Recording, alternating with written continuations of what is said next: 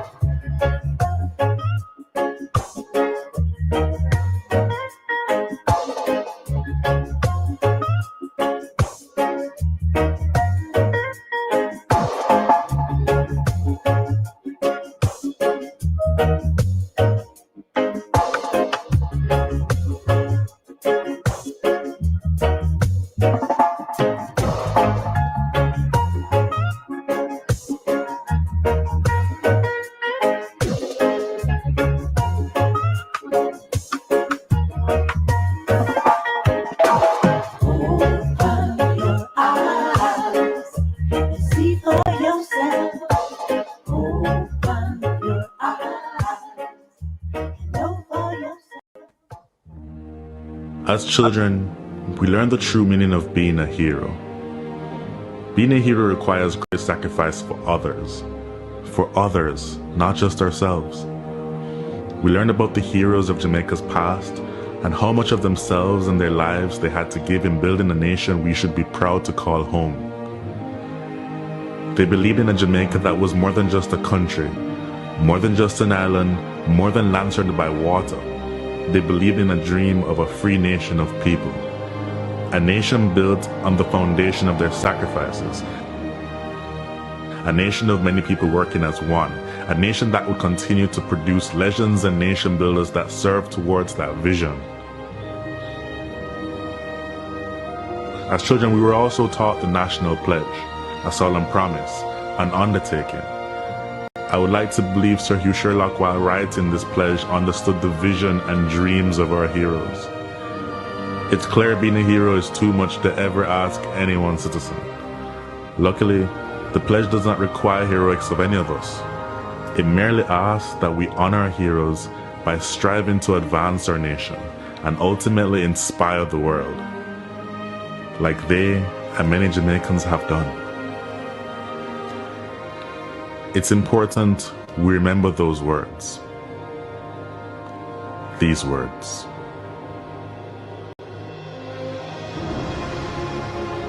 Before God and all mankind, I pledge the love and loyalty of my heart, the wisdom and courage of my mind, the strength and vigor of my body in service of my fellow citizens. I promise to stand up for justice, brotherhood, and peace, to work diligently and creatively, to think generously and honestly, so that Jamaica may, under God, increase in beauty, fellowship, and prosperity, and play her part in advancing the welfare of the whole human race.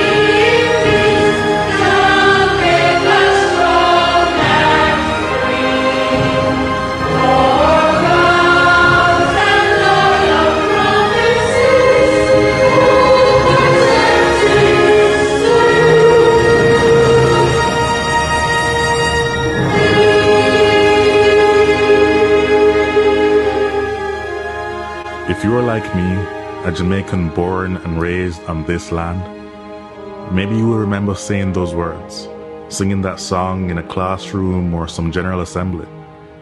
If so, like me, you made a pledge. Somehow it seems like many of us have forgotten that. The crime and violence, the indiscipline and short-sightedness, the corruption, the lack of respect for our beautiful lands we are blessed with, and the waters that surround and nurtures us. We have to do better. Let us honor our heroes so that they would not have sacrificed so much in vain. I hope this video can make a difference to even one soul. If so, it would all be worth it. If you feel the way I do, share it. May my voice become yours. Thanks for watching.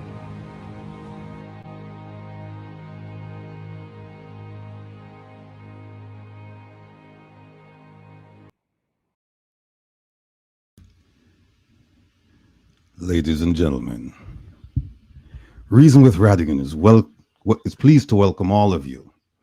Additionally, today marks the beginning of the fall semester at Rattigan University. The Rebel and DJ Kevin Stew went on an extended break, but we're back with our special guests to inform, inspire, and educate.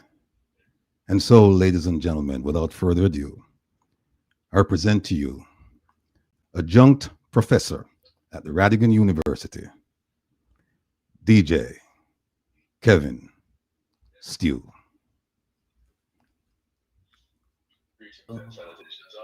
Welcome to school. How y'all doing? It's good to be back. So good to be back. Want to welcome each and every one. Yep. We here. We are all here. And those that are not here, boy, they need to be here. So go ahead and call a friend, tell a friend, friends of your friends, friends of your enemies, enemies of your friends, and your enemies too. Call somebody, anybody, everybody. Because it's time to pull out your notebooks, your slates, your scratch pads, whatever it is that you're using today to take your notes. Pull it out because there are lots of notes to be taken. We're back with a brand new look. We've been out for a minute, but we weren't just sitting around twiddling thumbs. Yes, there was some much needed rest that needed to be had, but there was also some work being done. And you'll see some evidence of that work. The university logo is up right now. You see it over there. And that's because we're taking on a brand new approach. Yes, we're delivering information to you, but we're delivering the information so that you can take action. Generally, when you graduate from an institution, you're sent out. You have the commencement event. You go out to make a difference. At the end of each session, we are expected to go out and make a difference. I want to thank y'all in the comments, my classmates, my students, my attendees. Thank you all for the kind words. It's not all about the look, but yeah, they had me dress up today. So thank you all. Truly appreciate it. Of course, Rebel. Y'all can't see the provost, but let me tell you.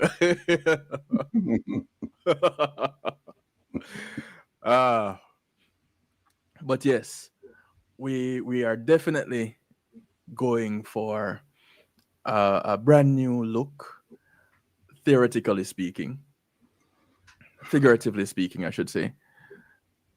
But, you know, Jamaica is content rich. What we do back at home affects us, those of us who live outside of the rock. And so our input is also important. The more, sometimes you have to be on the outside looking in to really see what is going on. And so a part of our jobs, those of us in the diaspora, is to help those who are in it, going through it every day, see what they might be missing and learn how they can make a difference, how they can take some action. So I see people using the Kevin way of the line to call out the rebel, asking the rebel where you're there. He is here. He is here. Just about ready to join us. So, Rebel, when you're ready. Provost is ready. Say that again? I said the provost is ready. So, Provost, I introduce to you, ladies and gentlemen, the Provost himself. Yes, students, family, viewers, well-wishers. It's a pleasure to be back with you. And I hope you like the new look, because we're going in a different direction this semester. We decided that there is a lack of knowledge on the part of our people. And it's our duty, our desire, and our responsibility to educate and inform. And you're going to hear a lot more throughout the program about what we plan to do. But it's safe to say that this is going to be an institution of learning. We are here to share our information and our experience, and we welcome feedback. We welcome criticism, constructive criticism, that is. And so, having said that, let's just dive right into the program. Now, recently we had an election. That was September 3rd, 2025. And there's another one coming up next month. No, actually, it's November. That should be of great interest to all of you, particularly those who live in the diaspora. And we're going to be talking about that today, next week, the week after, because there's so much information that our diaspora family members have no idea, no clue about what's going on. And again, it's our duty, it's our responsibility to share that information so that you can become informed voters. Now, regarding the September election results, here's my partial assessment. Now, if you will recall, the election was September 3rd. We were on September 3rd, that Wednesday. We were on Monday. No, we were on that Saturday as well. We were on the Monday, and then we were on the following Wednesday. It's been a while. But let me give you a partial take of the election. Now, the opposition won the battle, but they lost the war. They won the battle in the sense that they've doubled their presence in the parliament. They've gone from 14 seats to 28 seats. But of course, they don't have the required 32. So they lost the war. But they won the battle. Now, putting aside the allegations of voter irregularities, the results show that most voters in Jamaica are satisfied with a prime minister who's mired in legal issues and perceptions of illegality. The results also show that voters are satisfied with a health minister who is a demonstrated failure and was recently implicated in a questionable procurement matter. Not to mention the other financial irregularities over at the Ministry of Health and Wellness. In addition to the personal relationship and the conflict of interest issues, I want you, the taxpayers, to ask yourselves this question. Leave the legal issues and the investigative issues, leave that to us. But I just want you to take charge of this question, actually two questions. Did you receive value for money from the Market Me initiative? Did you? And the second one is, and this is for those who have read the IC report, could the IC have prosecuted the minister? Those are two very, very significant questions. Stay tuned. Next week, we will discuss in detail. We may touch on a few points here and there during this broadcast, but next week we're going to dive deeply into these issues. Now, the voters also show their satisfaction with a Minister of Finance who is a colossal and continuing failure and a major embarrassment to herself, her family, her party, her country. Most of you would remember her performance on the debate stage. The election results also show the voters' satisfaction with a Minister of Foreign Affairs and Foreign Trade, my favorite minister, who, despite almost 10 years on the job, continues to trip over her feet and make unforced errors on the international scene. You don't need much reminders about what's going on. And apparently the voters are also satisfied with a Minister of Tourism who fudges facts while minimum wage workers struggle to make ends meet. The voters are also satisfied with the Minister of Justice who has clearly outlived his usefulness for the ministry and Jamaica. The voters are also satisfied with the Minister of Education who has been described as an explorer who is completely lost and captaining a vessel without a rudder. The voters are also satisfied with the Minister of National Security who's asleep at the wheel. And instead of taking us left or right at the T-junction, has taken us over the cliff.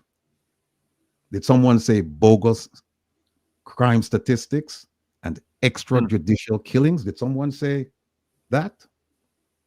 The voters are also satisfied with the Minister of Water Issues, who in the abundance of water has failed to address drought and water shortage concerns.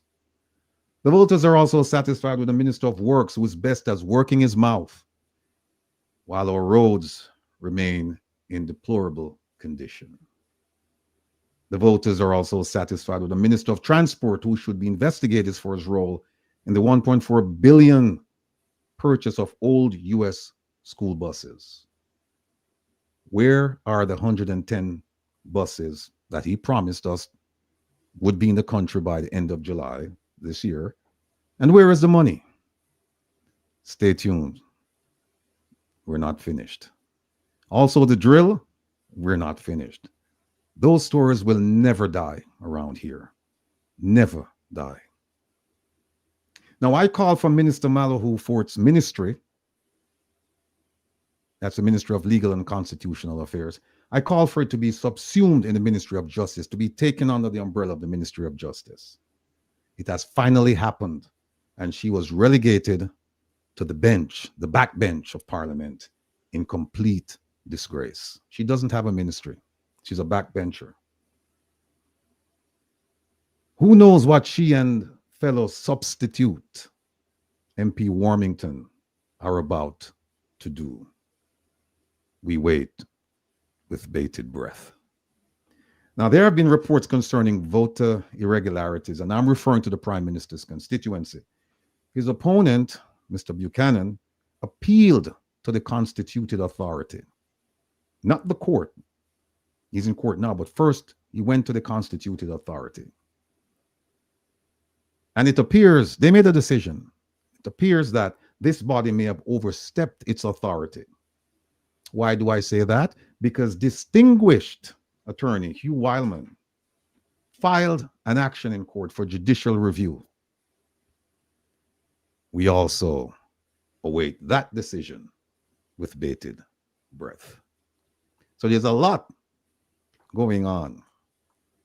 And you see, if you notice, the tactic I took was to say, you voted for this government, and here's a list of the people you voted for, and here is what they've done, or here's what they haven't done. And you're going to have to live with that for 4 years, 4 to 5 years. But in the meantime, we're going to hold them accountable. We are going to hold them accountable. Now, let's just look at the segments for today's lecture and discussion. And by the way, oh, you know what? I have a new tune, you know. Kevin, you want to play the new tune for them? Please. I got you. Big up, I got you. Big up all the family, you know.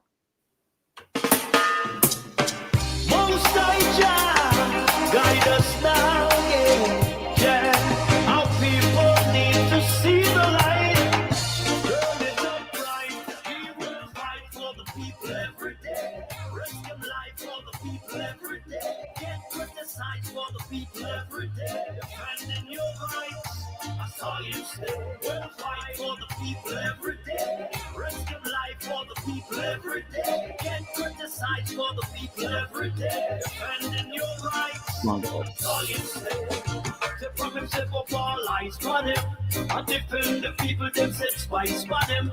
Even politicians spread lies on him. But we know the bugger them not wise like him. Them not ties on him. Them knows that the people rely on him. Kevin, pull up and turn up the volume of the people in my ball feet. Say that again, go on again. The people in my ball, them say rewind and turn up the volume. All right. Most High Jah, guide us now, yeah. Our people need to see the light. Turn it up right. We will fight for the people every day. Risk of life for the people every day. Get criticized for the people every day. Defending your rights. I saw you stay. We'll fight for the people every day. Risk of life for the people every day. Get criticized for the people every day. Defending your rights. I saw you stay. To from himself up all eyes on him. I defend the people, them set spice on him. Even politicians spread lies on him. But we know the bugger not wise like him. Them not ties on him. Them knows that the people rely on him. You know said them bring out them Christ through him. That's why all the people never respect him. Just like Selassie and Marcus Garvey. Rock you on the order of the Trinity. A real strong soldier in a army. No simpleton can disarm we. We'll fight for the people. Yes, Kevin. Yes.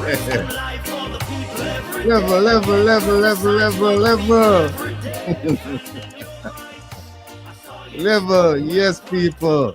See? Whenever I sleep at the wheel, you know, they are busy. I prepare a program for the whole year, for the whole semester, for all of you. All right. So we have a little team song there going. We have a new look. We have a university. And so we are committed to the education of our people. And here the song say, we'll have fight with the people every day. And they must set spies upon him every day. But them can't stop with. We'll fight for the people every day. Risk your life for the people every day. Get criticized for the people every day. Defending your rights. I saw you stay. We'll fight for the people every day. Risk your life for the people every day. Get criticized for the people every day. Defending your rights. I saw you stay. Yes, Kevin. Yes. Level.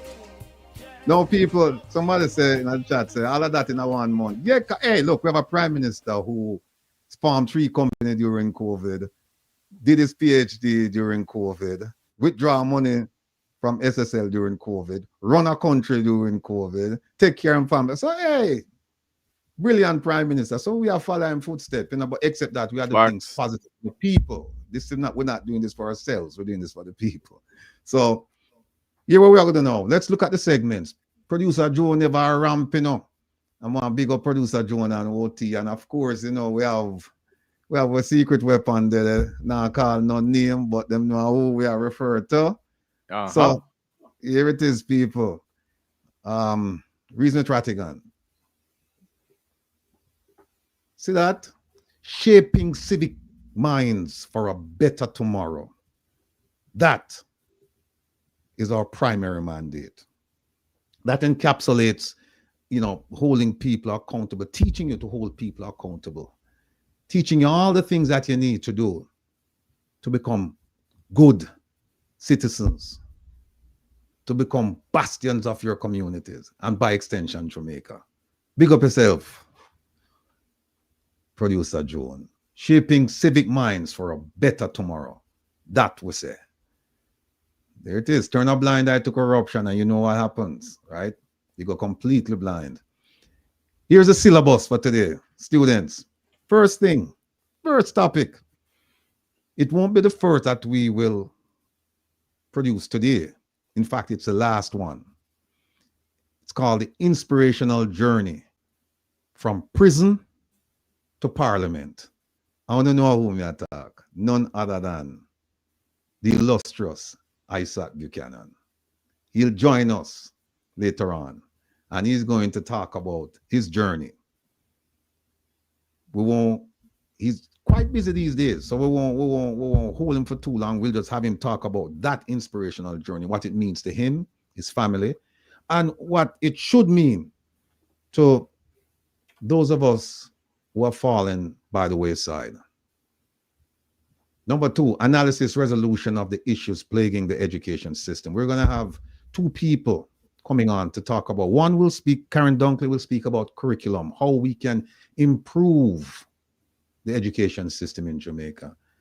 And the discipline part of it is a dear friend of mine, Chief Jones, GERALD Jones from Mississippi. He's in charge of the school resource department for the largest school district in Mississippi. And I'll tell you more about him. Very dear friend, a brother. We will also shed some light on whether or not the government should influence the Global Jamaica Diaspora Council. We have an election that's coming up, and this is very topical because we're going to take you through the governing documents. We're going to start with one today, and I guarantee you, you are going to be so surprised. And we're going to ask you to register to vote in this election because there are so many things, so many benefits to be gained by having a dynamic and aggressive leader, particularly in the Northeast where we are. We'll talk about our current leader and what she's done, what she hasn't done. She's been on this program twice, and we've talked to her on both occasions about leading and also understanding the governing documents. And I can say without any fear of contradiction that she has not yielded to our call. And we will also talk about acquiring vital documents through Diaspora initiative. We're going to have our sister, we call her Exotique Lychee. She will be here to talk about the services that her company can provide to the diaspora in terms of getting documents through and from the government of Jamaica. So we have a very exhaustive, quite interesting syllabus. Lots of information to impart to you. Here it is, the faculty, we're at the university. I'm the provost. I'm in charge of the education system here at this university. And of course, Kevin, while you're there, still is the adjunct professor. So, and I make sure that I stay on track, that I don't overstep my boundary, I don't cross my lane. You know, I'm responsible for making sure that the topics are discussed in a way that's beneficial for everyone. So, effectively and efficiently. Exactly. So you have two good people steering or piloting this ship here. The lecturers, we have Isat Buchanan, noted attorney and newly minted MP. We have Dr. KARREN DUNKLEY, an experienced educator. We have Chief GERALD Jones, a man that I've known for several years. I've met him back in 2007 or 8, and we've been very, very close. He's going to talk about violence in school. And we have Natalie Silvera, aka Exotic Lychee.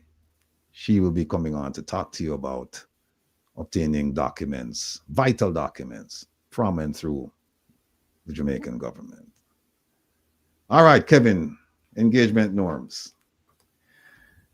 Well, as always, we encourage you to be active listeners, not just hear what is happening or listen to a topic just to hear a topic just to give a response.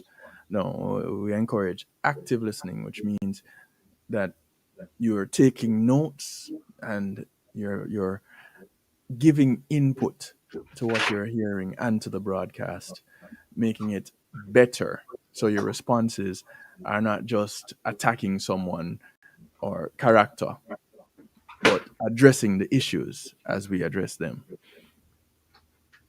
And of course, in order to do that effectively, you have to have an open mind. You may not be here in agreement with everything that is being said, everything that is and the way it is being delivered, but keep an open mind. Some of you who know me would always hear me say to have acceptance through enlightenment.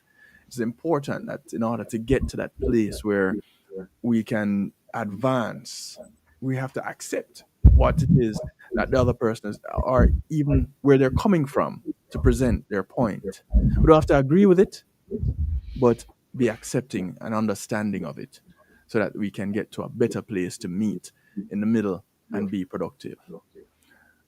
We're going to be using our time wisely and efficiently, effectively, as best as we can. We encourage that you be present. If you're here, stay focused. Don't go off track. We'll try not to go off track ourselves. And that way, again, in an effort to present the information effectively, comment to contribute from a constructive standpoint. You heard me allude to that earlier. It's a part of being an active listener and having an open mind. And celebrate others' contributions. So if somebody say, boy, there's a slight echo. I don't know if that's Rebel, if that's your monitor feeding back. But contribute to others, celebrate others' contributions. It might sound crazy when somebody says something. Just say thank you for that. Appreciate what it is that you gave. But that's not where we are right now. So we're moving past that. I don't know what it is that some of you are hearing, saying about an echo and speaking louder. My mic is pretty loud. I'm listening to it in my monitor right now. Okay. Yeah, so celebrate the contributions of others. Where is it that you all are listening? That you're getting your feedback?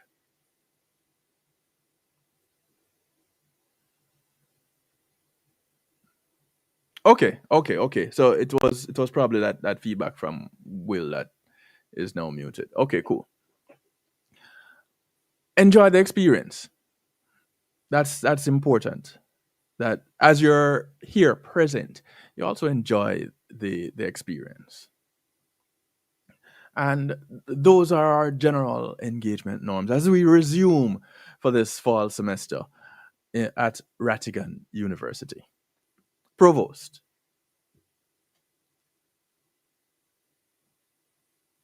Yes, sir. All right. Thank you so much. Moving right along.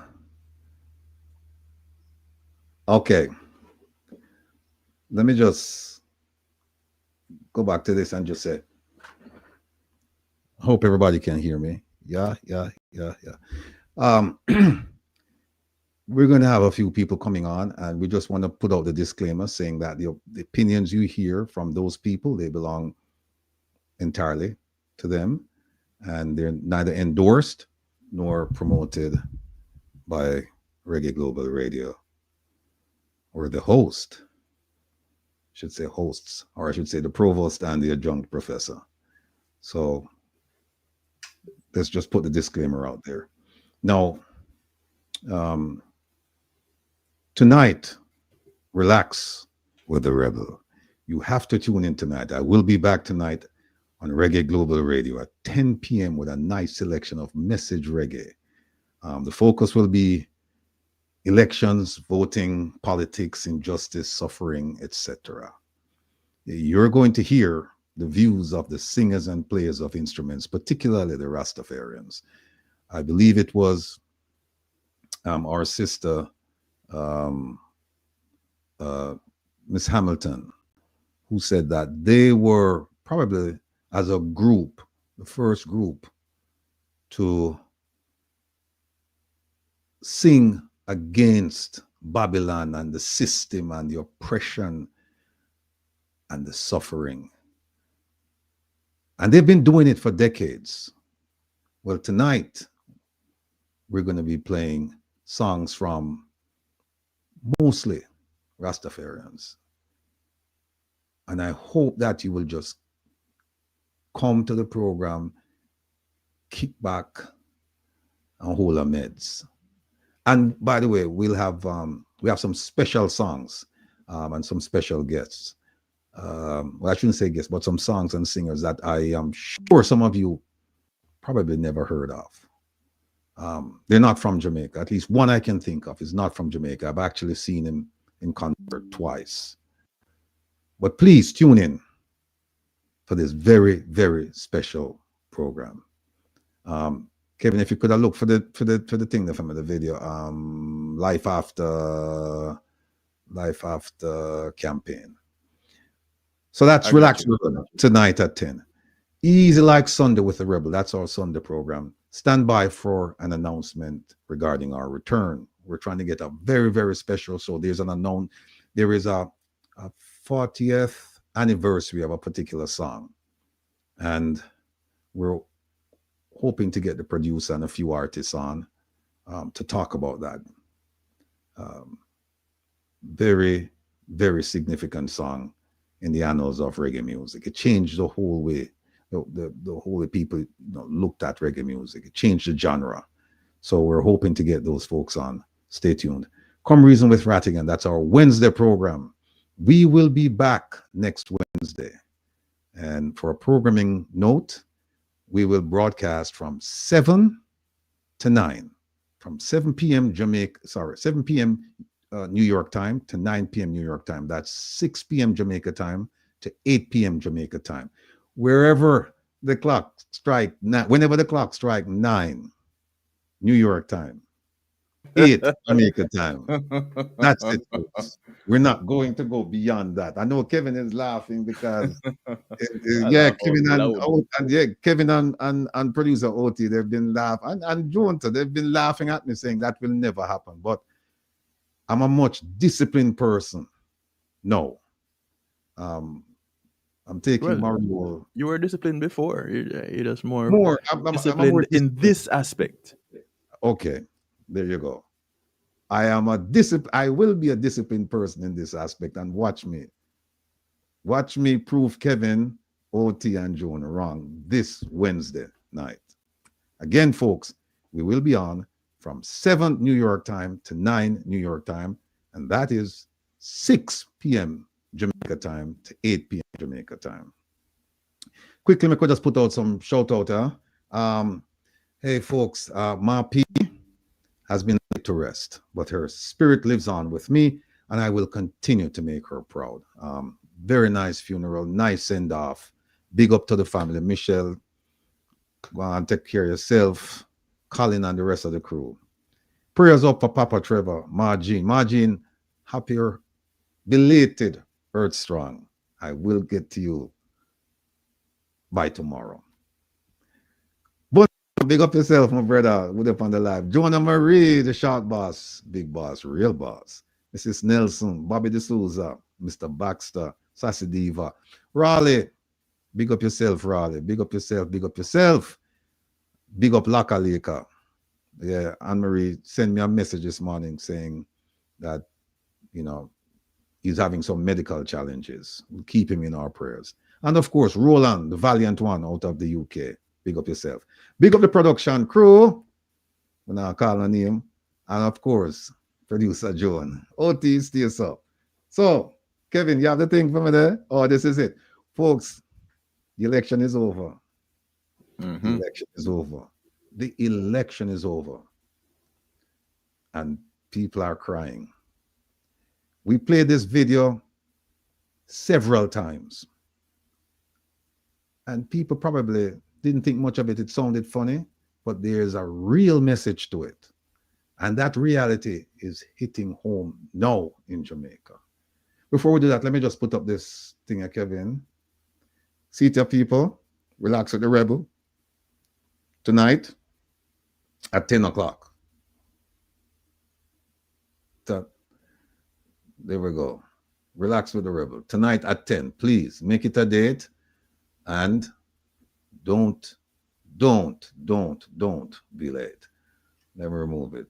Here's a video that we're talking about. A story about a big man who died and went to the other side. On that day, God had decreed that whoever arrives must choose where to go, whether heaven or hell. So this man was excited. He demanded to visit hell first.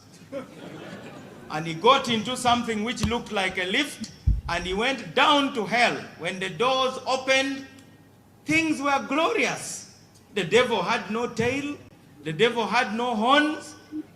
He even met his friends. They were healthy, eating well, drinking well, making merry. Then it was time up, and he then demanded to be taken to heaven. In heaven, the picture was nice. Angels floating around, good music, the Lord Almighty presiding and reigning supreme. Finally, he was asked, what's your choice? Because you are not going to be judged. There's no judgment today. Judge for yourself. He thought, you know, these bishops have been telling lies and spoiling the name of the devil. The devil is a very fine man. He looks after his people. Now all these imams in the mosque making noise, saying Satan, Satan. This man is not bad at all. And in any case, heaven seems to be overrated. As a matter of fact, it's a bit boring. That was the debate in his head. So when the angel asked him to choose, he said, I have chosen that I'll go to hell, now that I've seen it with my own eyes. And the angel said, get into the lift. He got into the lift and it took him down, but when the doors opened, things had changed. The place looked like a desert. His friends were wearing dirty clothes. They were eating from the garbage pit. And the devil was now complete in his devilish regalia.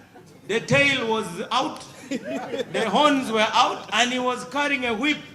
So he tiptoed towards the devil and said, excuse me, sir, you remember me, don't you? I was here the other day. You surely remember me. And Lucifer said, go to hell. I don't remember you. What do you have to say anyway? He said, you know, the other day things were very nice here. Things have been changed for the worse today. What's happening? The devil said, I'm sorry, my friend. The day you came, we were campaigning. So now, therefore, we need to tell our people to know that there's life after campaigns. Yes, people, there is life after campaign, and we're getting reports from Jamaica. Remember what the man said, that on the gentleman's second trip to hell, he found his friends who were living a high life before. They are now eating out of the garbage, wearing dirty clothes. Yeah. That's what's going on in Jamaica now. A lot of people who got some of the money to vote, ask them now, where is the money? It's gone, and they can't go back to these politicians for at least another 4 years, or until the next election comes around. So there is life. There is life after campaign. And let me show you something. This is what I wanted to show you. Reasons why you, meaning our family, our friends, our supporters, our Jamaicans, why you, if you live in Jamaica, why you shouldn't leave Jamaica. This is according to Minister Terry Long, and we're going to play you some things later on. Let me go back. Yeah. Here are some things why Minister Terry Long is saying that you shouldn't leave Jamaica. Because Jamaica, good roads, no water shortage, low electricity bill, improving healthcare, top-notch education, a great booming economy. Crime is down. Violent crime is down 40%. Employment is at an all-time high. Great infrastructure, which goes to number one: roads, bridges, the whole works. Everything is fine. Affordable housing, the best stock market. These are just some of the things he mentioned in a speech. Actually, it wasn't one speech. These were just talking points in speeches he made in Jamaica, in the UK, in the US. And we're going to show you what he said about you living in Jamaica. We're going to show you what he said. Good talking points. This won't be my interpretation or Kevin's conjecture of what he said. You're going to hear it from his own mouth. And just to show you, just to prove to you that it was not a mistake, we're going to play two speeches where he said essentially the same thing. So if he made it one time and it was a mistake, then he could have corrected it. But no, he doubled down. So we're going to show that to you.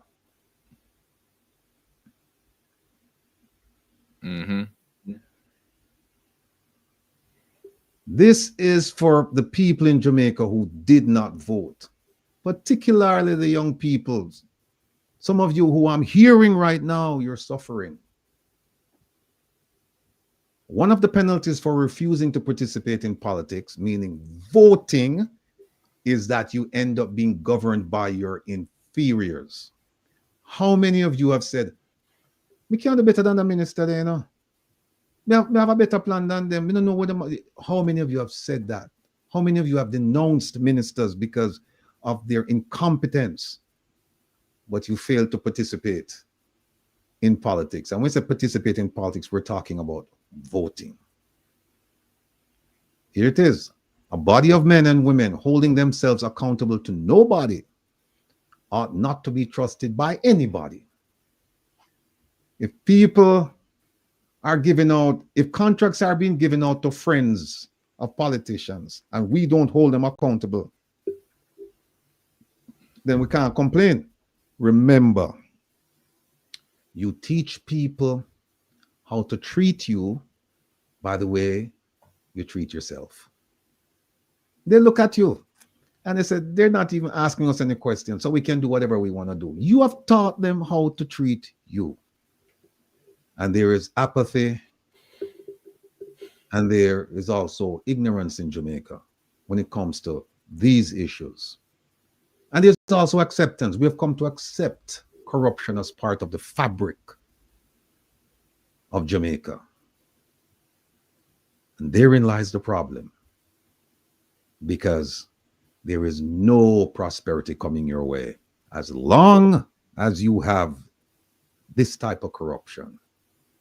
And I say this type, actually types, because we've seen so many schemes and there is more to come.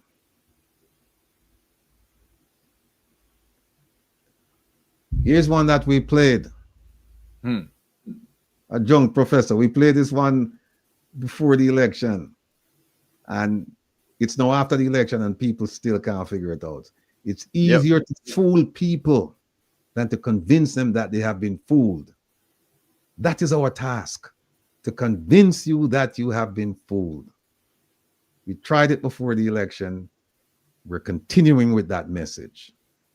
We're going to convince you by the hook or the crook that you have been fooled. And a lot of you know it, deep down, you know you have been fooled, but you just don't want to accept it, whether it's ego, loyalty, or some other motivation.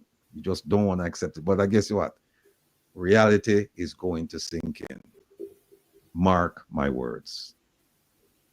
If the cockroach wants to rule over the chicken, then it must hire the fox as a bodyguard. So Kevin, I guess that we are the fox. So what a cockroach. All right, let's see what else. Here's one of my all-time favorites. The truth will set you free, my people. But first, it will make you miserable. And a lot of you were miserable before. You're miserable now. And going forward, you will be miserable. The truth will set you free. All you have to do is come to the realization. As long as you don't, you're going to be miserable, because here's what we do around here. We provide facts. We don't deal with conjecture or hearsay or dreams. We come with facts. We are armed to the hilt with facts. And whether you like us or not, you can't change the facts. So when Kevin or our guest, when we give you facts and you twist up your face and you get upset and all of that, it won't change the facts. All you're doing, you're making yourself miserable. It won't change the facts, because we stand by our facts. We stand by our facts. Let me move this on. We're expecting. Our guest is here early. She's smiling. Ladies and gentlemen, we know that we've had some struggles, some significant struggles in the education sector of Jamaica. I remember a time when education was at a premium. I remember, back in the 70s, students who left Jamaica, even before and even after. It's only now that we're having a problem. That the teaching that we received in Jamaica put us way ahead. Superior. The American school system. Superior. I mean, when I remember when I came here, Kevin, that the work that they were giving us to do as a freshman and as a sophomore in college, we did that in Jamaica already. We were operating at the junior level, and for some people, the bright people, they were operating at the senior level. Those days, I'm hoping for them to come back, but those are not the days we're experiencing right now. And we have with us today a lady who's serious about education, a lady who sleeps, dreams, talks about, lives education. She has some splendid ideas as to how we can get Jamaica back on track. And some people would say, well, not tell them, not give the government nothing. This is not about the government, it's about our students, our children. We can't talk about we now share ideas with the government. What we have to do, share it, and then if they don't do it, and then things go wrong, we can always say, and point to it. But it's our responsibility because this is about the future of Jamaica. And, you know, when we say the future of Jamaica now, we really mean it because guess what happens? Student visas are hard to come by these days. Yes. Student visas are hard to come by these days. So some of us who would have normally traveled overseas to study, we're going to have to stay in Jamaica. And if you're talking about postgraduate work, we're going to end up, those students are going to end up where? Call centers. Call centers. Bright, brilliant students. Call centers, picking up phone and answering and giving instructions. It's a disgrace. But it doesn't mean it's final. It doesn't mean it's gloom and doom, because we have with us today none other than, I was going to say somebody's pocketbook, but I won't say it. I'll just say KD, Professor Extraordinary KARREN DUNKLEY. Ladies and gentlemen, join me in welcoming KARREN DUNKLEY to the program. Thank you so much. Thank you so much, Rattigan, as we certainly call you affectionately. And good to see you, Kevin. You're back in the saddle again. Yes. Here for the long ride. Indeed. You know, let me tell you, they said this race is not for the swift, but for those who endure until the end. Kevin, put our center stage of him and just to the side, please. You're making me center stage. Thank you. Kevin, I happen to, as you can imagine, I'm excited to be here, Rattigan. Always good to see you. Rattigan, what I admire about you is that despite the fact that we do not agree on so many things, that you always are willing to be open and engage in civil discourse. And I think that as an educator, I always remind certainly my scholars and my scholars range. I have adult students, right? And having taught elementary, middle, and high school, but that civil discourse still has a place. And that is actually the highest form of literacy. And so oftentimes we think of literacy as simply reading and writing and arithmetic, those 3 R's as we know them to be still today. But the highest form of literacy is civil discourse. And that means whether or not we agree with each other, whether or not we share similar perspectives, that we can engage. And I always respect that about you. So welcome back, Rattigan, and really good to see you, Kevin. And thanks for having me. I guess you also respect that I'm always wrong when we and I have a discussion. I'm going to quite say that. I'm not going to be that presumptuous, but I know what I know. And in this area, I do know. I consider myself a village lawyer. You're a trained, erudite attorney, but education, I do know. And I always tell people, I know how to teach adults and children how to read. And once you can do that, you can do anything. All right, look, let's start the discussion. Dr. Dunkley, or KD, as we call it. Yes, pocketbook. Our pocketbook. Yes, I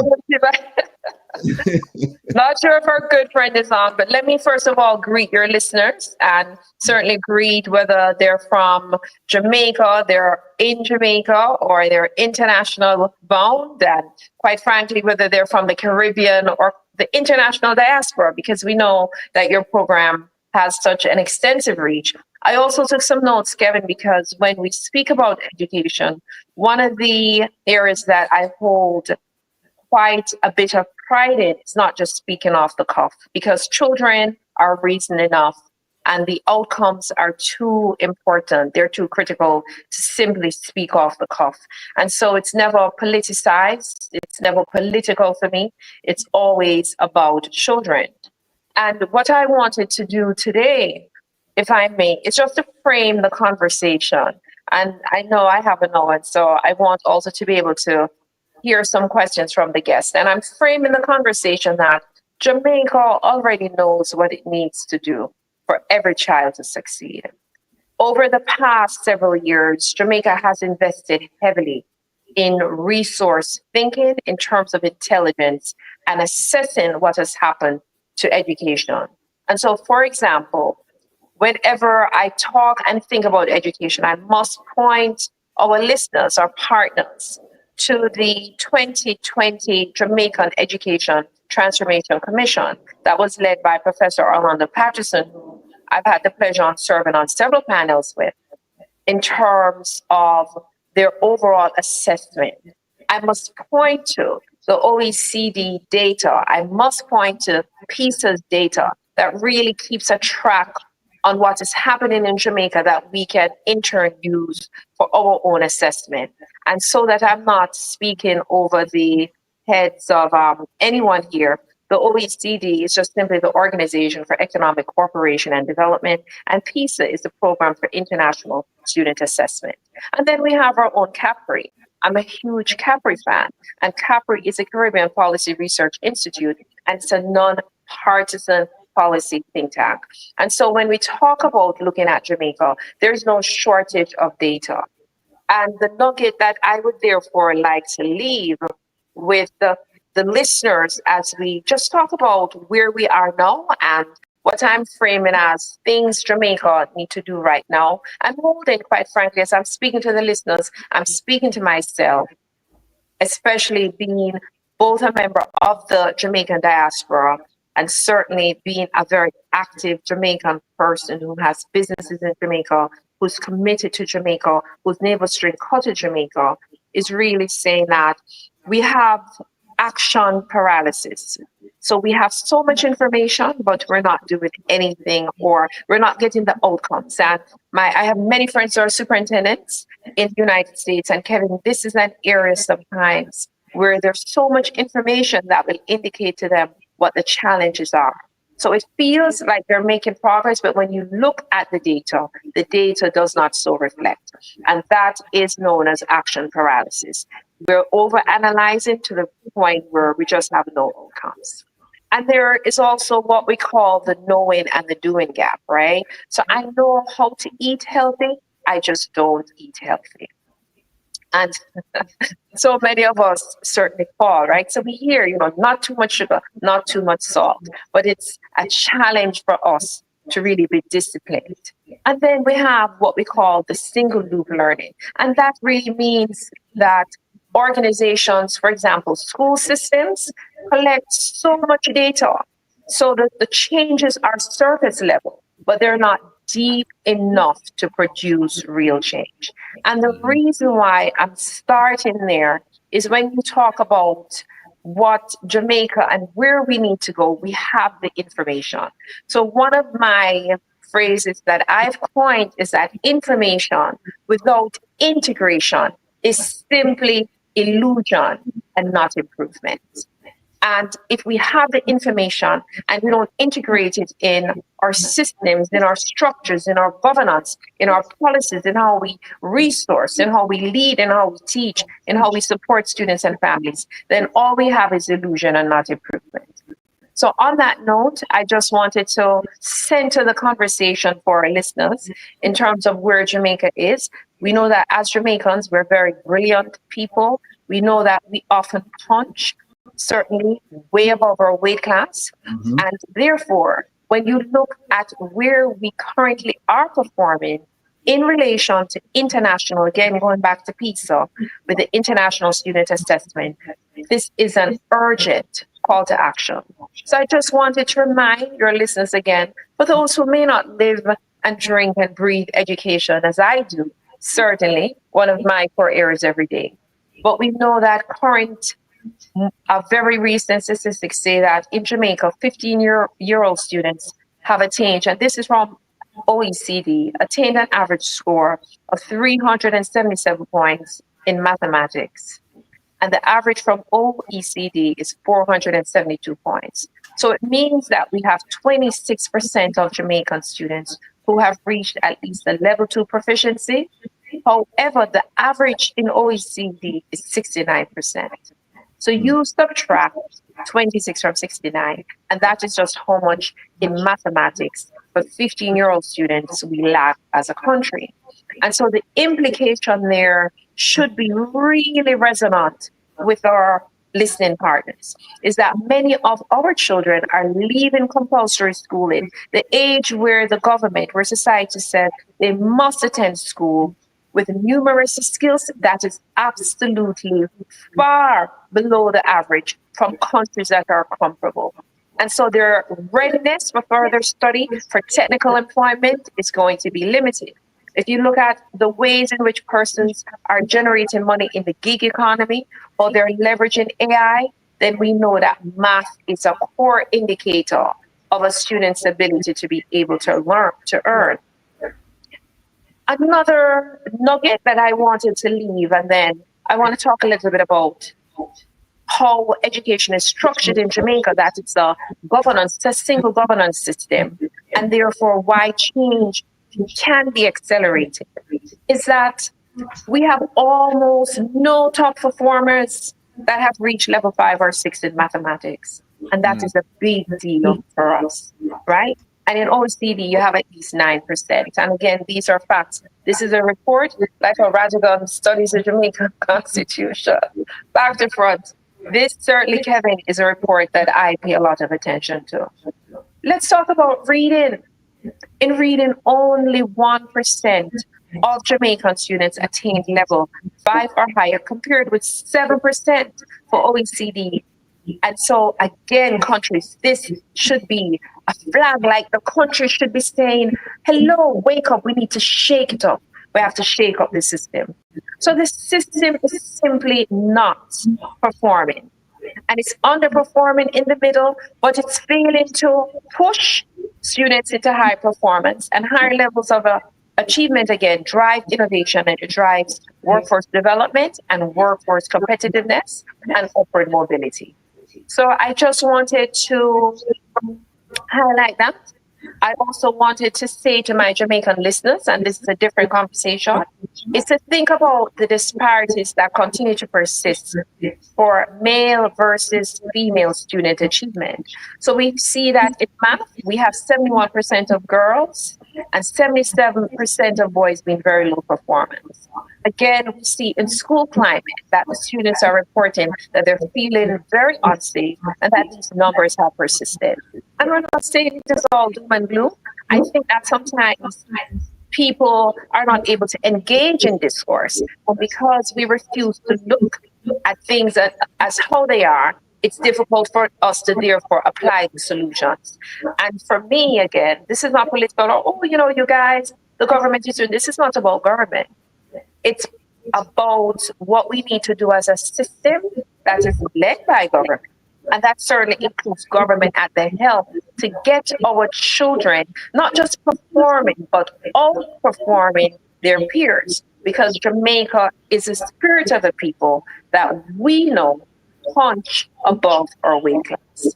So I wanted to pause here, Rattigan, because I want to talk a little bit now, Kevin, about how the system is structured, where it's a single governance structure, whereas in the United States you have so many different tentacles that touch education, and so therefore it's difficult to bring about results in an accelerated way. But I wanted to pause there to see if you have any questions or any feedback from the chat, and I can keep going. One of them is, you said 71% of females and 73% of males are not performing? 77. 77. Yes. Mercy. We're low performance in math, below level 2. And so, all right. So my school days have always focused a lot of on math and English. And of course, mental ability came right up between after those two, but those two were the main things. And of course, because you have to be able to read things. Now, if this is the current performance, and how do you have the time range of how long we got to this point? How long has it been at this point? Do you have that information by chance? I didn't do a longitudinal study, but this data comes from 2022 up to current times from OECD, KARREN, and of course the Patterson report was commissioned in 2020. So even that gives you a 5-year window, which is a great starting point. Why? because it takes into account the impact of the COVID-19 pandemic.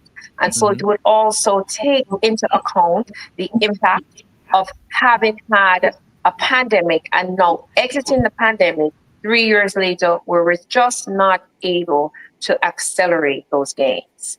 And so anyone who would say, oh, well, remember there's a pandemic, well, this data set takes that into account. So how do we go from being here, struggling with, because I could have said, boy, at 50%, you know, we're halfway there. We're talking about 75% not performing, 25% actually getting by. How do we get the rest involved? How do we move from this point? If even just a plan, how do we formulate one to say this is where we want to be and this is how we want to get there? Because we know we want everybody performing. We want to get back to what we'll started off this segment talking about, leaving Jamaica, interacting with our foreign counterparts, and realizing that at a high school level, you have to be talking with someone at a college level to be on par, just to be on par. Now we have to be talking to middle schoolers. That not make it. And So it can. where do we start in the planning process to move into the action process? I think you're asking quite a compelling question. And the first thing that we have to do is to make education sexy. So now I give a keynote, I always say, make education sexy. And what do I mean by that? What I mean is that education, if you look across, not certainly Jamaica, but quite frankly, in international spaces, Caribbean and otherwise, we only see it become a topic of conversation mainly during election cycles, right? Even in the United States. And everyone supports education, everyone supports the students, except there are no outcomes. So, you know, we used to say, show me you love me. That love is an action word. So show me that you support students, that you value education as an action, not just something that you say. And that's what I mean by making it sexy. So outside of the cycles that bring attention to education, where people talk about it and tout it, it's the sustained day-to-day that brings about the change. And what I think sometimes in organizational leadership, we learn that we have to have the right people in the bus.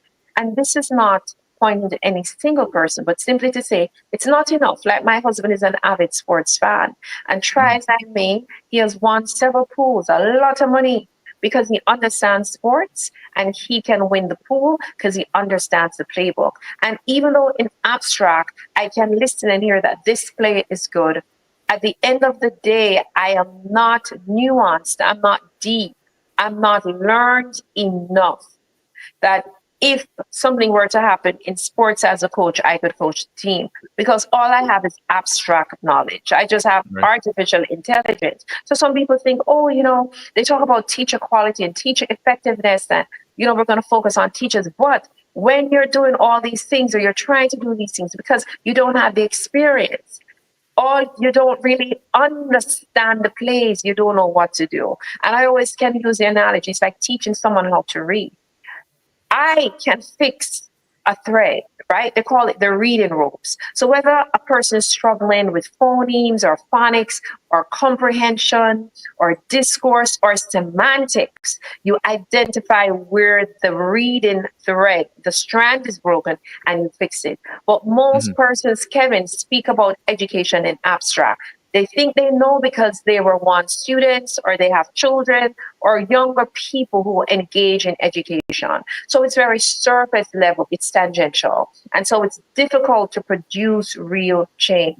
It's almost like the person who reads about all the best exercises, but they never do them. And so they have no experience having gone through a cadence, what it would look like. So I think that that's the first thing. The second piece is, why do we have such a system in Jamaica that has a high inequity? And so I attended St. Catherine High School. And at the time, I also was the Key Club governor when I went to Women's Girls. And at St. Catherine High School, I was on the National Student Council body. Why do I raise that? Because I remember that when you used to go into Kingston, the schools in Kingston, and when I went to Women's Girls for sixth form, they would tell us that you come from a country school. And also, the students in Kingston, they had swimming. Extra lesson was just a thing that they went to on Saturdays. Like it was a thing to do, like everyone had access. And that is extended learning. As a child, you never drew a line to understand that extended learning produces better outcomes. So there was so many inequities that they had. Also, their quality of teachers in many instances were far superior because persons wanted to be affiliated with those schools. So I'm raising inequity that continues to be persistent despite what we call a unified national system. That means in Jamaica, we don't have neighborhood schools. I lived in Ensom City, Spanish Town. I went to school in Kingston. My sister went to St. Jiga and Arden. You don't have that because you live a certain place, you must attend this school, right? And when you look at this unified system, why then are we not producing outcomes that are comparable? The first is allocation and need. So what you find is that the funds and staff don't often flow over to where students need them the most. And the system, and Capri speaks about this, of funding education, especially, for example, take early childhood education, it's under-resourced, it's not equitable. So what I would say to Jamaica, Kevin, we need innovation in the system, because Jamaica spends just as much the same GDP as other countries do with lesser outcomes. And therefore, what the recommendation would be is to implement a system that we call a weighted student funding formula, that you look at the needs of students in a particular school and you allocate resources based on the needs of those students. So it cannot be a one size fits all. So I think that allocation and needs definitely would be the first piece. So funds and staff go to where the disadvantage is the greatest. The other piece, and this Capri speaks about this, Capri 2025. So we're talking in this current year. Go back to the Patterson report and look at capacity and implementation gaps, right? The implementation sides. So what you find is a lot of what they call administrative, this is administrative incoherence. I'm going to call it administrative bangarang. And, you know, just so the listeners understand, because we don't want to go so high up in the clouds that we don't come back, you know. My mom used to say, you don't want to be so heavenly bound, you're no earthly good. So make me talk to the people there. When it comes to administrative, just the bangarang around it, there's so much adverse politics, there's so much inefficiency, there is so much of a flawed system of a who know who and who should get what. There's so much bureaucracy that the policies no longer benefit the children. When I was at Teachers College at Columbia University, the first thing they taught us in education leadership is when you have built a system where children are failing, it's an adult failure. It's a systems failure. So right now, Kevin and Rattigan, we have built a system where the children are failing, and it means that the adults are failing because children cannot advocate for themselves. So administratively, in terms of capacity and implementation, we need to look at that again. The policies exist on the paper, but when it comes to implementation, they're not going anywhere. And I think we need to take a look at the implementation and capacity. And quite frankly, let's just talk about teachers. So we know that the number one, let me see now, Rattigan, if you know this. What is the number one indicator of student achievement? Teacher effectiveness and teacher expectation. Now, let me just share this anecdote. Teacher retention, not in there? Well, that would be teacher effectiveness. So we're going to imply in that, Kevin. Go on, show Kevin, you know the things that if you are retaining your highly qualified teachers, you're going to get a better outcome. So that's a part of teacher effectiveness. Provost, all right. Let the provost jump in and say something before you move on, Katie. You said that Jamaica is experiencing lesser outcomes than countries that allocate the same amount of money for education. And you gave us some example of things that should be done from various reports. Now,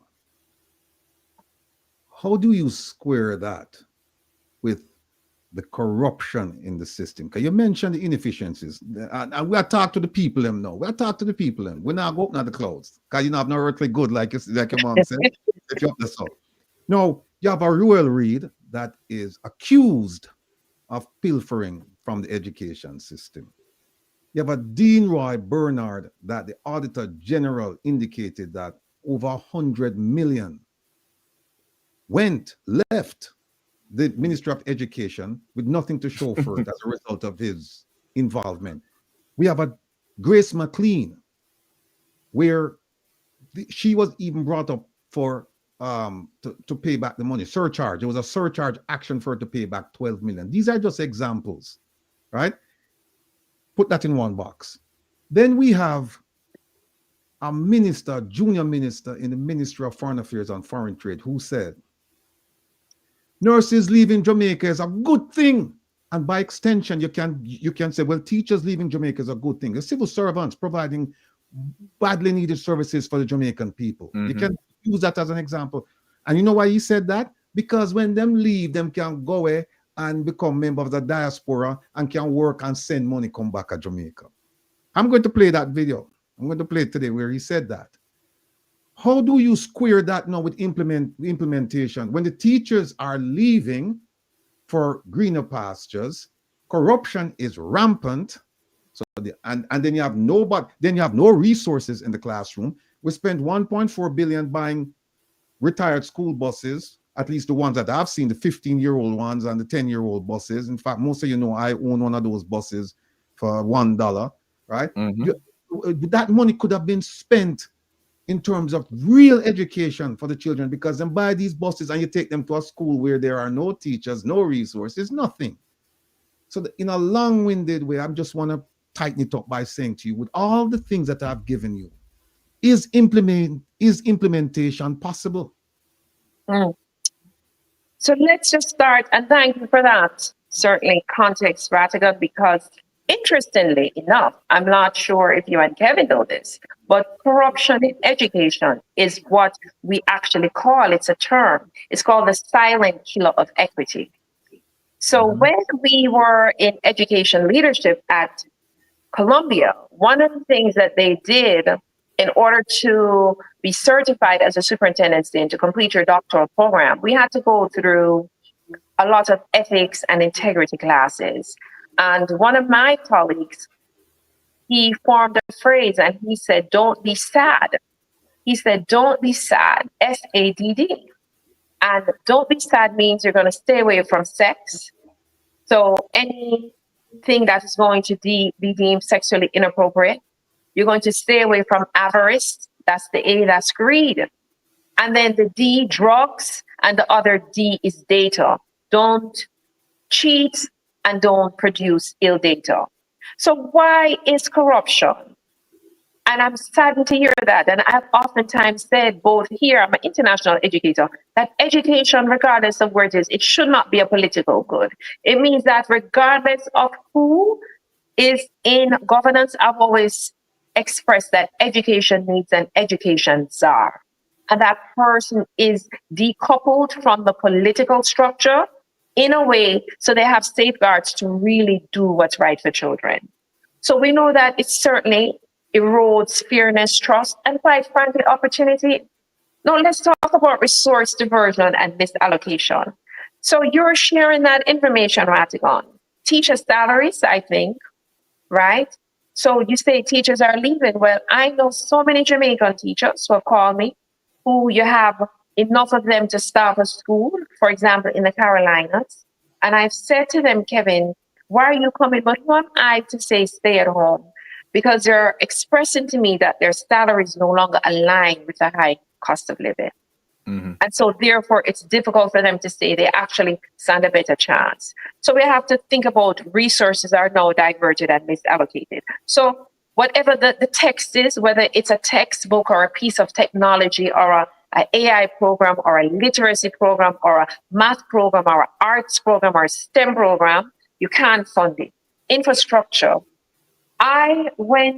So my grandparents come from Elderslie, St. Elizabeth, and the school has had no facilities upgrade.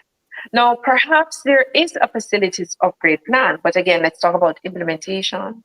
So resources. So when a principal is asking the diaspora, and we know diaspora organizations, when they have black tank initiatives, when young people go to the bathroom, they can't wash their hands, they don't have access to water at school.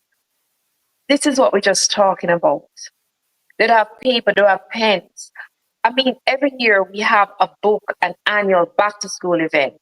I'm just not naming the school because I don't want them to go and harass them. Because sometimes, again, we don't have the ability to engage in civil discourse. And so I just want to protect them.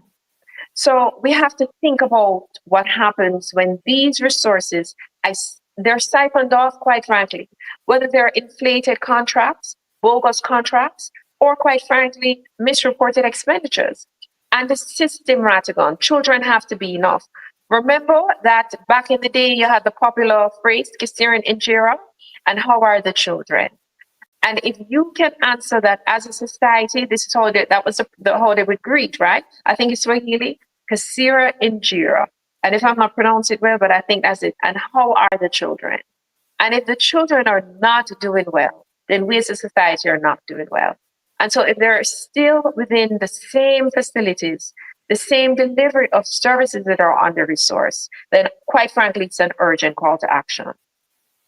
And I think, again, the Patterson report and the Capri studies highlight these inefficiencies. And that's the first thing. The other piece too, though, you spoke a lot about money. There is an element I also want to introduce around nepotism and patronage. And that is how leadership positions and teaching roles are allocated based on personal connections. And so if it is that people who are appointed are not always necessarily qualified, then it's going to certainly erode teacher morale and it's going to discourage excellence. So I'm going to take my good elsewhere in the marketplace that will compensate me and will appreciate me, whether through paying me what I consider comparable or through rewarding me with a title. We find that a lot. And then the third thing is around procurement and infrastructure gaps. Now, Rattigan, you shared something and I just want to qualify. I want to put some brackets that they give contracts to their friend. Jamaica is a very small society. So, Kevin, you're going to know some people. You go to school together. You go to the same church, the same faith community. I'm Adventist, and I have to tell you, there's a whole slew of civil servants within the Adventist community. So you will know each other. But the safeguards, the guardrail to that is that you have procurement procedures that mitigate nepotism and patronage and corruption. Because if I'm qualified, which I am, a lot of my contract as a consultant I've gotten through my cohort at Columbia, through my professors, my colleagues at Columbia, my colleagues from St. John's, my colleagues from the Harvard Public Education Forum, right? But there is a procurement process where I have to be vetted. And for example, the Department of Justice, I had to meet, and not just meet as a Black consultant, I had to exceed the requirements. You have to be basically a phenom. And I think that that is where procurement and infrastructure gaps. And the oversight body, you cannot police. I don't care who you think you are, you cannot police yourself.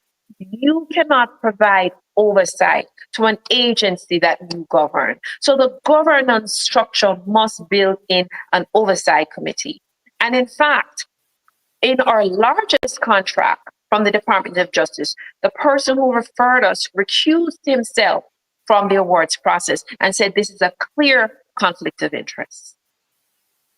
And so we need that level of attention and that level of discipline and that level of integrity, especially when it comes to education. Mm-hmm.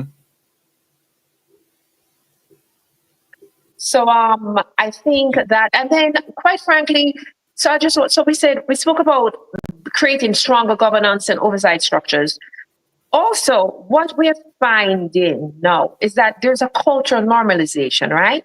So we're misuse of power or rule bending is normalized. And I'm saying, just so the thing go, adjust the road, man. So I don't see nobody start to eat a food.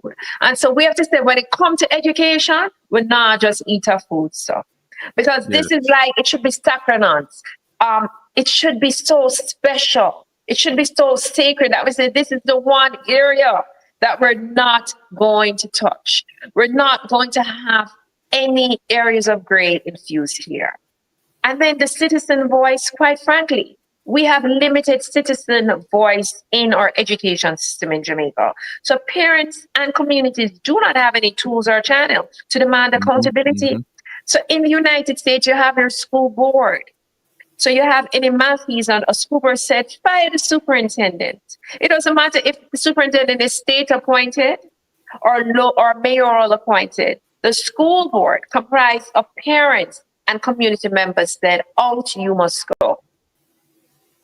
So I think that we need to really become diligent and urgent. And then let's talk about transparency. How many, if I were to go and ask a parent at a high school, have you seen the budget? How many of them have seen the budget? Having mandatory budget meetings are mandatory in the United States. Can't speak to the UK, but every local education agency known as an LEA must have a budget meeting for the parent, and the budget must be posted on the school website. You must understand how many federal dollars came in from the federal government, how many dollars came in from the state, how many came in from your local municipality, or if you're church funded, and how the dollars are allocated, what the spend is. You have to know all the contractors. Parents would Google me from my client school districts all the time. But who is this Dr. KARREN Dunkley that is carrying this contract? And they know it's no secret. The contract award is public. The proposal is public. The outcomes are public. So we need a level of visibility. We have to shake up the system. And parents and communities must demand, because remember, these are our children and children are reasoned enough.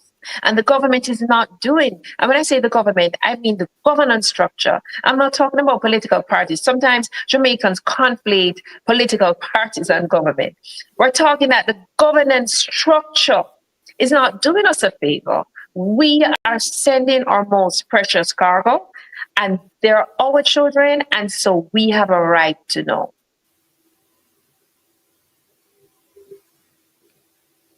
You're muted, Provost. Yeah, but Karen, here's the issue is still lingering. And that is, we have identified what the issues are. We have provided solutions. How do we get the government to act in the best interest of the students? Here's what I said earlier about the Minister of Education.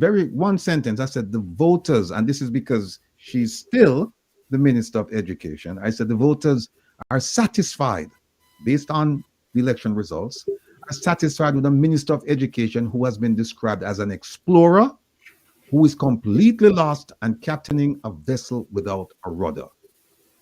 How do you get meaningful action from these people? We know what the issues are, and you have expounded and you have explained eloquently. Not only the issues, but possible solutions. How do we get them to do what they are required to do for the benefit of the children and by extension, Jamaica? How do we get them to do that? So I think that there are two things. And again, so for me, I think the parents and the community, they quite frankly have to wake up, right? And we have to empower. So civil society, to me, sometimes appear to be very dormant in Jamaica. Parent Teachers Association, we don't hear anything more a lot from them. School boards really rubber stamp, right? So we need an empowerment structure that demands accountability. And I think that, quite frankly, that begins at the grassroots. And it's going to require people who are in the know. And you could begin, let's say there's going to begin with primary schools or high schools, and that you're going to agitate. You have to agitate the system. You have to demand as watchdogs. Because if it is that we have not seen it pass its prologue, then it means that it may not happen the way that we want to happen. And so I think, Rattigan, we have to look at those public community agencies and write to them, engage with them, and challenge them to bring about these outcomes. Let me tell you something. It is not difficult work to transform learning outcomes for students. I have had school districts that are larger than Jamaica. Jamaica is an island. I've worked with school districts that are larger, extremely large systems in the United States that were failing. And so we know when they're failing at a state level because assessments are state-led. And we went in there, and within a 1 to 3 year period where we can point to smart, to measurable outcomes. So it's whether or not we have the will to do what is right for all children. So you're really asking a complex question, because really what I'm hearing you say is that there appears to be a lack of will. And so what I'm going to say to you, Rattigan, is I'm going to assume best intentions. I think that this education minister, I've met her, and I'm going to engage with her, and I'm hopeful that she's going to really bring about such a radical transformation in education that is going to become a legacy piece for this administration. Because again, it's not enough just to know the plays and to talk about them. You have to understand them in a deep and in a real way. But here's the thing. In order to understand them, you have to have access to them. And there's a certain amount of arrogance with our elected servants. Our elected servants. Them feel like they're superior to the people that they're supposed to serve. And the question I keep asking everyone is, how do we get them? How do we energize the public then? And I'll give you an example why I say that. Most of you who know me, you know that I spend a lot of time sending out ATIs. And I send out ATIs and I know them complain all the time. This boy, Rattigan, blah, blah, blah. But I tell you what, if a lot of people were doing what I'm doing, it would have changed the mindset. It would change it. It would change the mindset completely, because there are some ministries out there, and I can name one of them. One of them is the Ministry of Foreign Affairs and Foreign Trade. I know people who are still working there, and them tell me, them say, boy, them complain every time you say nothing. And I said, they shouldn't be complaining. They should be responding. But it's because they see me as a lone wolf. They see me as this one voice out there. How do we get the Jamaican people? And I know they've been beaten down. They've been battered. They've been tormented. How do we revive that spirit, a Paul Bogle spirit, a Marcus Garvey spirit in them, so that they can actually do the things that are required to hold these public officials accountable? How? So Rattigan, you're really asking a revolution. You're talking revolution, and I'm a Garveyite, so it's so funny you just said Marcus Garvey, because as Kevin, he was asking a question, I said, boy, Garvey, revolution, what be great power to the people. People don't knowledge of its roots. Its history is like a tree without roots. So I started to narrate all these Garvey things, right? Only Rasta can liberate the people. What I mean by Rasta? Consciousness. Consciousness. That's what they're talking about. Consciousness. Know thyself. Knowledge of self means you must understand your greatness, your past, your present, your future. So basically, how do we wake up the people? But I think there's a lot of trauma that has happened. There's a lot of apathy. Your parents have said, boy, I'm going to care for Wonga school. If she wants to, I'm a fair business and a fair life. I think that we have had, so a very good colleague of mine, again, and our cohort at Columbia is very close. When you go through a cohort program for your doctorate, you're living together, you're studying together, and so you end up just really being close, and it's very diverse, right? It wasn't just Black people, we had Asian people, white people, Indian people, because Columbia wants to be known, right, for its mark on diversity. Why do I say that? One of the questions we would ask ourselves is, would you play a game if you knew the game was rigged? Would you play it? And so it appears to me that many in Jamaica, for whatever reason, they think the game is rigged. And that is despite, you could take the facts and you could show them. And this is why I don't get political. Jamaica just came out of an election. And what I've said to people have affirmed Prime Minister Andrew Holness, and having affirmed him now, we have to have a coming together to do the work. Because quite frankly, this is it. And so you're asking, how do we get people who have been traumatized, who are abused, who are really just quite frankly, maybe just trying to eat, trying to stay healthy, to deal with the day-to-day, to pay attention to a game that they believe has been rigged. And I think we have to go back to our Garvey roots, and we have to go back to our Kwame Nkrumah. We have to go back to Bob Marley, to Muta Baruka. We have to go back to consciousness and revolution. The issue is we're not willing to be hungry. I was hungry. My parents were poor. We used to have one meal on a Sunday. Mom used to fry up our 15 dumpling. We shared them out. You don't even have a piece of meat to eat the gravy. So we're no longer willing to suffer or to sacrifice for a greater good. And that is an issue.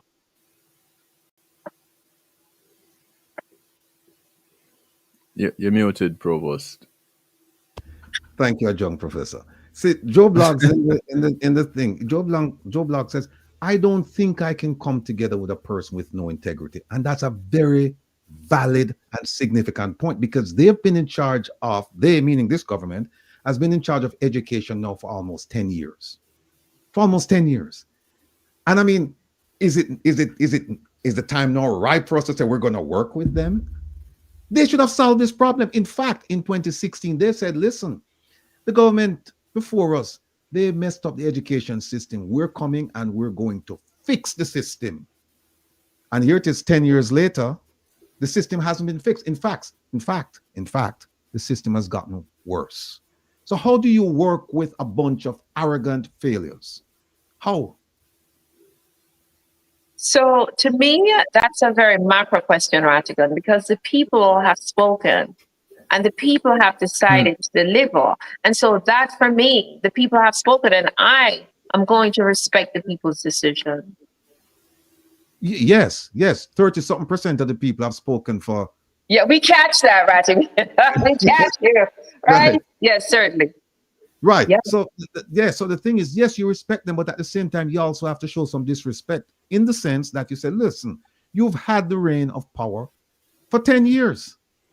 Where is the education system that you promised us in 2016?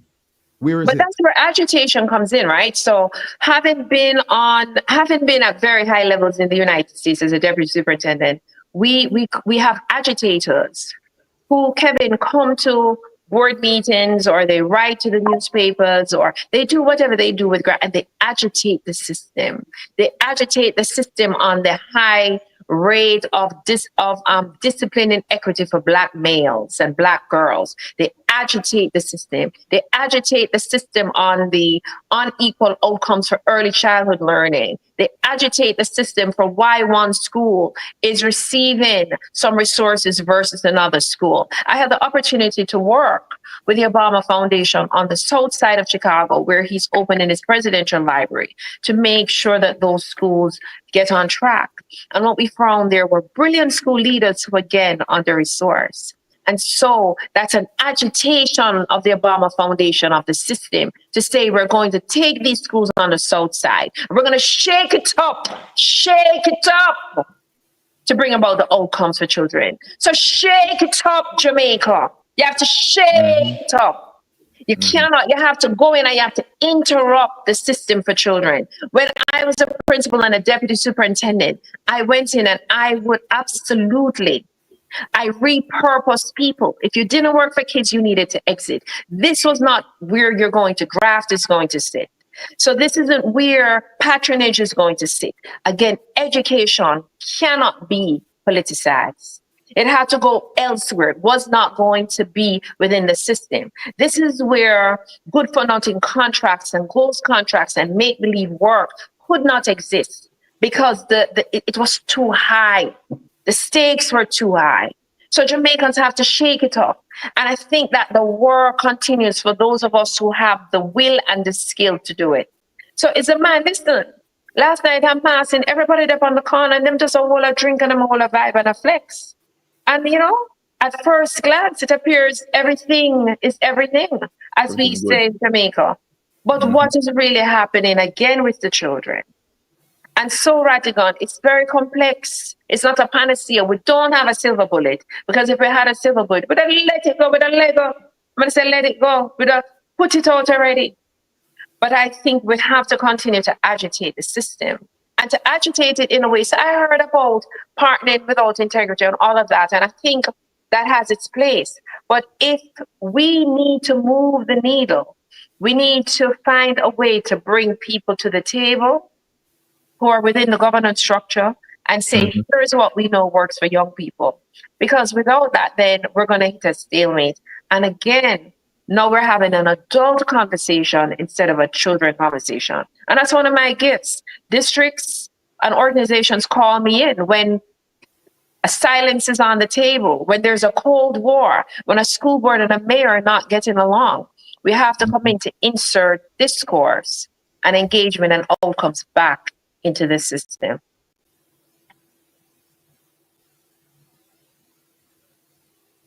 Is Provost talking to us, Kevin? Muted again.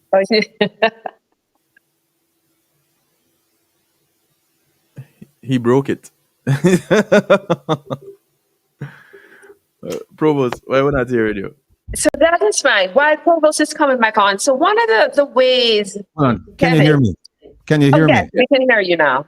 Yes. Oh, I don't know what's going on here, Kevin. But listen, you said that people call you in essentially to fix education problems, right?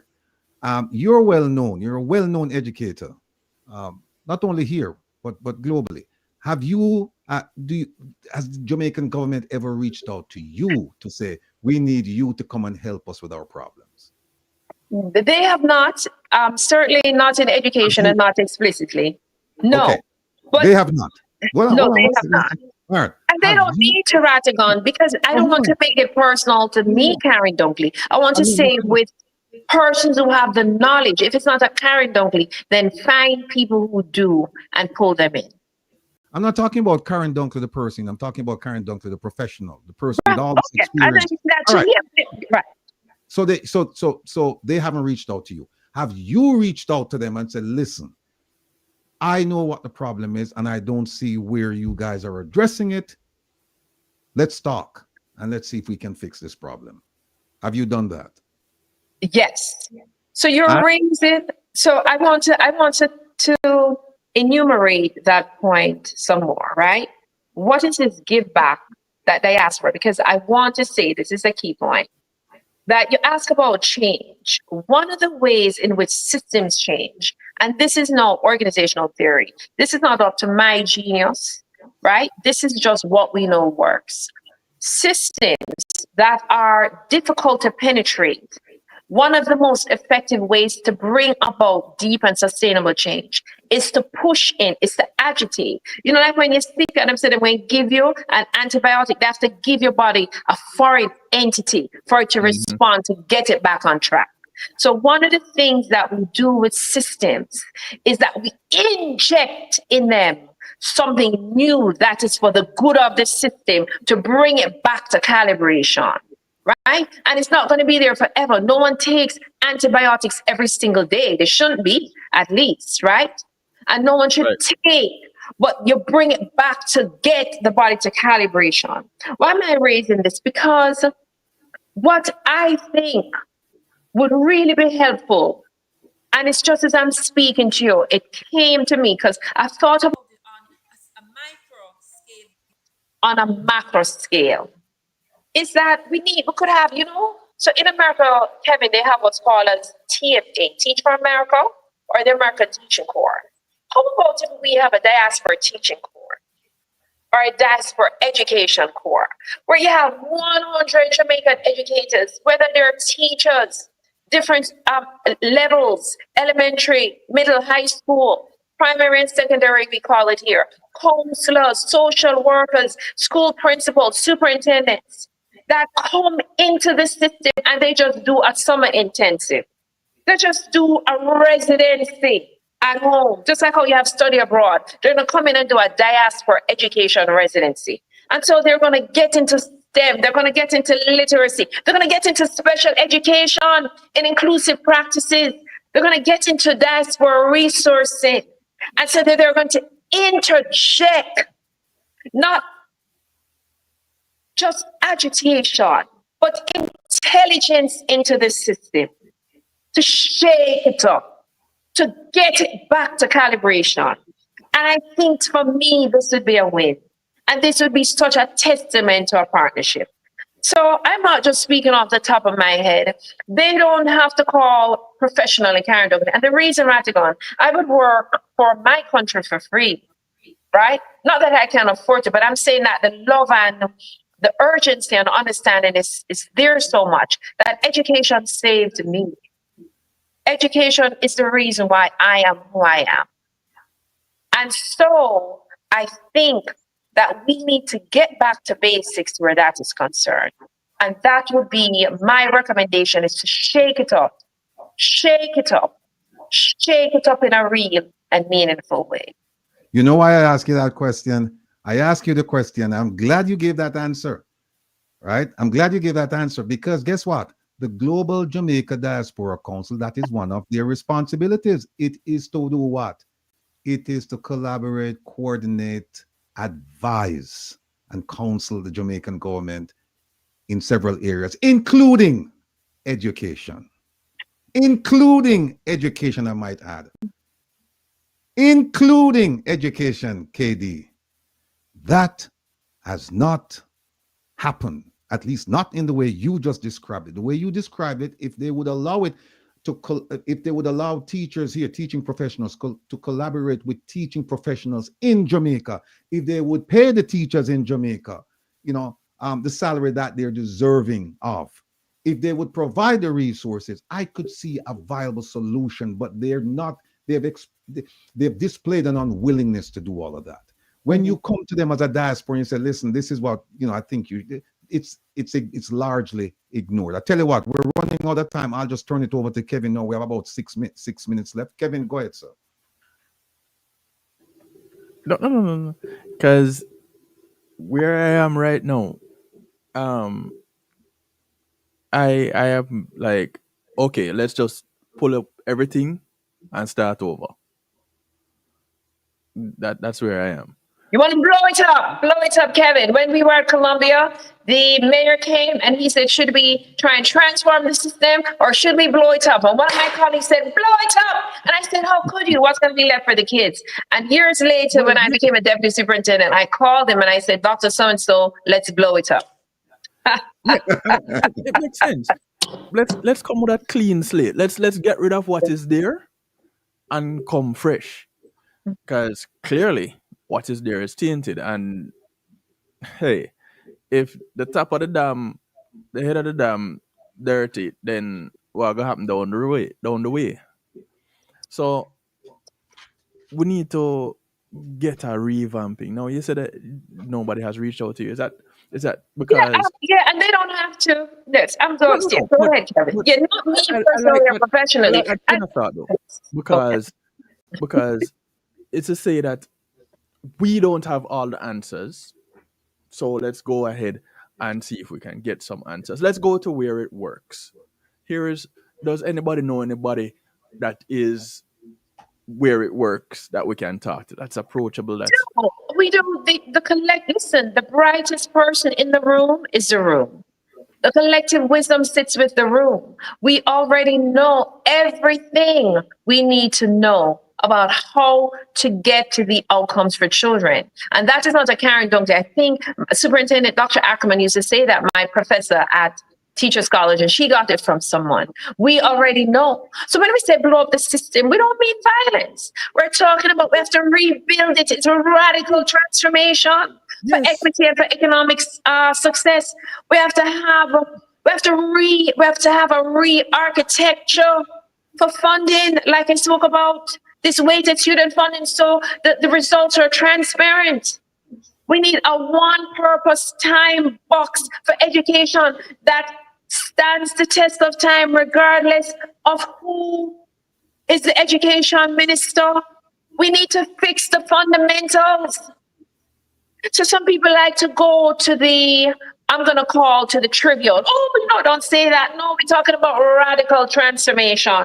Fix the fundamentals of reading and numeracy. We're talking about AI, children creating apps. Coding is a capstone. You know, in a school district I work with in Utah, that coding is a capstone project that the students have to create an app in order to graduate, when we are here talking about young people not being able to read and write, and they do not have learning delays and challenges that are cognitive. Come on. How are we supporting teachers? Come on. We have to turn it up, Jamaica. Turn it up. Well, Katie, look, Kevin, you finished? Yes, man. I there's nothing to follow behind that. Well, look, all I can say is that we have a bright, energetic, talented person in Dr. Dunkley. And she's a part of the diaspora. And I know some people in the chat are saying, well, Jamaica should fix its own problem. We shouldn't depend on the diaspora. Well, be that as it may, excuse me, it does. And there is an organization that is required under their mandate to provide counseling, guidance, collaboration, cooperation with the Jamaican government in a variety of sectors, including education. And it just strikes me as being odd that here we have a well-known talent, and they have not reached out to her. And I don't think they've reached out to anyone, because I haven't seen any group of teachers going down to Jamaica to help during the summer, during the semester. I haven't seen it. All I can say to you, KD, is that the rot runs deep. And I say rot, as in rotten, runs deep. And it's going to take a tremendous effort to turn this thing around, to get it back to where it once was, where Jamaica's education was once the envy of the world. Right now, we're racing to the bottom of the barrel. And it's just sad to watch our children diminish when there is so much information out there. This is the age of information that could actually help them. So I give you the final word. The final word is simply that children are reason enough, and that's it. So they're reason enough for us to get some courage, right? If we don't have courage. So it's like the lion on the yellow brick road. Children are reason enough to ensure that we eliminate any graft, that we ensure that budgets and that the monies are transparent in education. The children are reason enough. Children are reason enough that we support teachers and we reward and we retain teachers. Children are reason enough that we rebuild the infrastructure of schooling and that we provide a digital backbone and access. When you're still talking about not being able to get online, the children are reason enough. Children are reason enough to ensure that they have pathways to excellence and earning and entrepreneurship, whether it's technical and vocational education, whether it's AI, whether it's STEM, whether it's the arts. Children are reason enough. Children are reason enough that data should be accessible to families and to communities. Children are reason enough that the churches, the faith community should not remain silent when it comes to education. Children are reason enough that we should have anti-corruption by design. You have to build it in the system.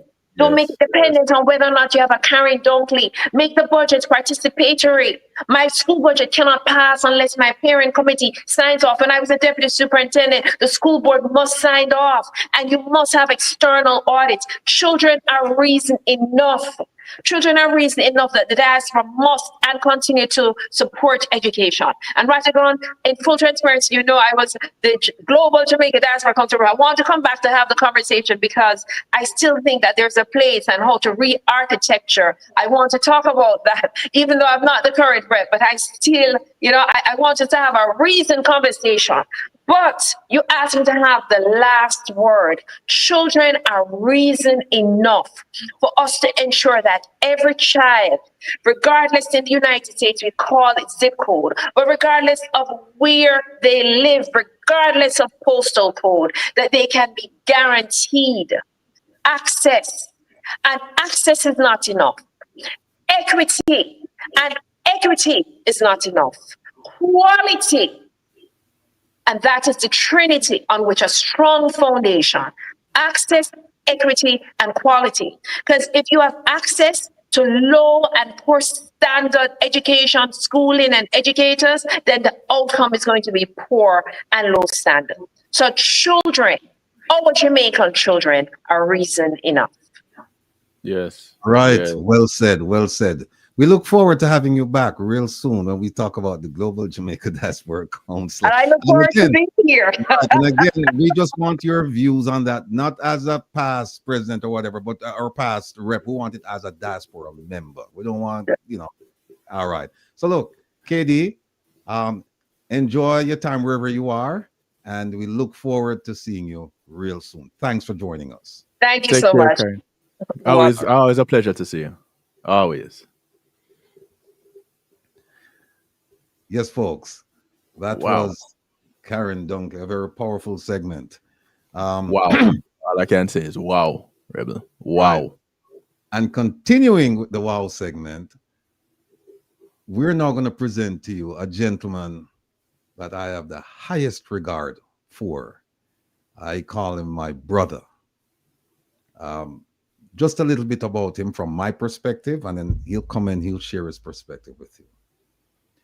I met this gentleman when he was the deputy chief of police in Jackson, Mississippi. Outstanding professional. He felt, I guess he felt like, oh, this Jamaican guy is down here in Mississippi. I really have to take him around and show him the ropes. So he invited me one time to go to a rodeo. I've never been to a rodeo. He invited me to go to a rodeo. His granddaughter was participating in. So you know what I did? I didn't have anything to do in Mississippi except work Monday to Friday, and my weekends were essentially free, unlike when I was in New York. So I went out and I purchased cowboy boots. I purchased cowboy jeans. I purchased the belt. I purchased the shirt. I purchased the hat, the whole kit and caboodle. And I went to the rodeo, and first time I got on a horse, and he had me in the paddock because he's teaching me how to ride the horse, And then he said to me, he said, hey, for a guy who was never ridden, you really look like you have the hang of this. So do you mind if we just open the paddock and just let you out, in the pasture? And I said, no, go ahead, do it. He opened up the paddock, and that horse took off. The horse took off. I mean, I held on for dear life. It was almost going over a cliff with me. The horse started railing and threw me off. And I remembered something he told me. He said, if you get thrown from a horse, you must get up and get back on that horse. That's the only way that horse is going to respect you. So I got back on the horse and I made my way back to the paddock. Kevin, family members, listeners, supporters, I was in pain for about 2 weeks. And he would check on me every day. He said, well, are you okay? And I said, yeah, I'm fine. And then finally, I had to admit to him, I said, look, Chief, I have no interest in riding a horse. And he said, oh, okay, how about a motorcycle? And he introduced me to riding motorcycles. I purchased a motorcycle. I believe they paid. I believe they paid for me to go to the class. And then what happened was I went riding every weekend. And I felt so bad for him because even when it got cold, I would call him up and say, hey, Chief, let's go for a ride. It's his own fault, though. Yeah, that's his own fault. He'll tell you guys about it. But the thing about this man is he's very, very quiet. But don't mistake his being quiet for not knowing what's going on. He's very astute. I'll say this without any reservation. He's one of the brightest people I've ever met. And sometimes he has taught me lessons with his silence. Sometimes he doesn't say a word. I just love this man, love hanging around. Whenever I go to Mississippi, I have to stay with him. I have my room there. He's an excellent cook when it comes to the national dish of Mississippi, which is fried catfish. This man is excellent. He makes sure he's just frying catfish while I sit in the kitchen, and he's just feeding it. But all of that aside, he's a consummate professional. He is, I mean, he knows what he's doing, and he imparts his knowledge to anyone who wants to listen. He moved on from the police department to head up the school resource program in Jackson, Mississippi. They have the largest school program, the biggest school program in the state. And so he's in charge. I've invited him to come and share his experience with us as a professional, as an intelligence gatherer, as a law enforcement officer, so that maybe, just maybe, the people watching in Jamaica can learn something about violence in schools. This is what he's doing for a living right now. And so, another thing is, I have so much respect for him, Kevin, that I call him Chief. And he's told me before, he said, Will, we used to do lunch every Friday. Every Friday, when I was the number 2 guy in charge of the office, in the FBI office in Mississippi, and he was the deputy police chief, we used to do lunch every Friday. And then we used to ride every Sunday. And I tried to get he said, look, just call me Gerald. And I'm saying this now, he's listening right now. It's his first time he's hearing this. He said to me, Will, you can call me Gerald. And I'm telling you, it's tough for me to call him Gerald because I have so much respect for him. But I'm going to call him Gerald today for the first time. I've called him brother. I've called him chief. I've called him family. But I can't get myself, until now, I'm forcing myself to call him by his first name, which he gave me permission to do. So, Chief Gerald, your camera is off, sir. Can you join us? I don't know if he's having any issues with looks like he's having issues with his camera, Kevin. Yeah. You might have to give me a call. Oh, hold on a second. Let me see if he called me.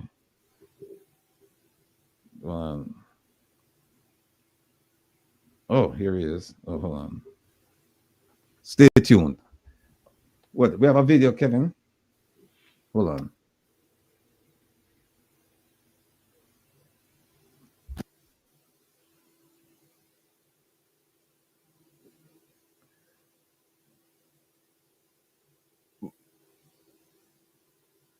Well, it depends on which video you had wanted to play.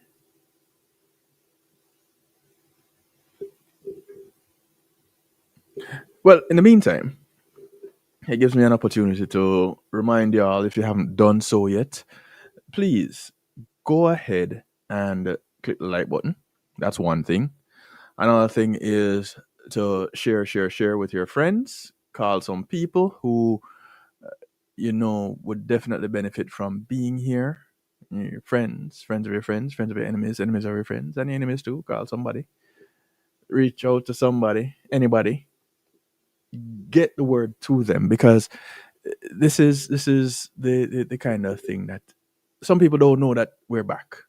So we're back, and still accepting the welcome backs. Thank you, Caroline and Anthony.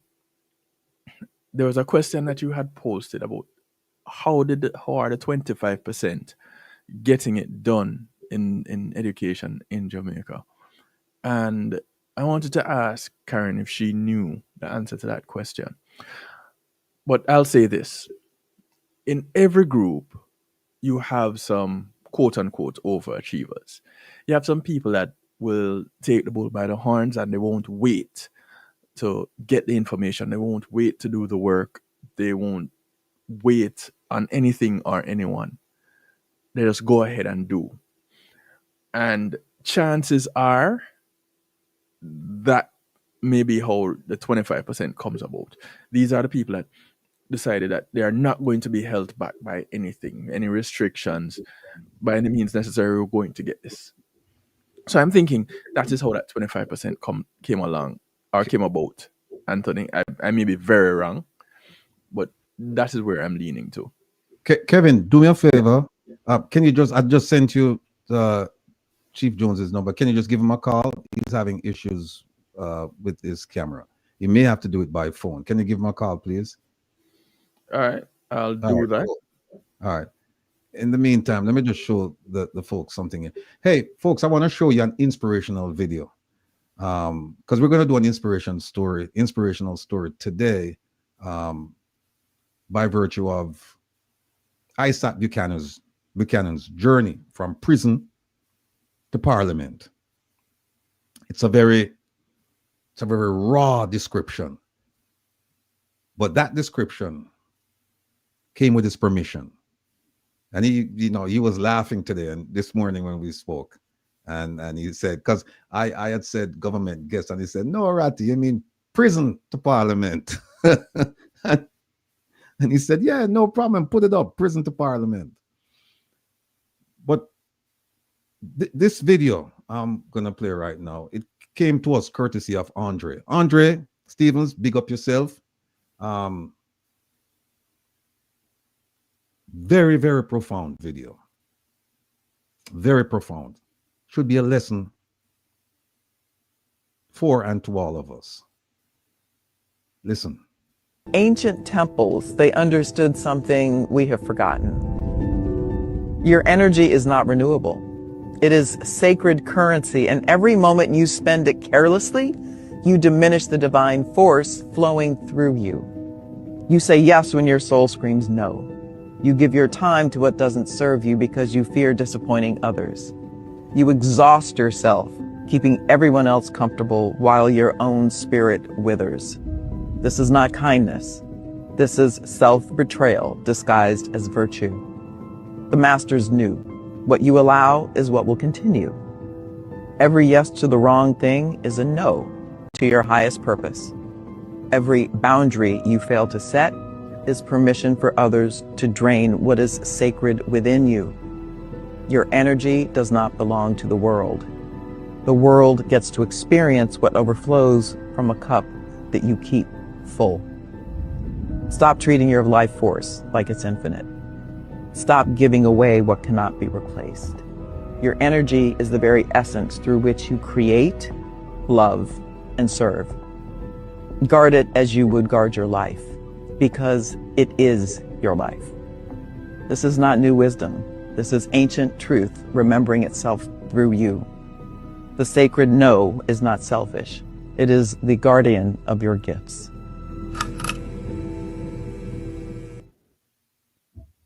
Interesting.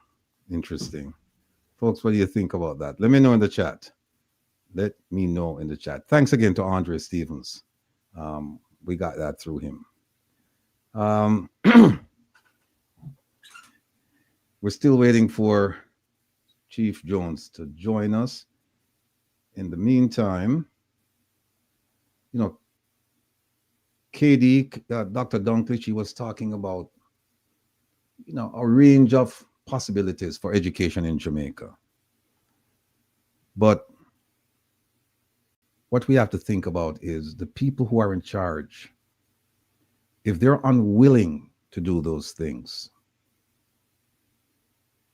then our education system is doomed. It's collapsing right now. Part of that is this. Oh my God. And they're stupid. They are dunce. Oh they my are dark and they're stupid. They are dunce. Oh they my are dark and they're stupid. That's one of the reasons. Because the people who have been charged with the responsibility of ensuring education for the masses, they see us in a different light. They see us in a completely different light. If you're not from a certain place, if you didn't attend certain schools,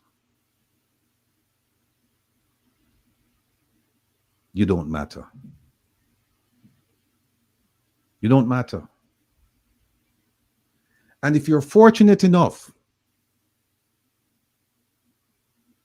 to come from the wrong place, and if you notice that fortunate to come from the wrong place, from the wrong school, but you end up with an education that empowers you to challenge them on their thoughts, their behavior.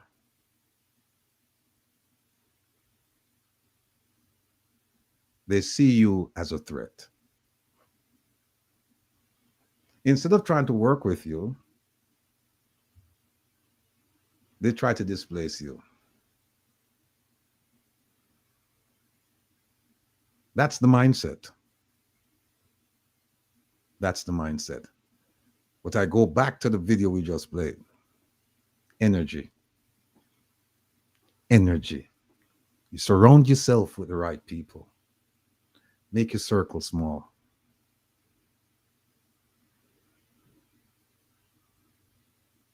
Plan your works and work your plan. And never, ever be afraid of speaking truth to power. Never, ever. And that's why we can talk about the global Jamaica diaspora.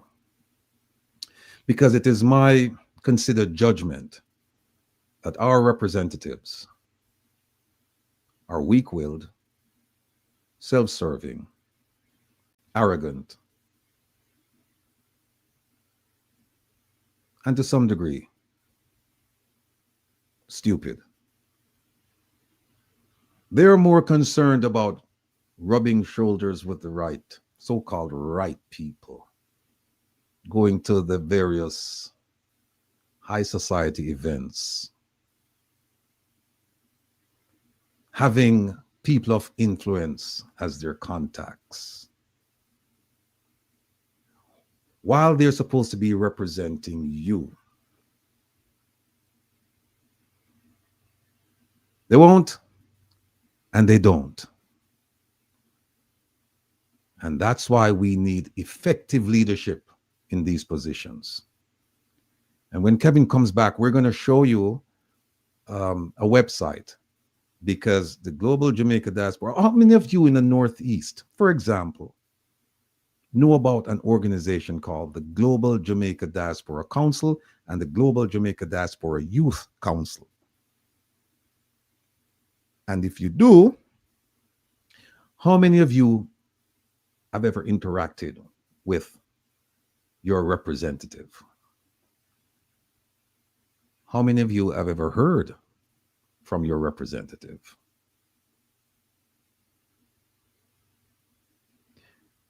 We are going to show you, time permitting, today.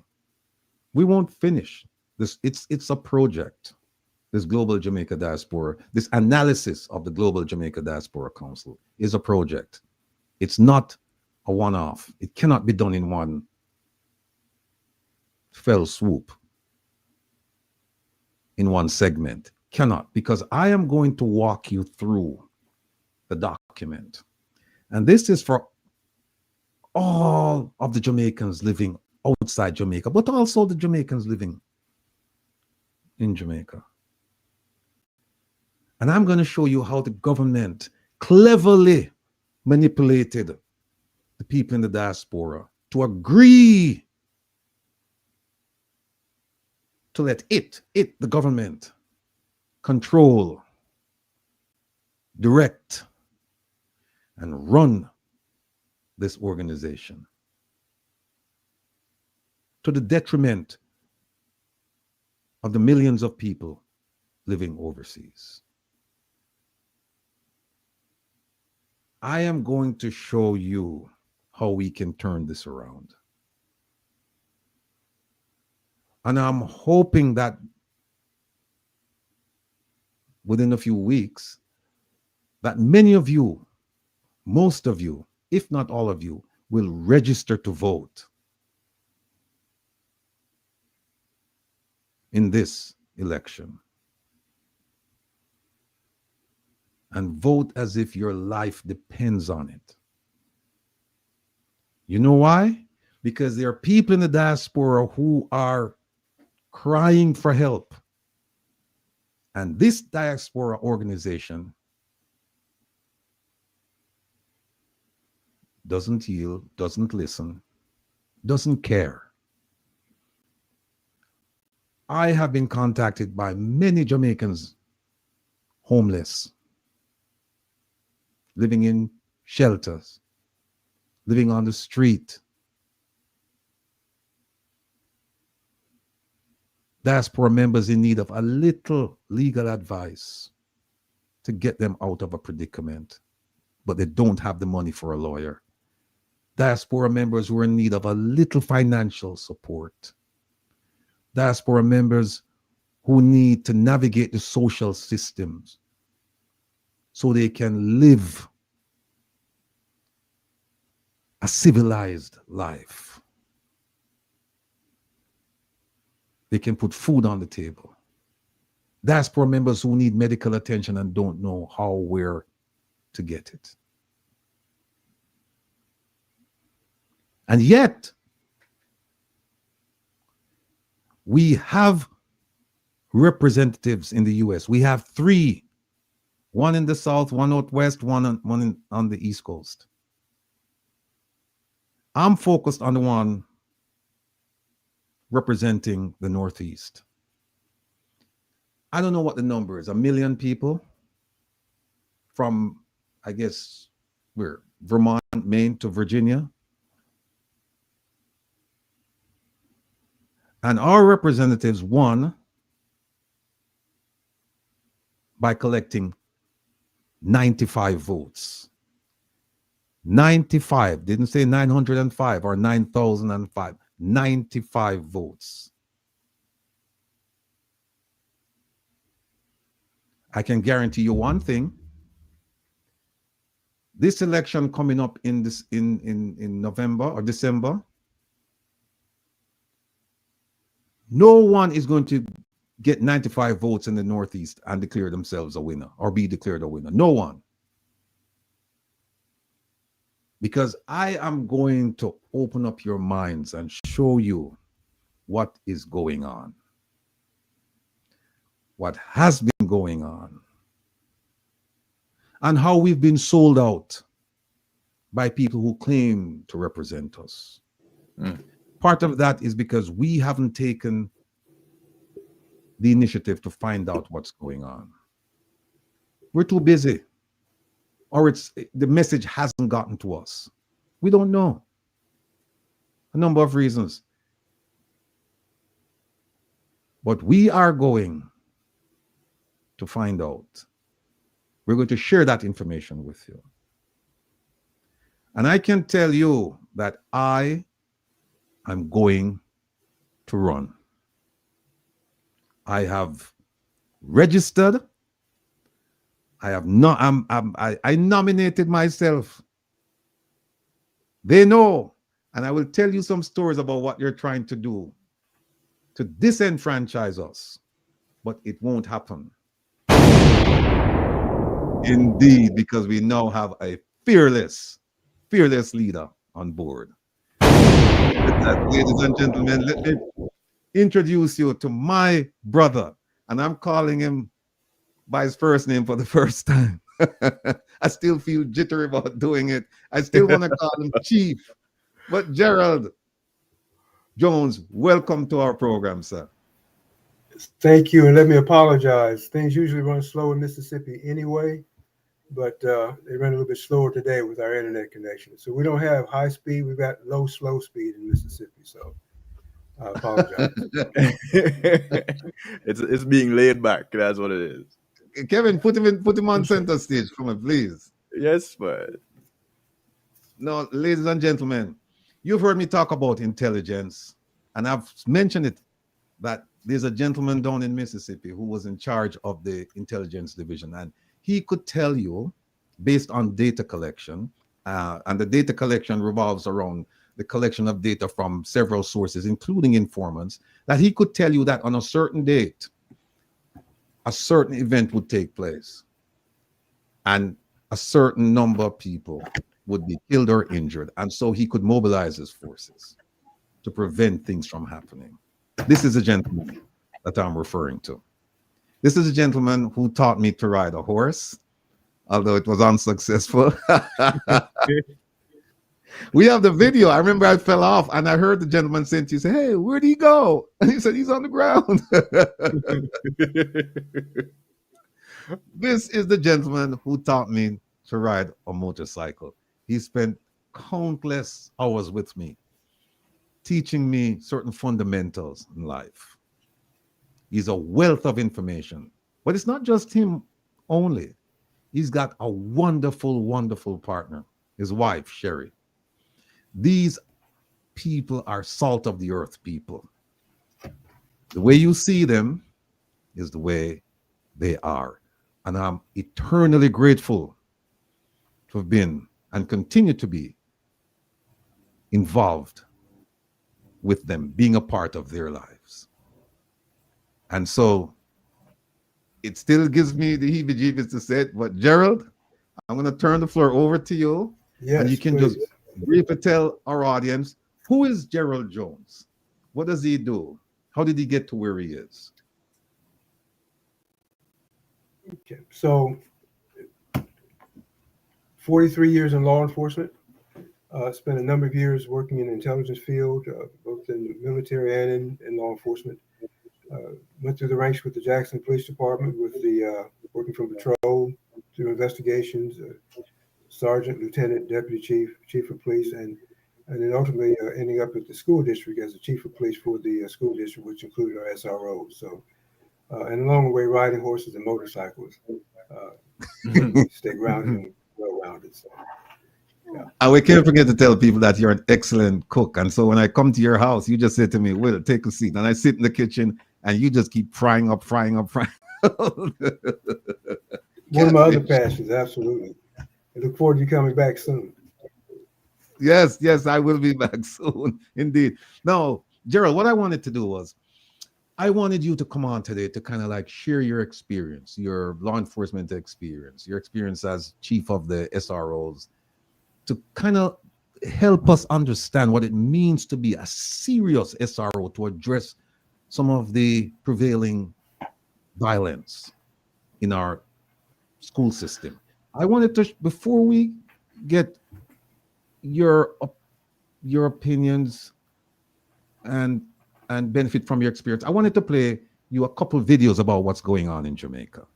All right, here's the first one. Cases where our schools are known to have these gangsters there. It is important and urgent for us to have school resource officers stationed at these schools. The whole matter of gangs in schools come back to the whole matter of school safety and security. It comes right back to that. There have been reports that gangs have established cells in schools. There is absolutely no doubt about this, and having these cells in the schools where teachers and students know who these individuals are, it creates fear. It creates fear within the schools, and it creates a threatening environment. School administrators have to use the necessary mechanisms available to them in ridding the schools of these gangs, these gang members. It's quite unfortunate to say. However, the truth is that you have some of our students who are extremely ruthless in our schools, and they create fear in their peers, and they also create fear in teachers. Teachers are afraid to discipline these students, to take corrective measures against these students because of their association and their affiliation. We require school resource officers to be in all schools.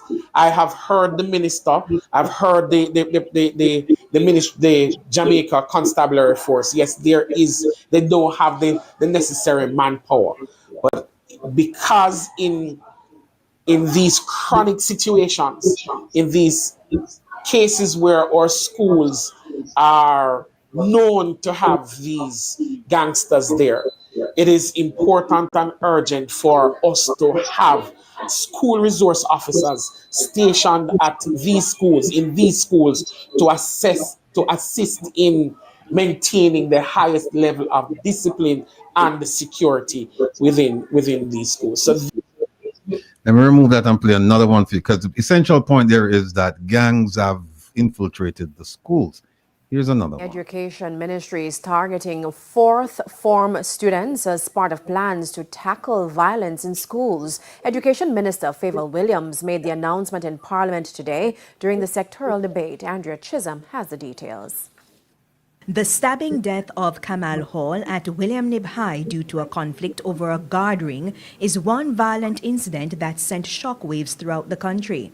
To help combat the problem, the Education Ministry is rolling out a psychosocial program for grade 10 or 4th form students, since data show the COVID-19 pandemic has impacted that cohort the most. The 15-year-olds are also at a critical stage of development and are in need of support.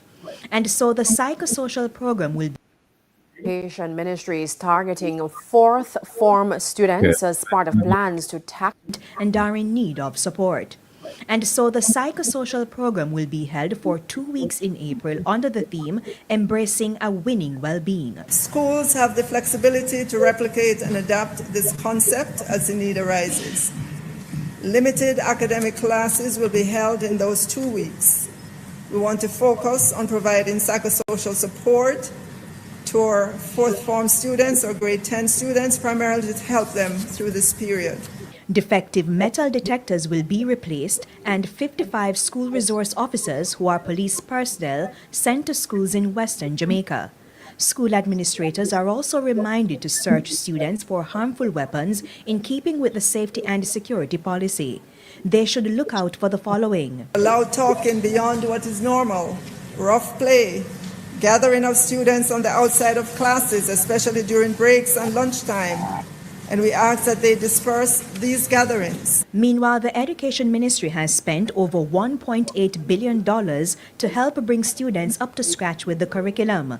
The Yard to Yard Find the Child initiative, which seeks to locate children who have been absent from school, is reaping results. We have been able to re-engage approximately 87,446 of the 120,000 students we had indicated were not accounted for during the pandemic. Madam Speaker, we commit to finding all our students. Our deans of discipline and our guidance officers will specifically redouble their efforts. And grooming in schools continues to be a hot-button topic, with the students being sent home if they do not follow the rules. For example, if pants are too tight or skirts not at the specified length. Principals are being reminded, and we have been doing this from time to time, that the school's department policy should be guided by the ministry's grooming policy guidelines.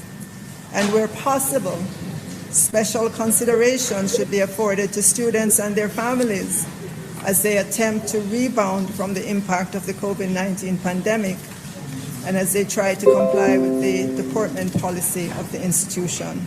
The ministry is awaiting feedback on a draft policy for dress and grooming. Minister Williams is hoping it will be available at the start of the next school year. Andrea Chisholm. And let me play you one more. 2 weeks in April under the theme Embracing a Winning Well-Being. Schools have the flexibility to replicate and adapt. Let me see this one here. President of the Jamaica Teachers Association, Leighton Johnson, is pleading to the Ministries of Education and National Security to deploy more school resource officers. He says there's no denying the fact that gangs have established network in schools. Having these cells in the schools where teachers and students know who these individuals are, it creates fear. It creates fear within the schools, and it creates a threatening environment. School administrators have to use the necessary mechanisms available to them in ridding the schools of these gangs. The Education Minister said as part of efforts to increase security in schools, the traditional watchman system will be upgraded to having security guards. Additionally, the Education and the National Security Ministries have been partnering to address the issue of deployment of school resource officers in schools. However, there's a challenge. I have heard the minister. I've heard the Jamaica Constabulary Force. Yes, they don't have the necessary manpower, but because in these chronic situations, in these cases where our schools are known to have these gangsters there, it is important and urgent for us to have school resource officers stationed at these schools, to assist in maintaining the highest level of discipline and security within these schools. All right. Gerald, that is just a synopsis of the dire situation in Jamaica. Over the past several years, we've had violence committed against teachers, violence committed against students. When I say committed against students, inflicted by teachers. We have students inflicting it on teachers, and we have students inflicting it on students. In your estimation, in your experience, how do you deal with such a problem? Because you're dealing with it on a daily basis, and you've been doing it for years. How do you address something like this? I heard Ms. KD earlier mentioned there's no silver bullet. There's no one-size-fits-all approach. And it's sad to say that some of the things that the Jamaican school system or educational system is experiencing, we've experienced here in the States, and some are still experiencing them the world over. I think it's important to understand that as we look at the school system, we need to still treat it as an educational system and not an institutionalized system. If you institutionalize individuals, then they have a tendency to act in that manner. To answer your question, we found a multi-tiered approach in terms of dealing with the issues. The first is to assess what you have going on. And as we look at things going on in the schools, it's so important to understand and appreciate that what we're looking at, the things that you mentioned, are symptoms. They're not the ailment. If there is violence, then it's symptomatic of other things that are going on either in the community or in the school itself.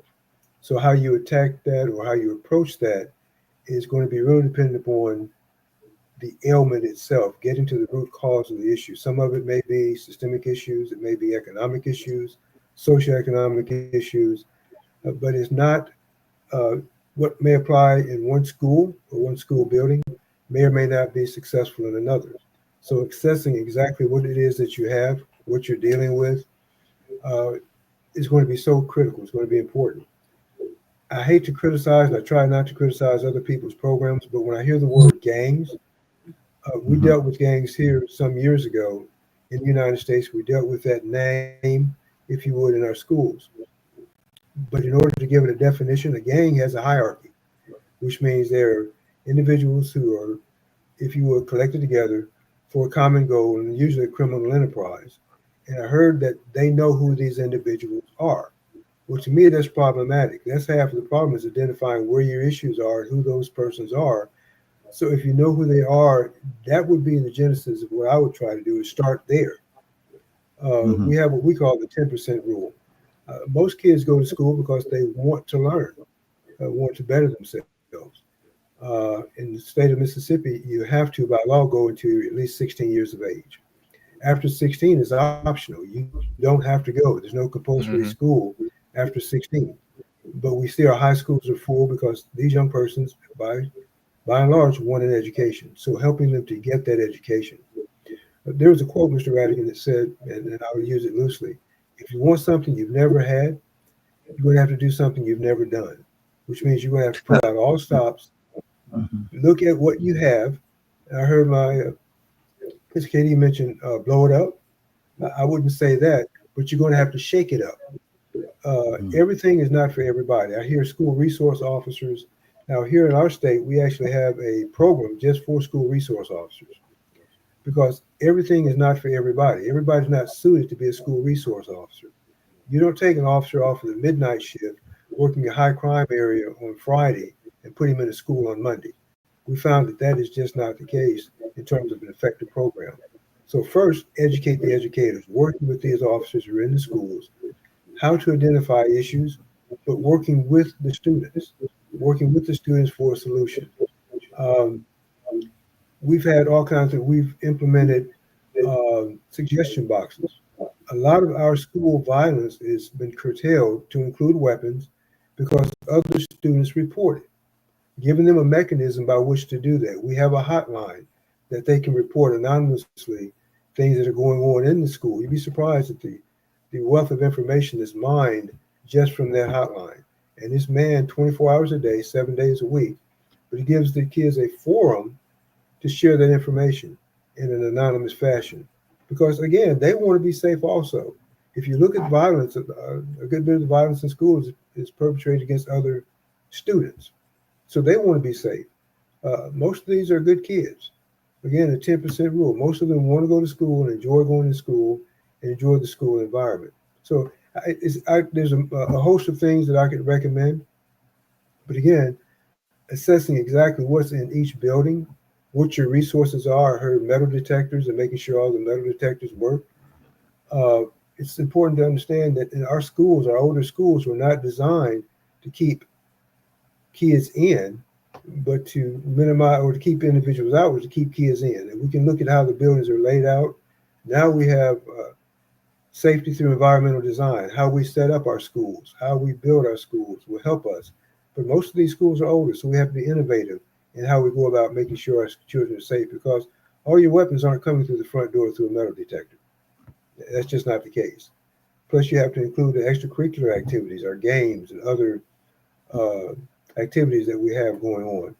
We have to include individuals who may themselves be adults who are bringing weapons to the building. We've had some of that to happen, and the young people get those weapons. So again, it's just assessing what you have. Later on, after you assess what you have, develop a plan. Again, having the intentional fortitude to develop a plan and being honest about yourself with what your resources are. Everybody doesn't need to be a school resource officer. Every teacher doesn't need to teach in a particular building. It is what it is. And it's not a bad thing. It's just a real thing. We developed I don't know how familiar you are with our history here in the South, but in the 70s, we integrated, which means we bused students from one geographic location or community across town to some place that they were completely out of their element. We did the same thing with our teachers. How effective was it? I don't know. The jury's still out. I say we could have done a better job at that, because take somebody who's not familiar with the individuals that they're teaching, may or may not have done the best job. But looking at this thing holistically and saying, what can we do internally with little resources? I heard a dollar figure thrown out there. The money is being spent. I don't know if you need more money or more out of the money that you're spending. Metal detectors are like anything else. You can get your garden variety for bargain basement, or you can get the high dollar one that's almost infrared body search thing. So again, just assessing what you have, having intentional fortitude to develop a plan of action and follow through, and then is key to reevaluate in a short period of time the success of your program. Is it working? How can we tweak it? What do we need to do to tweak it? Who needs to be involved? Who needs to be sitting at the table? We actually involved our students in peer support groups. They actually developed what we call the Superintendent Council, where they sit at the table once a month with the superintendent and make suggestions. When you get ready to roll out a policy, letting them look at it first. Again, these young people are our future leaders, giving them input. It may not be that we act on their recommendations, but if you have input as a young person or any person, you've got a vested interest in the outcome. Involving them, not treating them as we did in law enforcement, us against them. We're in their buildings because we are there to educate them and to train them. So that's kind of it in a nutshell, but just really evaluating what you have, including other persons in that process, and then coming back and reevaluating your successes or failures.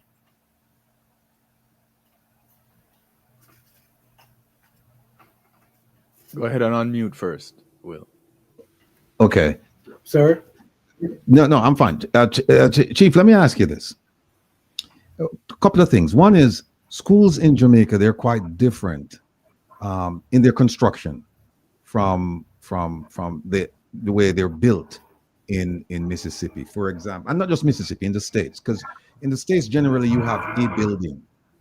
You have a building and you have an entry and you have an exit. In Jamaica, this you may have a gate or you may have several gates, and the buildings sometimes they're not even connected. So strangers can just walk onto the premises. So the first thing is, how do you protect the students in terms of identification of weapons and all of that, and how do you deal with the weapons issue and people just strolling onto the campus? The second thing I'd like you to discuss is, how do you implement an intelligence program in a school resource officer program in terms of collecting the data and so on and so forth? Whether it's a fusion center or an intelligence center, call it what you will, but a nerve center where you can collect and then you can also share with other schools. Give us some insights into those two problems. And hardening the target is what you're talking about with the fencing. That has to be paramount. Making sure that you have a sanitized school system, and that is, you may have to invest more in fencing and gates. Ingress and egress is going to be so important. Incorporating and using what we call force multipliers. If it's an area where you have a gate and a lock, if you can use video to enhance what you already have, so instead of having a person at each gate or point of entry, at least having some way of monitoring that location that goes back to a central location, and then you can react and respond to what you have from there. A physical barrier helps, and that is so important. But there are oftentimes you can't have a physical person there, so some way of enhancing what you have in terms of being able to visualize at that particular gate or fence or whatever it is. We are having the same thing with our border here in the United States, as you know. But some way to visualize that there may be a breach, or maybe someone that's intended to cause harm. The other is monitoring during peak times. For us, it was ingress and egress during dismissal. We have some of our students who would ride buses at particular times, and the gates had to be open. But making sure that we monitor those gates during that time period and not letting all of the students out at one time. We would do it by grade level so that it would be more of a manageable number in that area as opposed to everybody in a general area at one time. To answer your question about intelligence, as you know, intelligence is only as good as one, timing. You get the information on Monday and it's Thursday or Friday before you're able to disseminate it. It's no longer information, or intelligence is history. So some way of getting that information out in real-time fashion, collecting that information, using your school resource officers or others to put it into a central repository and not adding a value to it. We've often found that, and working with our FBI counterpart, that getting that information in to a central repository, fusion center, whatever, helps, because that gives someone an opportunity to look at it, scrub it, and then push it back out in a timely fashion. May or may not be anything worthwhile, but it may very well be. But not letting that rest solely on the person who receives that information. Some third disinterested party really needs to look at it in context, because it may be the piece that someone else has that's added that goes into that same fusion center, that same intelligence gathering network. That's the answer. But if you look at it by itself, it may or may not look like it has any value to it. So immediately get the information pushed out. Don't leave it up to the officer or teacher, whoever it is, to add a value to it. Just push it out and let somebody else scrub it, determine its validity, determine its potential for use, and then push it back out as quickly as possible.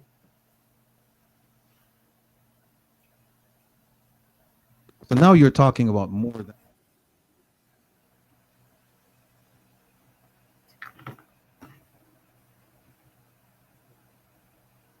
I can't hear you, Mr. Rattigan. I don't know if it's my speaker or what. Can you hear me? I don't know what's going on here. Can you hear me? I've got you now.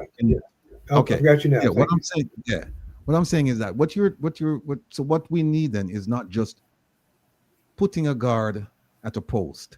You're talking about a system as far as intelligence is concerned, where there is collection, there is a scrub, there's verification, there is dissemination. My sense of it is that in Jamaica, they just get somebody and they just put the person at a point and say, okay, you just man this post. And that's a problem. Another thing I want to talk to you about is this. You said that violence is a symptom and that the root cause is elsewhere. It's not just in the class. No, violence in the classroom, that's not the end all be all or the beginning. It's something somewhere. It's maybe the environment where they came from, maybe the friends that they're hanging. It may be a lot of things. As a school resource officer, how do you treat that? Because your job is just to prevent violence, but it's coming at you, and it's coming at you at a rate and at a pace that you can't even predict because you don't know what the root cause is. So how would you address that? What we did is, for us, school resource officers are also involved in the community. It's not just school resource officers, they're a resource for you in the community. We implemented a program several years ago. If there was a child who was suspended and there was any time away from school, before he came back to school, he had to sit down with the school resource officer who worked with him to identify what caused this issue, whatever it was, and then offer some practical advice and suggestions, working with our youth court in that initiative. In essence, if it was a home issue, it's really, really hard when you have a student who wants to come to school and learn, but his home environment is such that it's not conducive for a child to come and learn. The school resource officer should be just that, a resource to share information for resources available in the criminal justice community or in the community as a whole. If a child's not eating properly, doesn't have proper clothing to wear, he's being subjected to bullying because of his clothing, working with various networks. We actually have uniforms, but we have partners. And if we find some of our students who don't have proper attire, we work with them because that's a real situation. It's very, very real. But helping them to solve whatever it is, or help them to solve their own issue, is serving as a resource for them. So you're talking about working with social services as well. That's correct. That is correct. Mr. Rattigan, I figured out some time ago, we can't police ourselves out of this. We don't have enough officers. I don't know of a jurisdiction in the world that would tell you they've got enough officers. But what we can do is pool our resources, not, again, looking at it from us against them. As a matter of fact, when I used to interview young officers going through the academy, my question was, do you want to be a law enforcement officer or a police officer? And to them, there was no difference, but there is. We've had police for decades, hundreds of years. And police used to have jobs in England, like putting out, lighting candles, lighting street lamps, turning them off in the mornings, things that were social issues that assisted people in seeing and being illuminated at night. But somehow we've gotten away from that, and all we want to do is law enforcement. We want to enforce the law. And that's great and wonderful. That's what we're there for. But we're also there to aid and assist the community in whatever way we can. What are some of the most challenging issues that you've had to face as the chief of the school resource initiative? The implementation of change. People expect progress, but they reject change. And sad to say, some of our educators, because they are educated, may or may not be as receptive to ideas from individuals who don't have the same letters behind their names that they do. Mm-hmm. Some of our most significant issues were solved by the officers in the schools who had GEDs and very little education, but they knew people. So just working and getting everybody to the table as equals, leaving the egos at the door. Education is great and wonderful and is absolutely needed, but recognizing that to have an education doesn't necessarily mean that you're not educated in your particular field. So getting everybody to the table, like you said, the social workers, the officers, the teachers, the superintendents, the parents, I heard getting them to the table and to overcome the distrust that's inherent in those different circles. and it's just working with everybody, working with other agencies, because again, we're sometimes work in silos. But like with the school dress issue, school dress code, including the parents. As a rule, most kids at a particular age, their parents have to buy their clothes. So if you work with the parents on why we have this dress code, why the pants were too tight, or why the dress was too short, and why we're implementing this dress code, the parents will work with us. The parents will work with us. By and large, the parents are on our side in terms of having a great school environment for the children. So again, my challenge was getting everybody to the table and working together. You mentioned that everyone is not suitable to be a school resource officer or just a resource officer. You can't take someone who's working the midnight shift as a police officer on a Friday and just send him to school on Monday thinking that, okay, as a police officer, he's got the street experience and he'll be able to do it. What that's telling me is that there has to be some kind of training. What does that training entail? For us here, it's a multi-week program.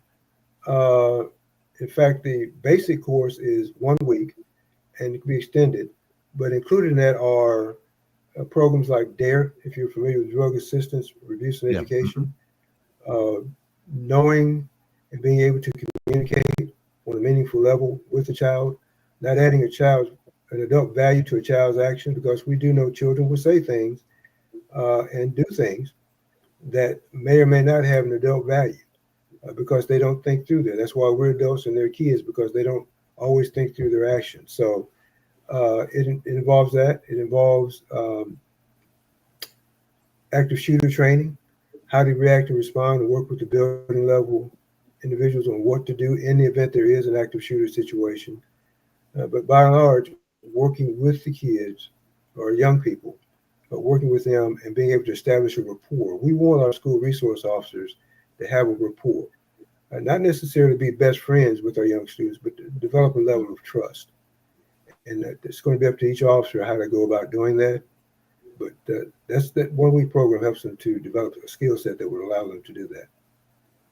See, that's one of the problems in Jamaica, where some of these resource officers, they get too friendly with the children.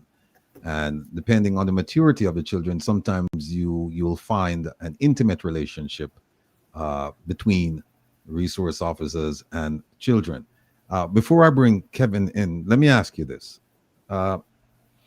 Let's say you're looking at Jamaica, and I know you say that you got to do an assessment to know what you're working with, right?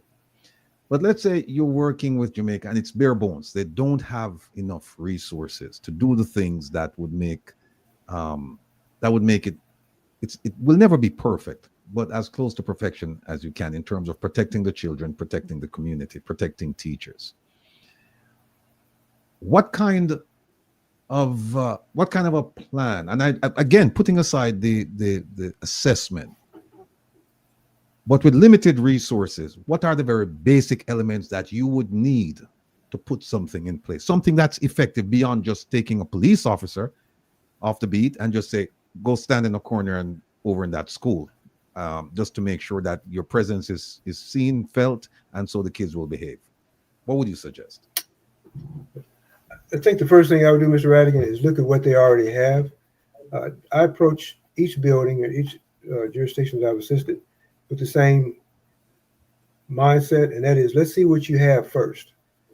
Money is not always the panacea, even when it comes to safety, believe it or not. But looking at what you have and how you can enhance what you already have to achieve your goal, whatever that goal is. Sometimes it's pupil movement. When I was in school, of course, back then they wore leather helmets and the Model T was the patrol vehicle of choice. It's been some time. But during class change, each teacher will come outside and stand in the hallway in front of their door. It provided a presence for the students going up and down the hall. And they can say, little Johnny, you need to get to your class, stop leaning on the locker, you need to move on, the bell's going to ring, if you remember those days. And I can share this with you. A police officer in and of itself may or may not serve as a deterrent for some young people. people aren't afraid of police anymore. They aren't. The uniform, the badge, the gun, it doesn't have that same effect that it did years ago. They respect individuals as that individual. So working with your human resources, looking at the people you have in place, where you can best utilize them, and going from there. Again, bare bones is going with what you have and see how we can make it better with what you have. Then go towards the pie in the sky. Let's start with the Yugo or the Chevette before we move up to the Mercedes or the Cadillac. Let's start with what we have, see how we can make it more effective there. Then we can build out from there. Because I found if you start with nothing, I remember a story, if you remember Stone Soup. Start with something, somebody comes along, they add a little bit. The community will see. The community will see that you are involved and you're building something, and they will contribute. Some of our most significant contributors and benefactors are individual businesses in the community because they benefit as well. They benefit as well. And parents, they get together with their booster clubs. We know their school booster clubs that focus on sports, but also parents who are involved and engaged in doing other things with our students, with our young people, getting them involved. All right, Kevin. Gerald, pleasure to meet you, sir. As it relates to, you mentioned that you don't just take a cop off the street and throw them into a school to be a school resource officer. There's training that is involved. But that's the training side. What about the type of officer, the individual? Now, you're talking about personalities. Is it that you go through and you handpick officers basically based on how they interact with each other, how if they have children themselves? Is there a process as it relates to that side of choosing a school resource officer? There's a application process. You apply, you want to be an SRO, and before you even start the training, evaluate that officer. If you look in his file or her file, and they have, and I'm going to be a bit facetious, 45 complaints for use of force in the last year, don't know if you want to use him or her. So looking at that, it could be a good indicator. Looking at their motive. Why do you want to be a school resource officer? Well, I love kids. Well, that could be true. But is it because you want a Monday through Friday job because you were working midnights? Do you think it's less stressful in the schools as opposed to the streets? So what you get is an officer who's less than enthusiastic about him or her job, or is it somebody who really wants to make a difference? So your application, your interview process will help you. It's not foolproof, but it will help you get a sense of that officer. Again, empirical data helps, but looking at their history, because again, this needs to be a passion for them, and they need to be passionate about helping individuals, and that will come out in an interview oftentimes. Okay. Thank you, sir. Chief, before you go, what words would you? Because we're having a very, very challenging situation in Jamaica, and if there's one thing that you could say, without doing an assessment, but if there's one thing based on the videos that we play, if there's one thing that you could leave us with and say, hey, look, take a look at this, and then you can move on to the other things, what would that be? One thing that I could say to the situation, speak to the situation itself. Yes. There was a military leader who said that he was committed, wins, having full commitment from everybody involved to fix it. And you're saying it's broken? Everybody has to be committed to fixing it. Everybody, from the custodian who has a relationship with the kids to the cafeteria worker who the kids may confide in when they go through the cafeteria line. We find, again, it's not just the officers, everybody in that building, everybody, we call it central office, the superintendent, deputy superintendent, minister of education, everybody has to have that same commitment. And we can't pass the buck and leave it to somebody else to do. Everybody has to roll up their sleeves, get involved, get it done. All right. I said one last question. Let me ask you this one other question. Should the school administrators, the teachers, be a part of this selection process, or is it done by the PD or by the community? How do you select someone for this? We have found, and this may seem self-serving, but teachers and administrators may or may not have a good feel for the officer. Again, they may look at data that may be misinterpreted or may or not understand the job and role of a police officer. So many, it's sad to say, that don't understand what a police officer really does and how they should do it. So we don't include them, but we do ask before we place them in a building that we have a conversation with the building level administrator so that they can understand who it is that's coming in their building, because they're very territorial. They want to know this person. So we do. We have kind of a meet and greet. Let us share with you who this person is, because it's a two-way street.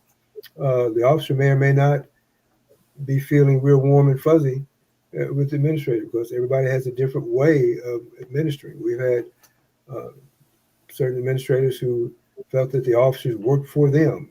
In the state of Mississippi, by law, a school resource officer does not work for the principal, cannot answer to the principal.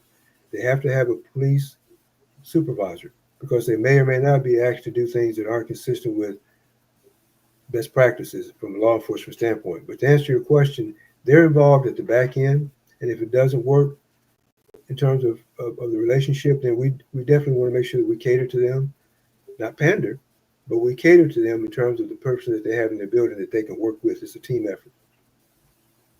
Does a school resource officer have to be a policeman? Yes.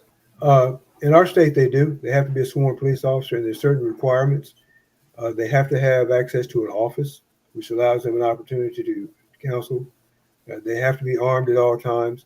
But we do have another level of officers called a school safety officer. They are not armed, and they're just involved in the academic day. So you have school safety officers and school resource officers. In our district, and most districts here in our state, use both. The school safety officer is a paraprofessional.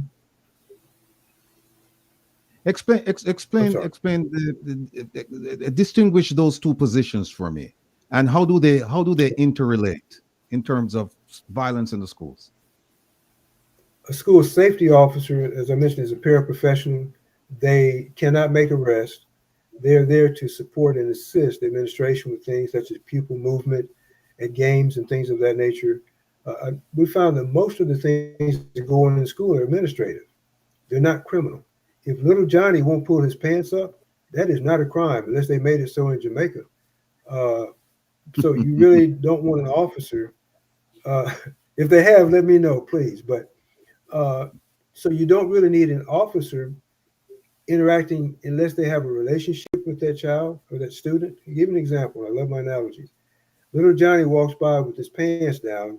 Officer off of the midnight shift came in Monday morning and said, pull your pants up. Well, the police told you to do it, which means what? You must do it. Little Johnny says, no, I got a hip problem. My pants ride low anyway.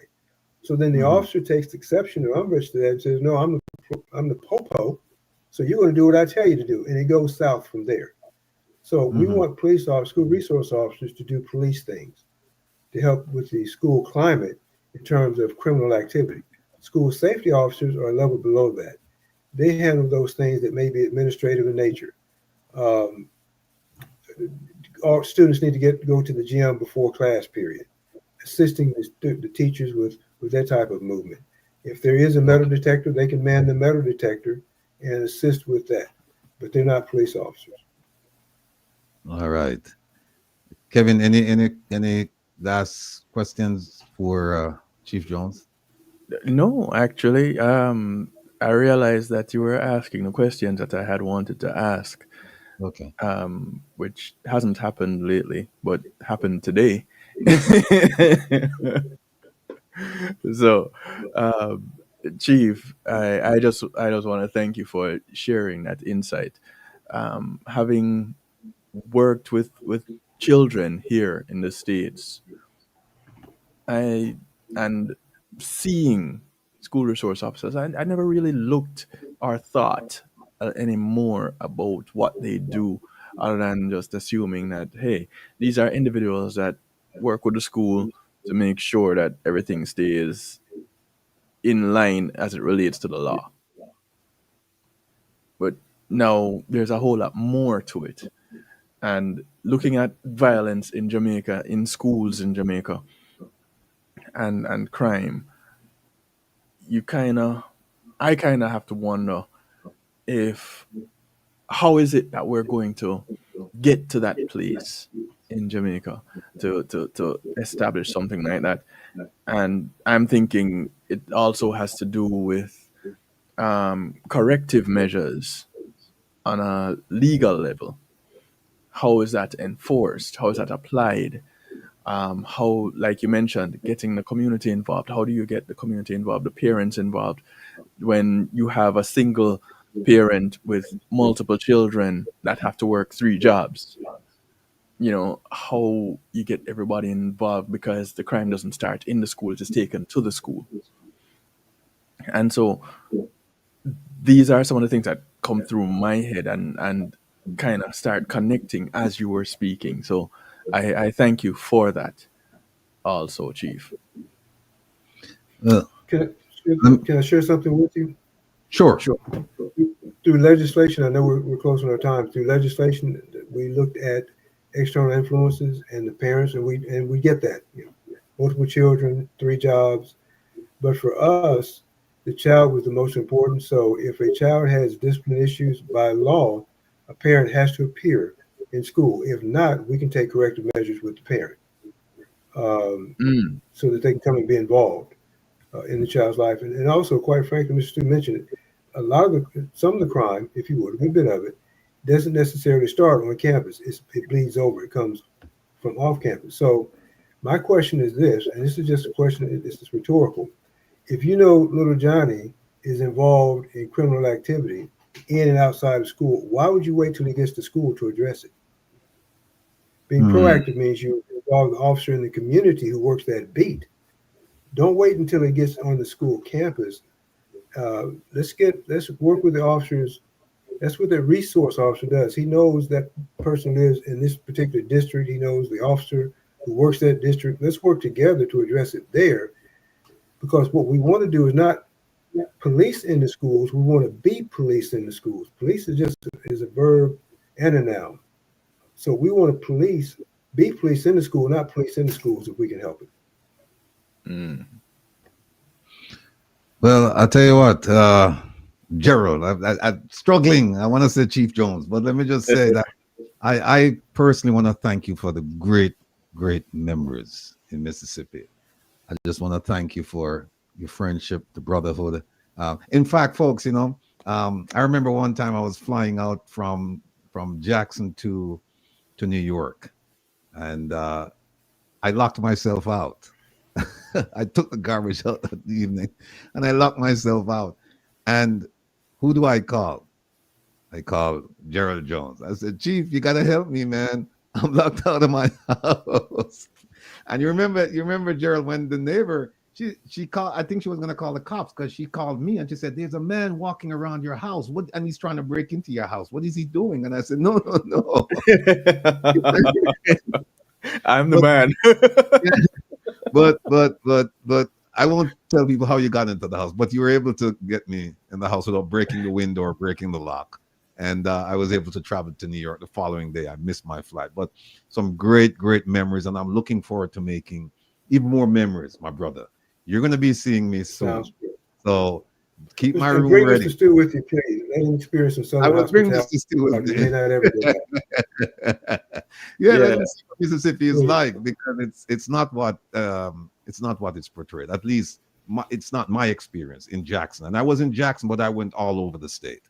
So want to thank you again, Gerald, and we look forward to having you soon, because at some point we're going to talk about correctional initiatives, and I know you have some expertise in that area as well, and correctional initiatives along with policing initiatives, because we have a massive policing problem in Jamaica with extrajudicial killings. A lot. So again, I want to thank you for joining us. Please give my regard to the entire family, your lovely wife, your son, everybody. And we'll be in touch. Thank you again for joining us. Thank you again. Thank you for having me. Appreciate you. All right. Take care now. All right. Bye-bye.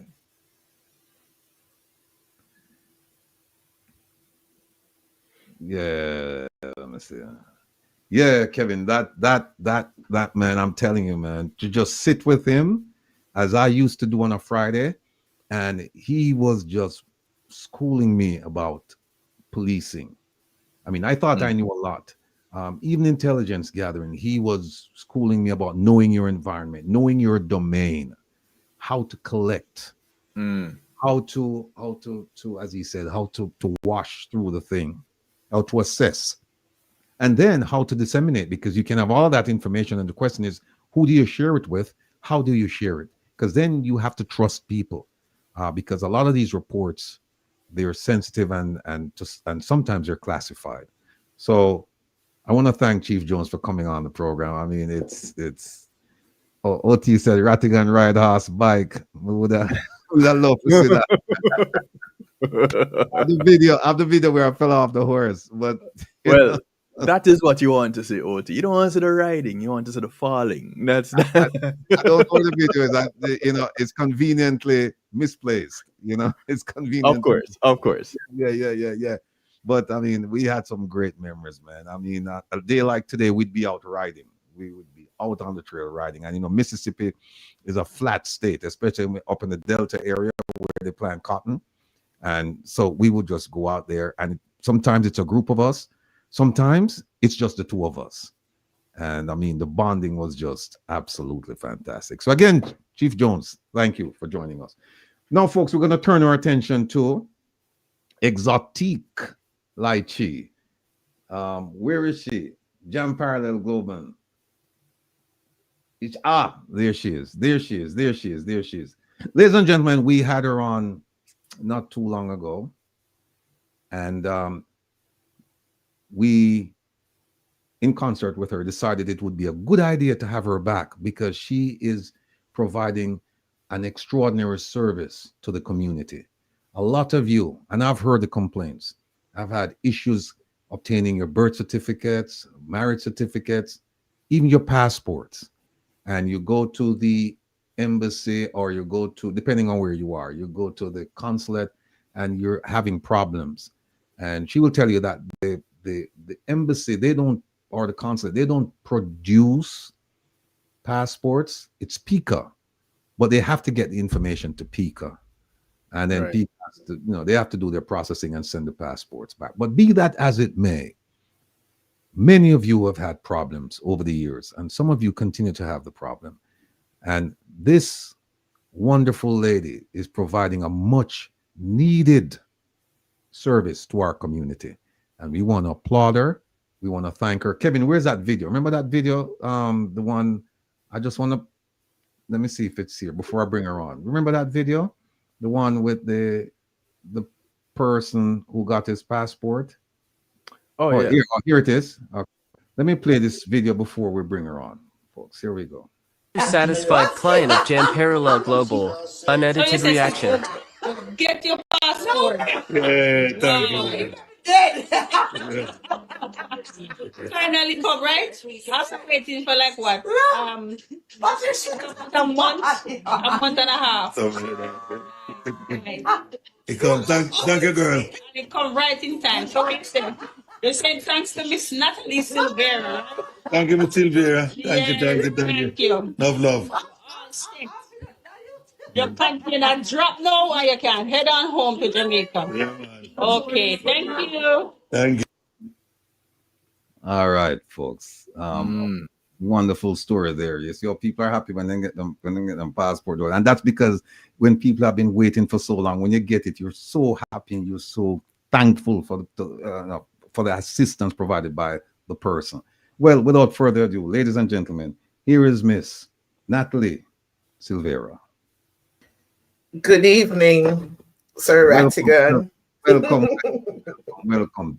Talk to Every us. time I watch that video, it tickles me because that gentleman, he wanted to retire, to go home to Jamaica, pack up in barrel and go in yard.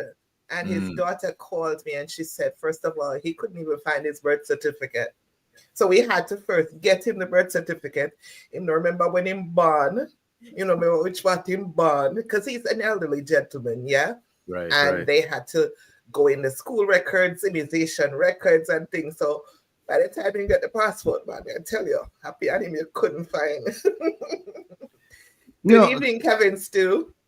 I am well. Good evening. Good evening. And good evening to your magnificent audience. I've been reading the comments, and based on the responses, you have a very brilliant community. I'm impressed. Well, we are impressed too, because they are, and they provide us guidance. They keep us within the guardrails so that we don't go too far, because they're not afraid of expressing themselves. I see that. Yeah. I see that. I'm shaking now. Let me ask you a question. What inspired you to start? Well, first of all, tell us about Jam, your company, JamParallel Global LLC. What exactly is JamParallel Global LLC? Okay, so let me break down the name real quick for you. JAM, capital PARALLEL, is like saying Macpherson, yeah? So it's JamParallel because we are Jamaicans parallel to none. Oh, okay. Okay, unparallel, JamParallel, parallel to none. So that's a play on words right there. What is JamParallel? JamParallel is the brainchild of Natalie Silvera. And it's a document processing service. So we are the paper pushers, right? We get the job done for our clients, the applicants, whether it's citizenship, birth certificate, name change, anything that is immigration related documentation, vital documents, even returning residents, even sending shipping remains. We navigate those channels and kind of like provide a almost seamless transition in most of those applications. So JamParallel Global is a vital document consulting agency. We prepare the documents, we get the documents notarized. We are heading now to take photos on site, stuff like that. So we're definitely community driven, and we are focused on the individual and making sure that everybody has the paperwork that they need to feel empowered and not ostracized, especially in the socioeconomic climate that we're living in right now. If you don't have your ducks in a row, then you're going up the creek without a paddle. Natalie, I won't call you lychee, exotic lychee, but let me ask you this. There are a few companies out there that I'm aware of that do exactly what you have advertised as doing. What distinguishes you from those companies? That's a very good question. I spent over 5 years actually, as a consulate employee. Within those 5 years, I have gone from vetting the applications, assisting persons in the reception area, calling PICA, submitting additional documents, making sure the application is complete, the signatures are consistent, looking at the validity of the documents, the genuine documents, the counterfeit documents, looking at the birth certificates. There are certain marks in the birth certificates that will indicate that these are proper documents. I have first-hand knowledge in filling out the applications. I know who to call because I've been in the belly of the beast. And as you mentioned earlier, you have certain positions for a reason. And when you network and you are a forward thinker, when you're placed in a position of service, you want to equip yourself to serve those with whom you are called to serve. So while I was there, I made sure to garner all the knowledge that I would need that would empower me for this day. Why choose JamParallel Global? Because we make sure that the customer is the center of what we do, right? It's not about anybody can get up and say, let me mail an application in, let me do it online or whatever. But when you're into building relationships and you want to make sure that those relationships are a relationship that continues from generation to generation to generation, you want to make sure that you choose someone that is committed. All right. In this climate where people are concerned about people living in America, they're concerned about their immigration status, they're concerned about travel documents, so on and so forth. What are some of the common mistakes that you see? Because here's why. A lot of people, they'll say, I can't read, man. I can't read, so I can't fill out the application, and I can't do this. I'm gonna need JamParallel, or I'm gonna need anybody. I can just do this by my own. What are some of the common mistakes? And I'm sure some of them who filled out the applications on their own, eventually they make their way to you. What are some of the common mistakes that you're seeing made by people who, for one reason or another, believe that they can fill this application out without any professional support? Okay. The first thing I want to say is there is a very big difference between reading and comprehending.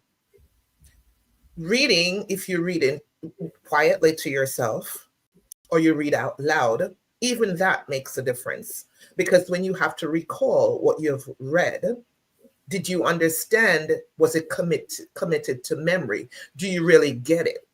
Right? So one of the biggest mistakes that I've seen, or one of the nuances in these applications and what hold them back, is people read, but they don't understand. And I'll tell you exactly why I say that. On the Jamaican passport application, there's a page 2. And on page 2, at the top, middle of page 2, is the signature box. It states clearly, sign within the box. Within. Someone reads it to themselves, they read it aloud, however they do, right? They go ahead and they take the pen and they go right on the line, even though they just read it. And they insert the signature smack on the line of the rectangular box. It says within in big bold letters. What made you sign it on the line? That's just an example of someone who would say, I can read, why do I need you? That's why you need me, because you're supposed to sign the paper as if you're signing it midair, a clean flush. So when it's scanned to be placed into your passport, the computer is not confused as to whether your Y is a G.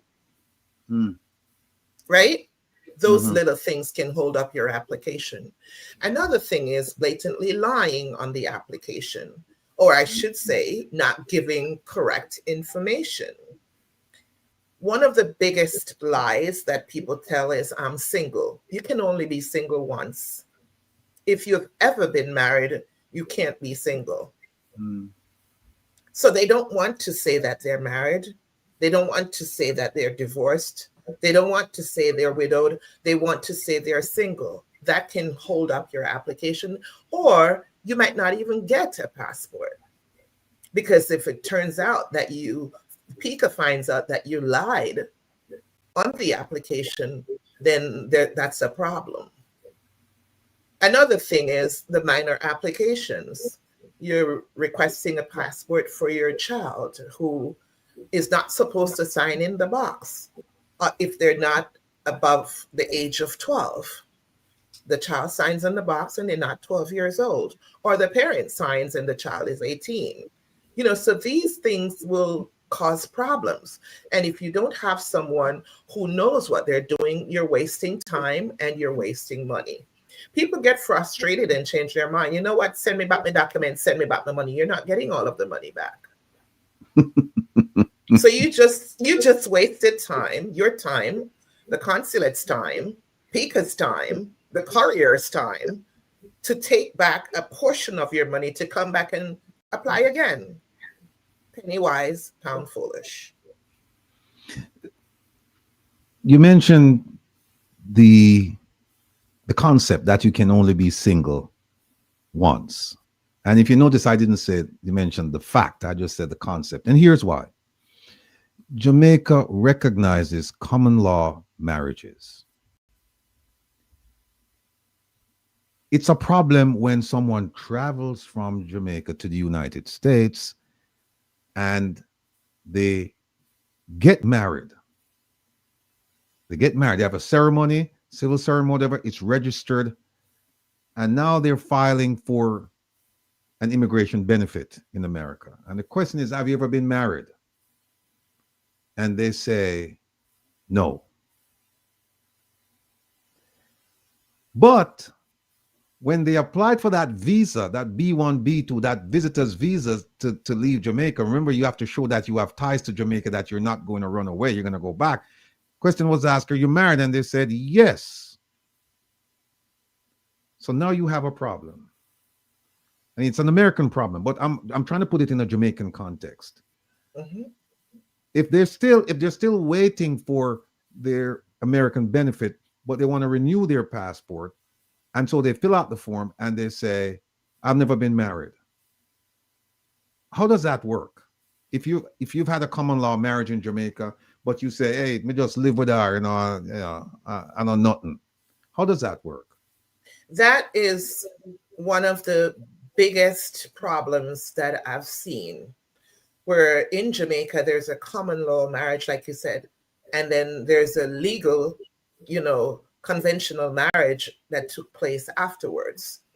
The thing is, the marriage in Jamaica holds no bearings because there are no paperwork. You didn't get married. It's not, we say you're together forever and you guys are married. No, you're not, because you did not go into the institutional marriage, right? The way marriage is presented as a matrimony, as you go before a priest or something, or even at the city hall or whomever it is, once that information is not recorded, then it's not a valid marriage. So you're not married. Now, when that happens and someone gets their passport, they better make sure that they're not trying to turn around and sponsor that person that's in Jamaica, because if they did say to the immigrations that they were married, now you're going forward and tapping into that lie you done told, trying to bring that person across the seas. So, that's where the problem comes in. And that's one of the reasons why I stated in the beginning of my conversation that telling lies on the application, whether it's in Jamaica or here, you cannot do that because it's going to catch up with you. Mm-hmm. What's your liability if somebody tells a lie and then you are the one who assisted the person with the form, and it turns out later on that the person lied? Is there any liability for you as the preparer, as the advisor? No, there is no liability for me, because I cannot, and I repeat, I cannot access the system in RGD. I cannot access, I'm not privy to that information. So I am working based on what the applicant or the client presents to me. What I can do to mitigate problems or to make sure that things are compliant is to validate the documents, the authenticity of the documents that are presented. So let's say a fake marriage certificate or a birth certificate, that's no good. My eyes are trained, and especially because I have traveled, I know what different documents look like. Yeah. So if it doesn't look authentic, I have ways of emailing someone and saying, was this the last passport? Is this a valid document? What do you think of this, or something like that? So then it gives me the opportunity to choose whether or not I want to deal with that case. Okay, I'm looking at Stacey Good Gal Barnaby. She said, "On here, so fe what talk? On here, so fe what talk? So them single but live with them man or woman, no fe tappy." So, look, Natalie, you, with your experience, you could have been doing a multitude of things. What channeled you into establishing this organization, this business for diaspora members? You could be doing anything. Why this? Why no? And I'll tell you exactly why. I have had situations where persons that are not even able to spell their own name. And my heart bleeds for someone who is not capable of completing a form, a simple, what we consider a simple form, or someone who is not able to pick up the phone and express themselves and question certain things, or even check on the status of an application. They're not computer savvy. They don't know how to send an email. For example, I have the Diaspora initiative that I do at Sam's Caribbean Marketplace once per month. And someone said to me, when I handed her the flyer, she said to me, "What's RSVP?" And I said, "It's an acronym to mean you must respond by, or it's prompting you to do something if you want to attend the event. Pick up the phone, you call, you register, you send an email, whatever it is, but it's a call to action, so to speak." So I'm saying that to say, basically, I want to help my people. And I have the time, and I have the passion, and I have the patience, and I have the expertise. Why not? Why not? Because I know what it is like. I know what it's like to call, to not be able to get someone on the phone, to get the runaround, to not know if what they're saying makes sense, or to not know where you went wrong. And even if you're told where you went wrong, how do you fix that? Right? It's as simple as having let's say, for example, someone is applying for a passport for their child, and they go to a notary to have the application notarized. I've seen many applications that they notarize the child, but the child is a minor. So how are you putting "I certify that I have known" with the child's name, and you put a notary stamp on there? I get it. I get it. You don't have to know how to navigate diplomatic channels to notarize a form, but that form is now non-compliant because you must notarize the adult, not the child. So these things are, if to whom much is given, much is expected. And I have a plethora of information, and I believe I want to die empty. So I would like to leave that or pass that on by giving someone else the knowledge, or to impart that knowledge by helping someone to better themselves, or to even progress in life. Now, we played the video before you came. You just saw it, the video of someone who was extremely happy because he received his passport. Can you tell us about a success story that really touched you? If that was it, then that's fine. But do you have another one? I have many. Okay, so the one that made me, I'm a tough cookie, right? I have a heart of compassion, but then I can be really tough if I have to be. However, there was just a gentleman who he delivers for Grubhub, like DoorDash, Grubhub, Uber Eats, and his passport was his only ID. The passport expired. Someone referred him to me. He came to me. He said, "Natalie, my passport is expired. I don't know how I'm going to give it to you to renew it," and stuff like that, because I need it. And they're telling me that they can't, he can't re-register for Uber Eats or DoorDash without having a valid ID. And I said, well, we're going to have to do something, because if you need the passport for your work, then you can't, you're just going to have to stop working until you get a valid document. You understand what I'm saying? So, of course, I did the application process for him and everything. And I expressed that to when I went to deliver the application, I expressed that. I said, you know, this is what's happening. This gentleman has kids to feed. He has a family. And is there any way, because there's no express passport, there's no expediting, there's nothing. But is there any way I can tug your heartstrings and see how fast we can get this passport back? No guarantee, no promises, no nothing. Said, okay, sent off the passport application. The passport came back in 6 weeks.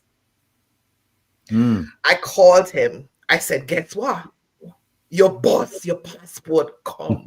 I said, if you want, I can collect it for you or, you know, mail it out or whatever. He said, mail it out because he can't come to get the passport. I said, okay, fine. We mailed the passport out. He didn't have to visit the consulate. He got the passport. He called me. He said, Natalie, I don't know how to thank you. And, you know, I sat there and for a moment he had to say to me, hello, are you there? Because what I felt, I don't know if you understand how it feels to be displaced, to be homeless, to be hungry, to have no food. But I know. I've been there. And that gentleman really, really tugged my heartstrings when he said to me, I can now feed my family. There is no money on that, Mr. Rattigan. And when I realized that what I did created such an impact in that man's life, I felt like $1 million.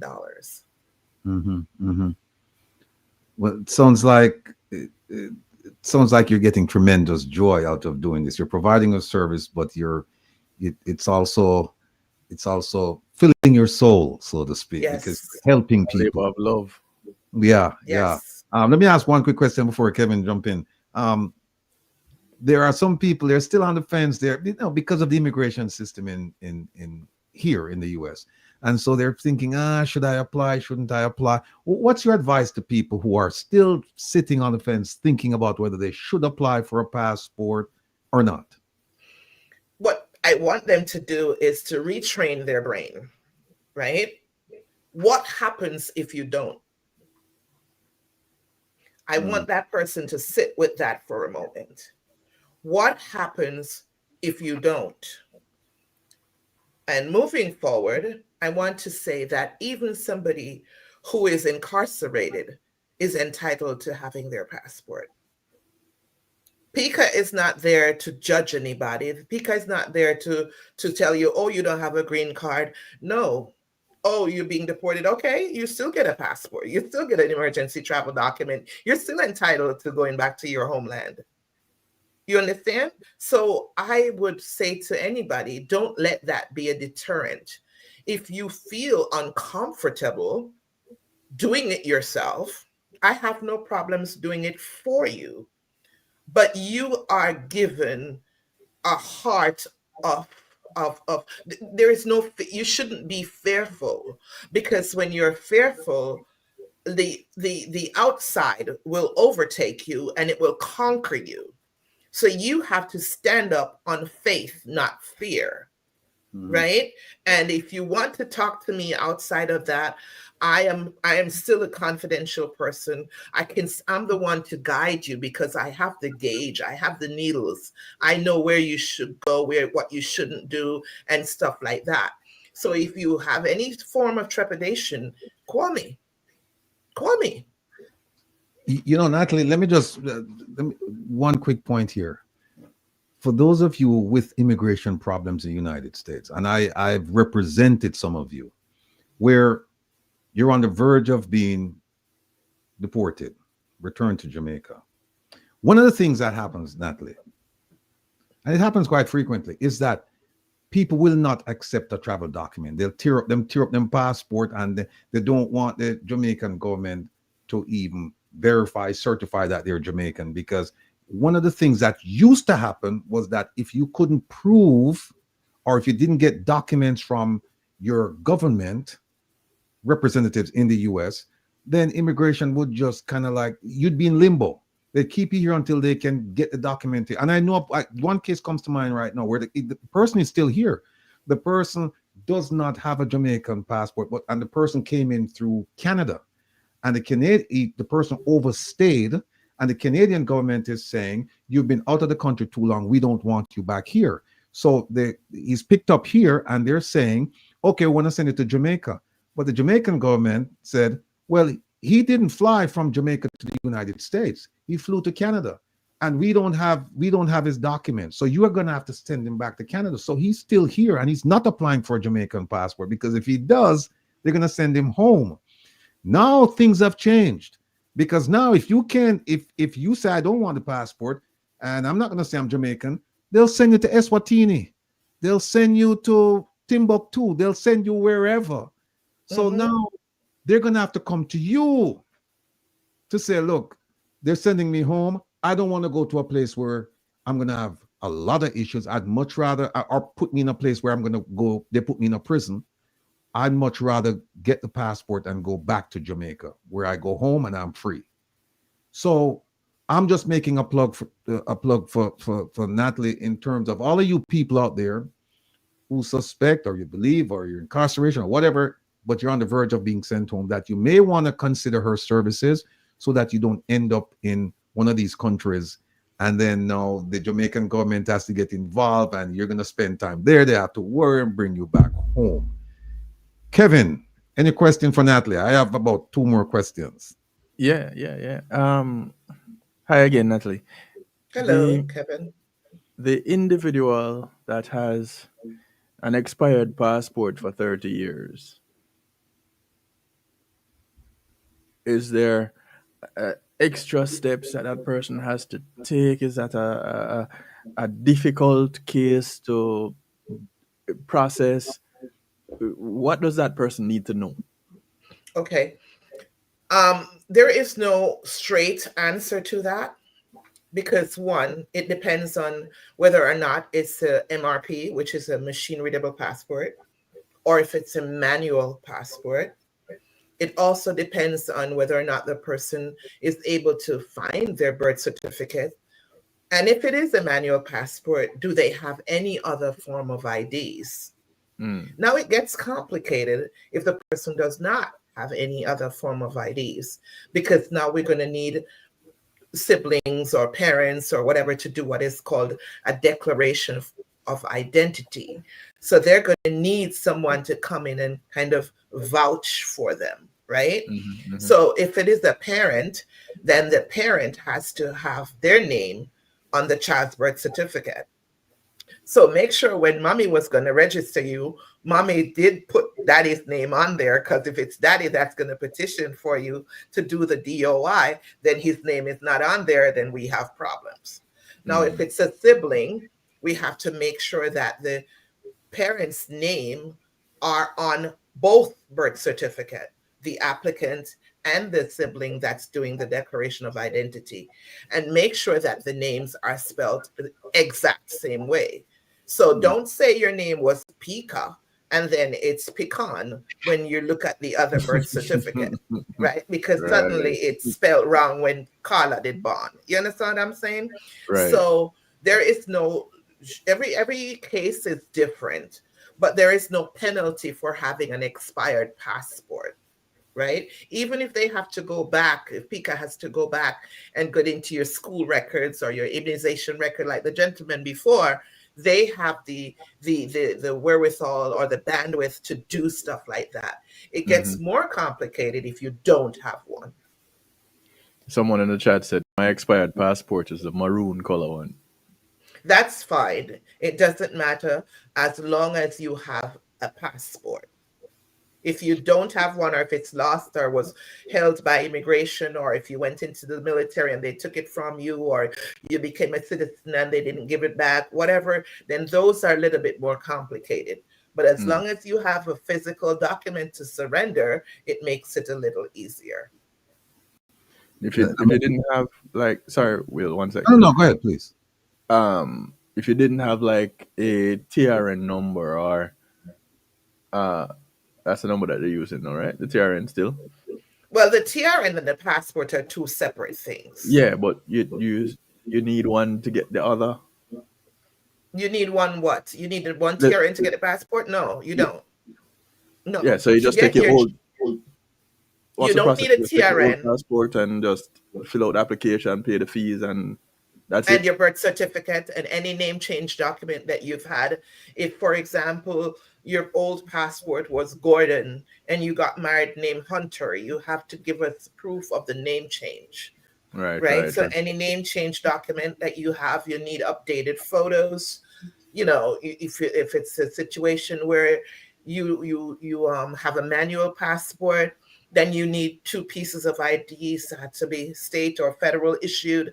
You know, so it's a little bit more source documents that are required depending on the type of passport and how long it has been expired. Thank you. All right. Somebody in the chat, someone said Eswatini. No, it's Eswatini. It used to be called Swaziland. It's that somebody mentioned that it's right next to South Africa. Yeah, that's true. I've been there. But just recently, there's a Jamaican fellow who was transferred to Eswatini prison. They were deporting him, but he ended up there, and then the Jamaican government had to, negotiate whatever they needed to do diplomatically to get him to Jamaica. Thankfully, he's back in Jamaica now. How can people reach? I saw something in the chat a while ago. But OT, you want to, or Joan, you want to put that up again so that people can figure out, see how to reach Natalie, please? Well, you can call me. I have 2 numbers. It's 202-836-7386 or 631-383-1179. You can also find me on social media, and it's going to be at JamParallel. That's JAMPARALLEL. So once you type that in, Facebook is going to come up. The Instagram, social media is going to come up. You can also email me at jamparallelglobal@gmail.com. So, I'm sorry. And also we have the monthly initiatives that we do at Sam's Caribbean Marketplace in Hempstead. If you want to come out and sit and chat with me, you can do that. It's 225 Hempstead Turnpike, and that's in West Hempstead. It's Sam's Caribbean Marketplace. We're there once a month. The next one is going to be October 25th, then November 22nd, and then December 20th. Natalie, there's a question here. It says, good evening, Sir Rattigan, Mr. Stew, Miss Natalie. I'm a naturalized citizen and my co-worker is listening, but he's from Europe. He asks, since my old Jamaican passport is blue and expired, can I get, and then we don't see. I guess it's renewed. Yeah. Okay. So you said you're a naturalized citizen of Jamaica, a naturalized citizen of the US. I'm not sure what's going on there. You're a naturalized citizen of the US?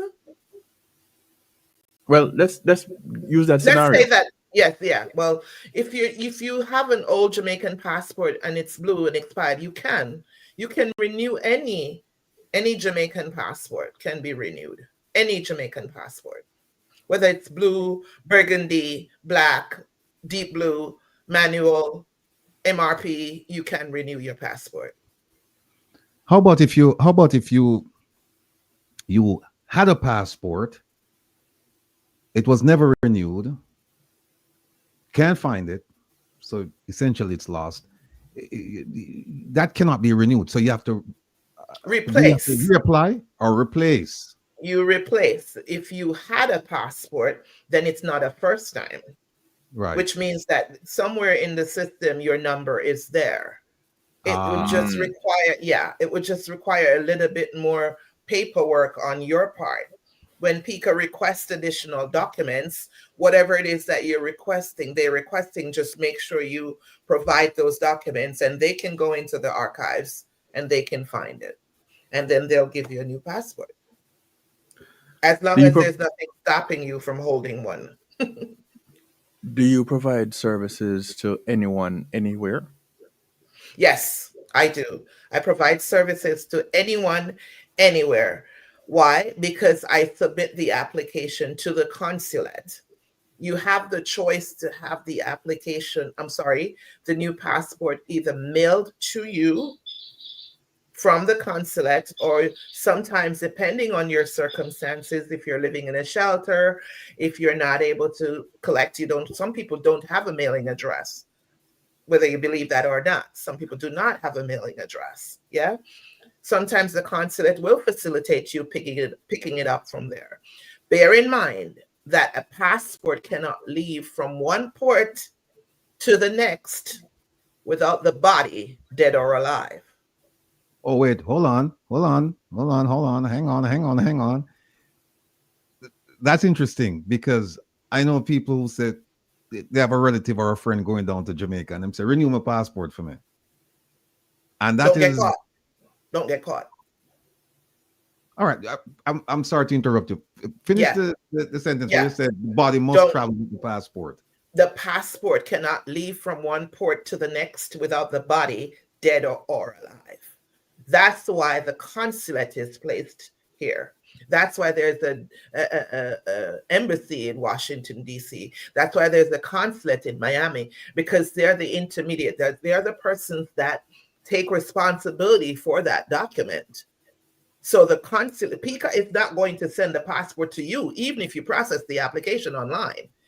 It's going to go to the consulate, and you're going to have to pick it up or have them courier that passport to you.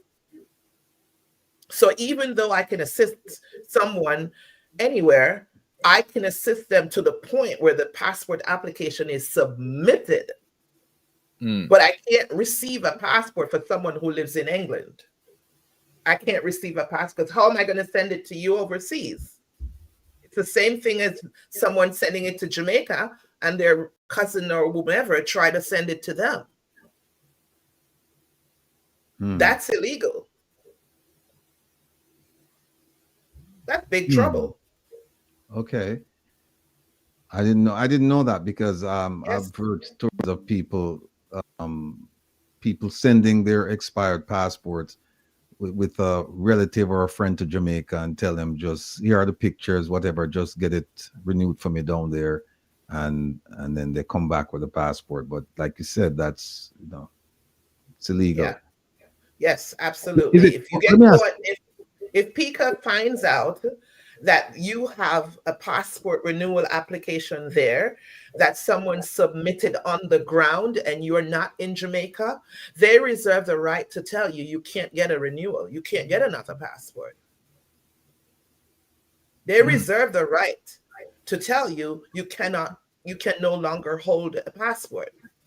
Or they will confiscate the passport and ask you to go to the consulate in person to rectify the situation.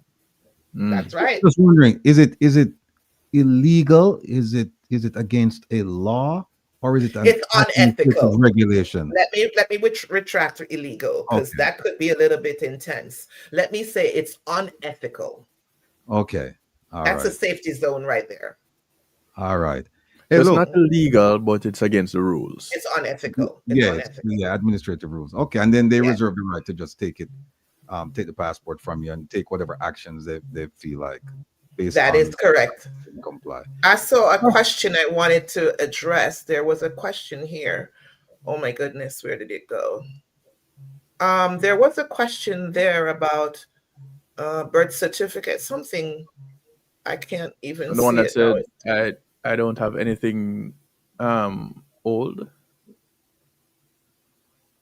So I guess too far gone. I new can't birth certificate. The new can they go to DC? I think that was the question. No, I have nothing old, and the new birth certificate. Can I go to DC? All right. You have nothing old. What does that mean? I don't think that's the question. It's the same question of the guy who said he's naturalized. It's the same person. Okay. Naturalized. You go to get it. Where can he go to get the passport? Well, he should go to you. He should go to you. If he's in DC, then he can go to DC. Okay. If he's in, if he wants to use me, then he can use me. Bear in mind, I'm an agent, and there is a fee for my services. All right, 2 quick questions, because we have our next guest sitting in the wings. First question is, do you deal with applications for Jamaican citizenship? And the second one is, what if a parent is acting on behalf of a minor? That's fine. The parent is allowed to act on behalf of a minor. If the parent is using me to submit the minor's application, the parent has to give me a letter authorizing me to do so. And you said the first question, I'm sorry, repeat the first one for Do me. you deal with Yeah, Jamaican citizenship. Yes, I do. So you have two All right. types of citizenship registration. So you have citizenship by descent, where the child can get the citizenship whether through the grandparents or the parents, right, or great grandparents. And then you have citizenship by marriage, which is a registration of citizenship. You have to be married to a Jamaican, of course. And those are processes that I do every day. You know, it's just the difference is that the citizenship by marriage takes a longer time and you can't couple them together. You have to wait. If you're married and you're submitting a registration of citizenship, you have to wait until the citizenship is approved before you can apply for the passport. If you're doing a minor, you can submit the citizenship and the passport application at the same time. One last question. It says, please ask Natalie how long it takes for authority to approve an application when someone applied for his wife and a child in the States, because it's apparently they're waiting 3 years now since they applied. It's descent, DESCENT. Okay. Don't worry about it. It's my Jamaican accent. No, Anyway. it's not you. It's not you. It's something that a politician said. As it relates to being of Jamaica. Yes. Yes. What were you saying? No, the question was how long does it take to approve an application? Okay, to approve an application is different from the time frame of producing the passport. So an application can be approved on the spot right away. You check everything, all the boxes checked, the application is compliant, it's done, right? Then you have to send it to the passport office for the passport to be produced. That can take anywhere from 14 to 16 weeks. All right. Well, look, Natalie, don't be a stranger. As I told you the last time, make this your home.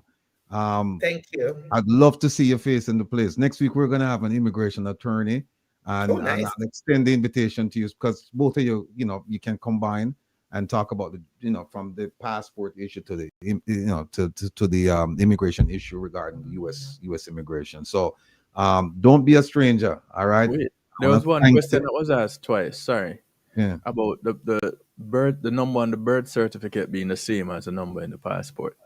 Okay, so the passport, the very first page of the passport that holds any kind of data is called the biometric page. That's where your photo is, your date of birth, your gender, and all that good stuff. On the bottom of that page, there's a set of numbers running concurrently across the page, right? Now, within those numbers, of course, there is what is called the birth entry code. So they combine. It's a set of numbers that does contain the birth entry code. Is it solitaire? Can you just pick it out and say that's it? Well, it used to be evident in the older versions of the passport. Now you can't see it as much, but it's machine readable. Once they scan it, everything will come up. But yes, the answer is yes. The birth entry code is the combination of the passport details, biometric page. All right. And that's the final word. So, Natalie, thanks for coming. You and I were going to be in touch over the next few days because I'd love to have you back because I can see a bunch of questions. Kesu is asking about your fees. Kesu, reach out to Natalie and you can discuss because you have to tell her what the issue is and then she can tell you whether it's a complex issue, a simple issue, and then she can talk about fees. And the fees are based on the complexity of the application because I can't charge you $200 for something I'm going to have to dig up your birth certificate for. There you go. All right. Natalie, exotique lychee. It's been a pleasure. Thank you. Thank you so much. Have a good one, Mr. Rattigan. Take care, Kevin. Take care, Natalie. Bye-bye. All right, folks. That was exotic lychee. Anything you want to know about passport and any kind of travel documents, birth certificates, marriage certificates, this, that's the lady to see, and she'll do her level best to get you straightened out. Now, we have with us our final guest. I mean the introduction. Just bring him on and just turn it over to him. Just, Well, I know. Hold on, I want to say something before. Here's what happened today, people. No, this man was a featured, well, not a featured, he was a regular on our program. And then his ambition. The panel. And the panel, he was a panelist, and his ambition took him elsewhere. And this man is full of ambition, and he's successful at it too. It's not just him just have the intent, but he's been successful at realizing his intent. And it's funny because he's got a very inspirational journey. A lot of people who went through what he did, they fell along the wayside and they stayed right there. They didn't pick themselves up. They didn't move forward. As you know, the phrase, pull yourself up by the bootstrap. He did. He did. And we were talking about having him on, because we're going to have him on, more frequently, because we're going to do a piece on civics. And because he's now uniquely positioned to talk about civics from a government perspective, we definitely will have him on. But while we were talking about it this morning, we said, well, we want to have it. The title was Government Gets the Parliamentarian. And he started laughing and said, we're being diplomatic. He and a dear friend of ours and said, no, man. He said, you mean prison to parliament? So we said, all right, if that works for you, that's fine. And producer Jones said, yeah, see the man, him own it. Him own it. So we said, all right, fine. So people want to know who me I talk to. Without further ado, here's our friend, here's our brother. Here is Isat Buchanan. Yes, Papa.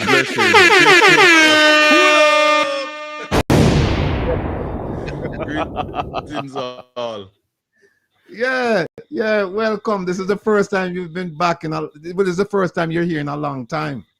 Bridget, see the man beard get yes, great. That is so. Yeah. I've been campaigning, so I went to Mount Sinai and I returned. Not with the 10 commandments, but with a whole bunch of gray hair. Well, I tell you what. First thing, congratulations. Yes, thank you. Officially. And a well fought victory, because a lot of people doubted your ability to pull this win off, because you were up against a very formidable opponent, a very well-financed opponent, a very well-connected opponent, and yet you managed to pull off this upset. And I tell you what, a lot of my JLP friends, they're upset. They're still upset about it. You pull off the upset and they're upset, And I said to them, well, you know what happened? God on time. And there's a gentleman from your constituency who said to me that he has never seen a candidate who walked the length and breadth of the constituency to meet and greet and talk to people and listen to their problems. He said he has never met anybody like this. He said he heard about it being in some places that politicians have never ventured, but he said you were there. So on behalf of everyone here, on the university, we want to congratulate. As you know, we have a university now, It's called the University, because nobody told me I was somewhere about that.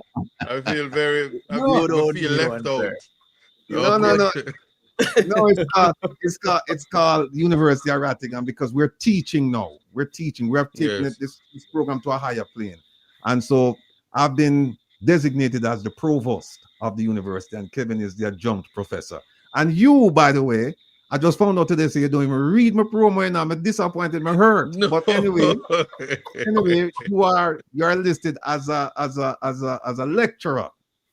Okay. So what we wanted today is that we just want to talk about your background, your journey, because I find it to be highly inspirational.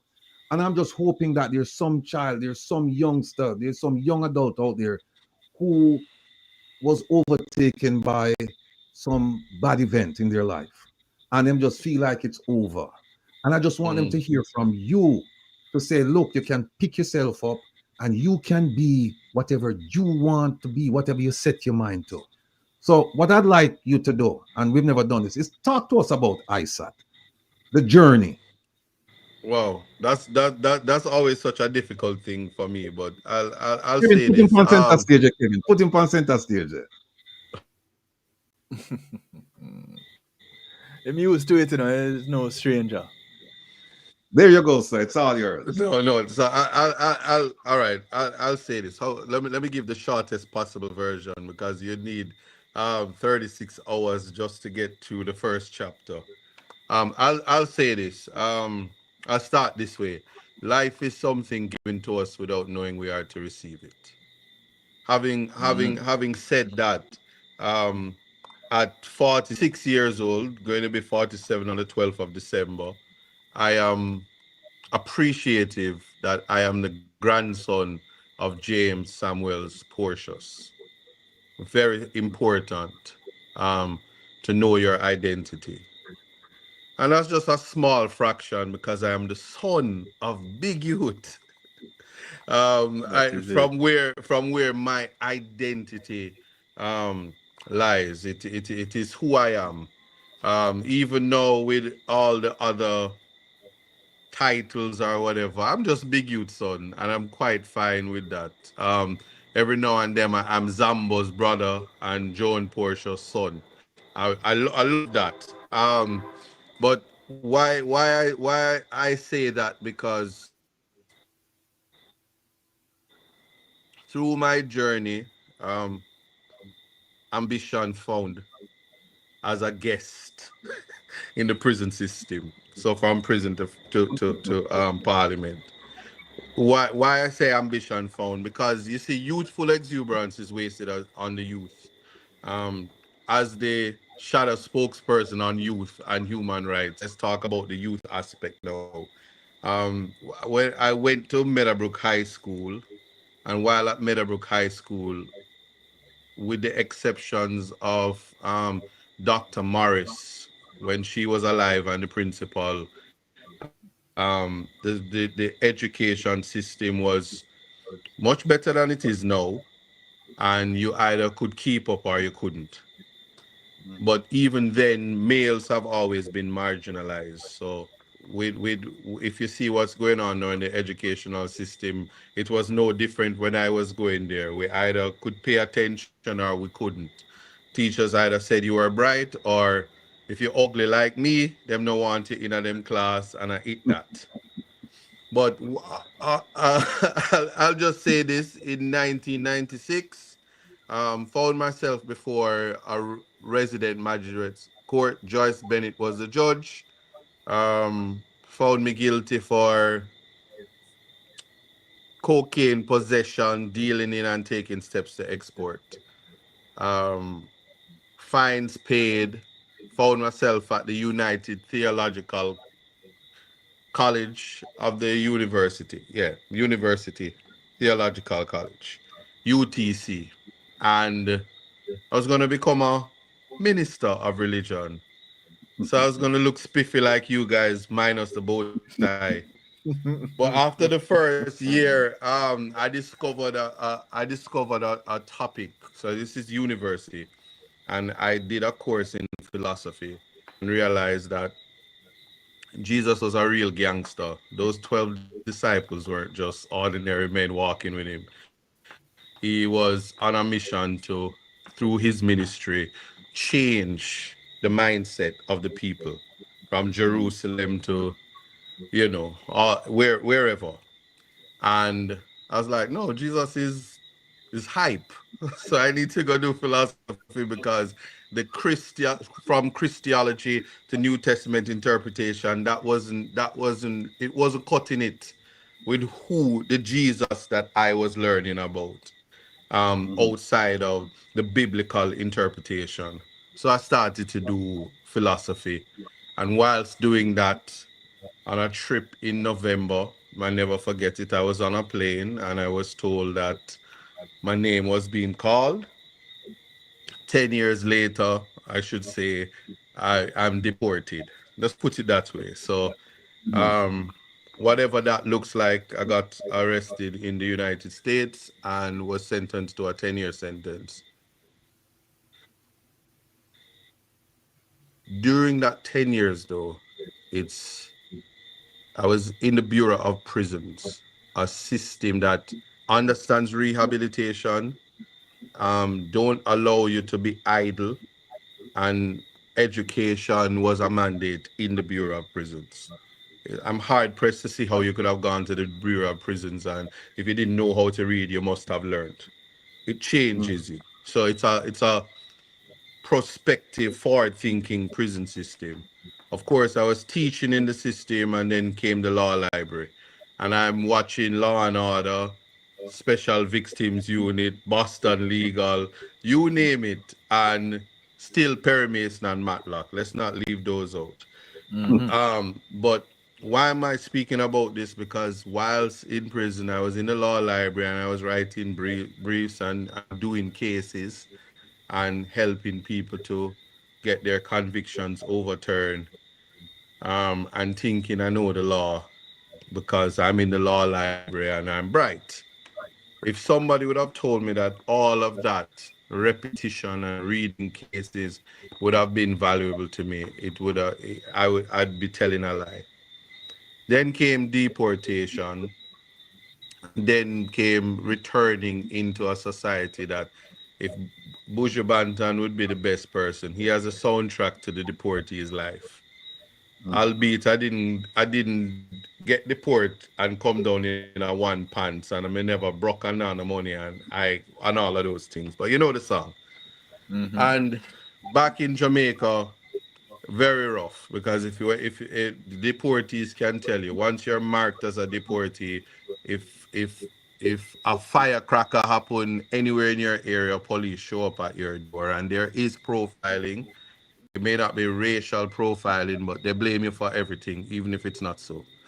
So notwithstanding me, son of Big Youth and grandson of James Portius, nobody cares about that. You're just a deported, twice convicted drug dealer, dirty boy. They reminded me of that while I was a candidate in Portland and Eastern. My opponent wasted no time repeating it about, I think, 17 times. Whether it be platforms and interviews and yeah, before the vase was broken, of course. So anyway, let me add to it that the gaps in between that's exactly what it is. To a person, they see numbers, but a day in prison is like 1,000 years. Let alone having to do 8 years, 9 months, and 38 days or whatever it was.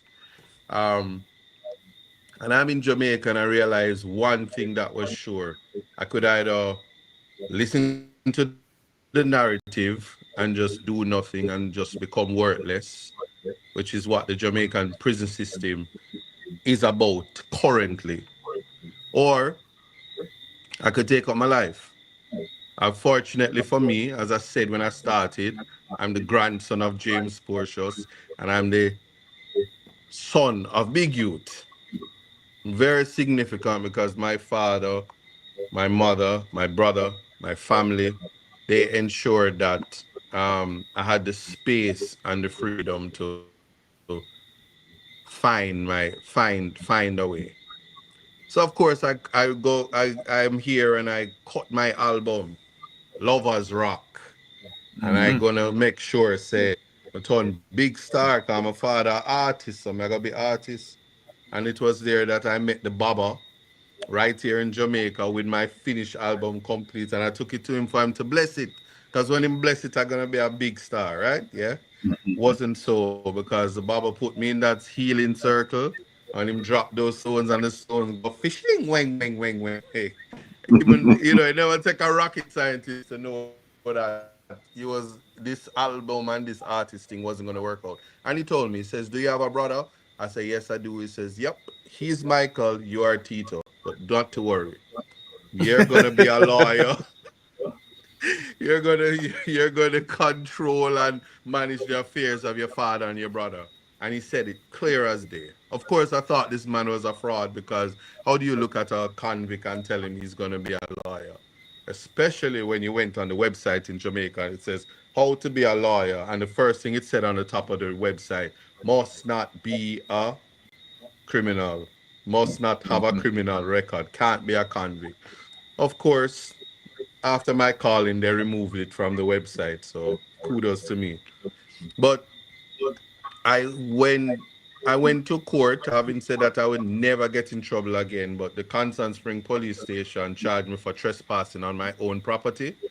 And when I went in front of Justice Pusey, as she then was, Judge Pusey of the parish court, chief parish court judge, she said to me, after explaining to her that you can't trespass on your own property in the manner that the police said, she says, you know what, I'm dismissing the matter and you should be, you do, I like how you talk up for yourself and you should be a lawyer because you come in here with your speaking, spoken, nice self, nice, clean self. Yeah.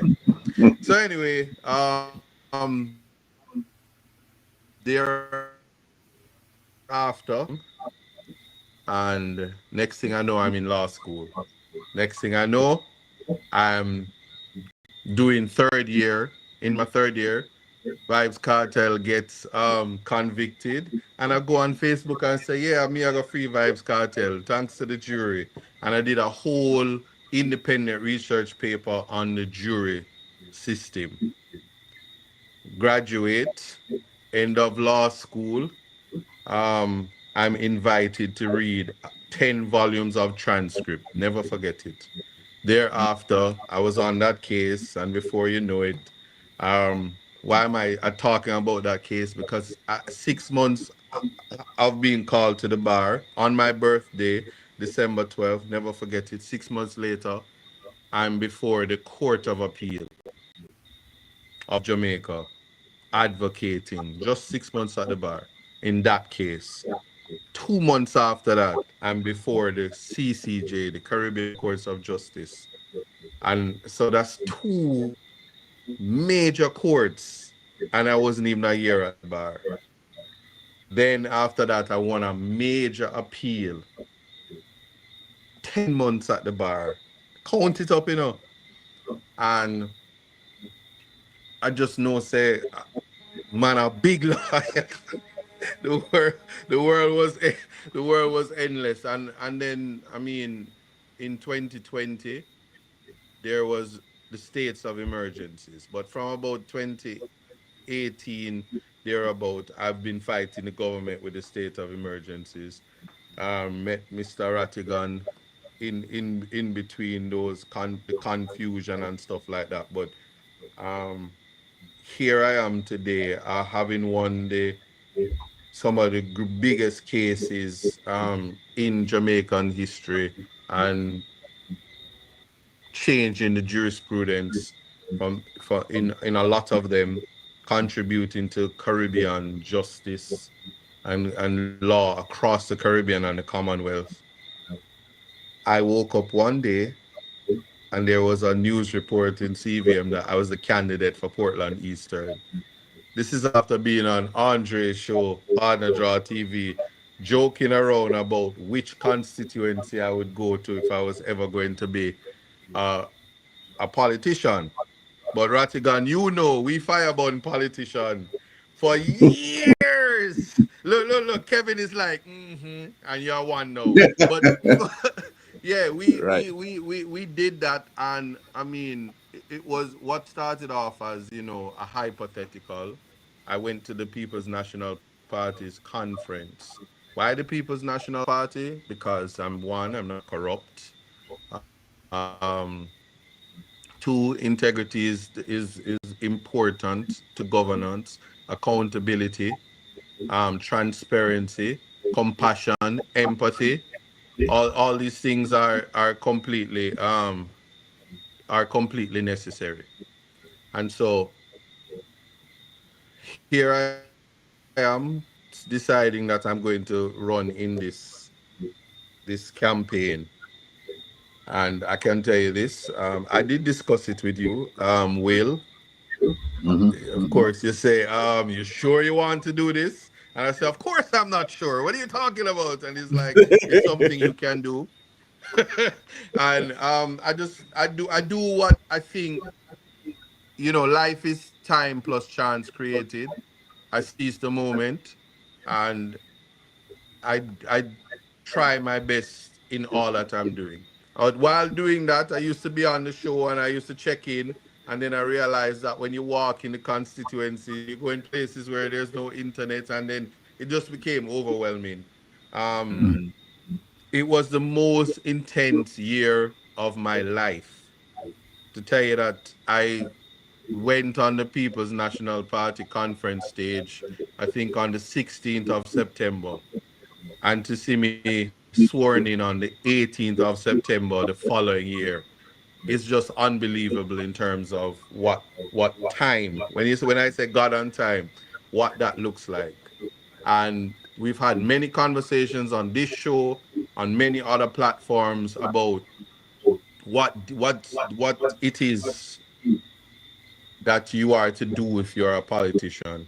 And all I can say is I know can answer that, and that is to serve the people with humility, understand that you have no greater power or authority than the least among us in our society. And that is my short story of from prison to parliament. And the chapters will continue to write themselves. You leave out the suspension, though. The who? The suspension. No, I'm not get no money for court cartel again. Every time I call cartel, they might lose money. We're not talking about that. But there is this one time at band camp when I quoted a Vibes Cartel song, and the whole of Jamaica just lost their minds and told me I should live on a gully bank. And I got suspended. And then I packed my bags and I went to the school, the Privy Council, and complained about being suspended, but the Court of Appeal in Jamaica said, listen, a man should not be deprived of his profession, gave me a stay pending the results. That still is pending. Not indefinitely, but it's pending. And I leave the rest of it to God with the humility. But we don't talk about that. Those people have gone on to other pastures. Not sure if I'm sure it's green, but other pastures. You see, I asked that, I mentioned that because I see it as part of the adversities, the boulders that were in your way that became stepping stones along the way. Yeah, but I'm going to tell you why I didn't include it, if you allow me. Sure. It was not adversity. It was sure wickedness and a conspiracy to destroy a young black professional who was about to do something great.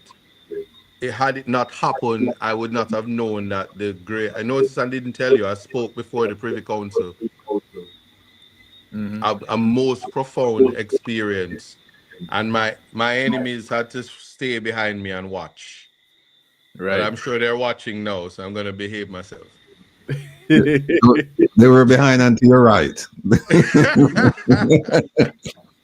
Listen, Isat, let me just say, I felt privileged, family members. I felt privileged when Isat called me, because he called and said, listen, I'm thinking about doing this thing, and I've only spoken to my family, and I value your opinion, and I just want to hear from you what you think. And I said, fine, go ahead and tell me. And then he told me, and I said to him, look, do you really want to do this? Do you feel it in your gut that this is something that you want to do, represent people? And he said, yes. And I said to him, well, then the sky's the limit. You should just go for it. No matter what, just go for it. Follow your dreams. And he did. And here it is. He's at the pot of gold right now. But let me ask you this, Isaac. Prison to Parliament. Is there a book in there somewhere? Or a movie plot or something? A book. Like I said, the chapters are writing themselves. I do know that you haven't met her yet, but Miss Ronnie is writing a book. I think it starts though the process of my political journey. Portland is uniquely situated. If I tell you some of the things that took place in this space, you would say, what? So let's save it for the book, because I want people to read it. But yeah, in the making, I don't know yet if I've done enough that people would want to read my story as I told it. But as the chapters continue to write themselves, whatever the outcome, I'm sure at some point a book would come from it. for the purpose of inspiring young people, young black men and women to embrace their greatness despite the odds. We come from, certainly I know I come from a race that has always had the odds stacked against them, and just always defying the odds is something that I'm sure the motivation wherever it comes from. For instance, it is Heroes Weekend.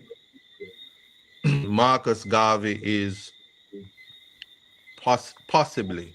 I'm not playing favorites, because if I had to, then Nani is my favorite. No, I'm from Portland Eastern. That's where I represent. But Marcus Garvey, as somebody who deals with Afro identity and race pride, is a great. Look at this, a bird. Yeah, I'm it's not. it's a bird. It was actually a bird. I know, Yeah, I'm I'm joking. seeing I'm it. joking. Yeah. Kind of them say for bat better than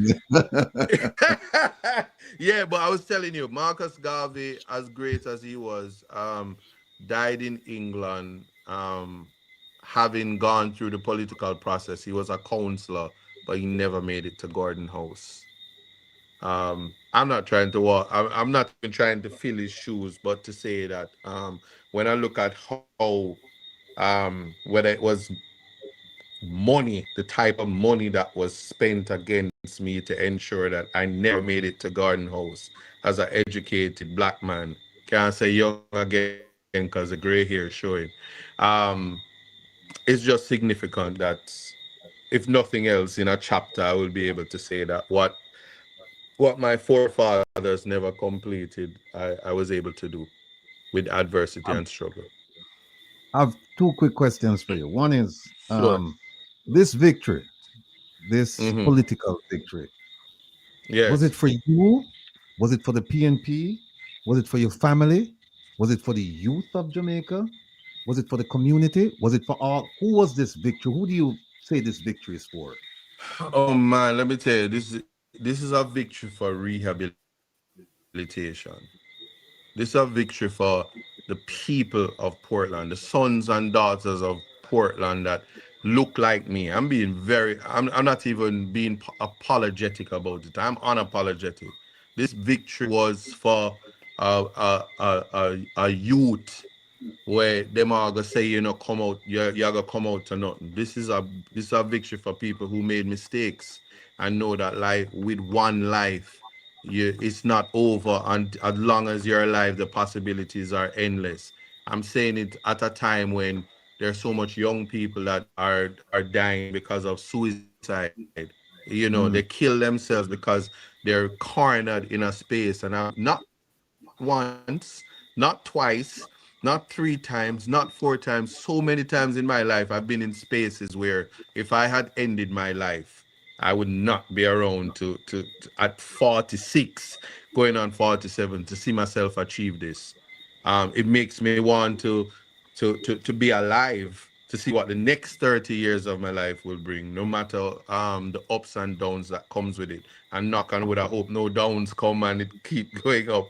But it was definitely for the people of Portland, but along the way, people who look like me, um, who had experienced mistakes, adversities in life, and even people who were from backgrounds that they say the two Jamaicas exist and they behave like people like me. We're talking about it's about us, that we don't belong in a certain spaces. Yeah, we broke vase and shatter glasses and ceilings and enter spaces that they say we can't get into. Yeah. Here's the second question. Yeah. Second question is that Why you laugh like that though? I'm asking the question. All right, let me stop. no, here's the second question. Second question is you have been through a lot of adversities and you talked about them this evening. Mhm. But there's one that you didn't speak about that I believe it was a very pivotal moment. It was a magnificent victory.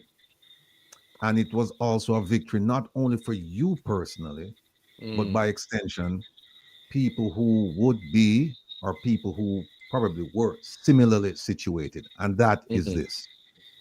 When you finished law school, you came up on on an issue that you had to hurdle, and that was didn't want you to practice because of your criminal conviction.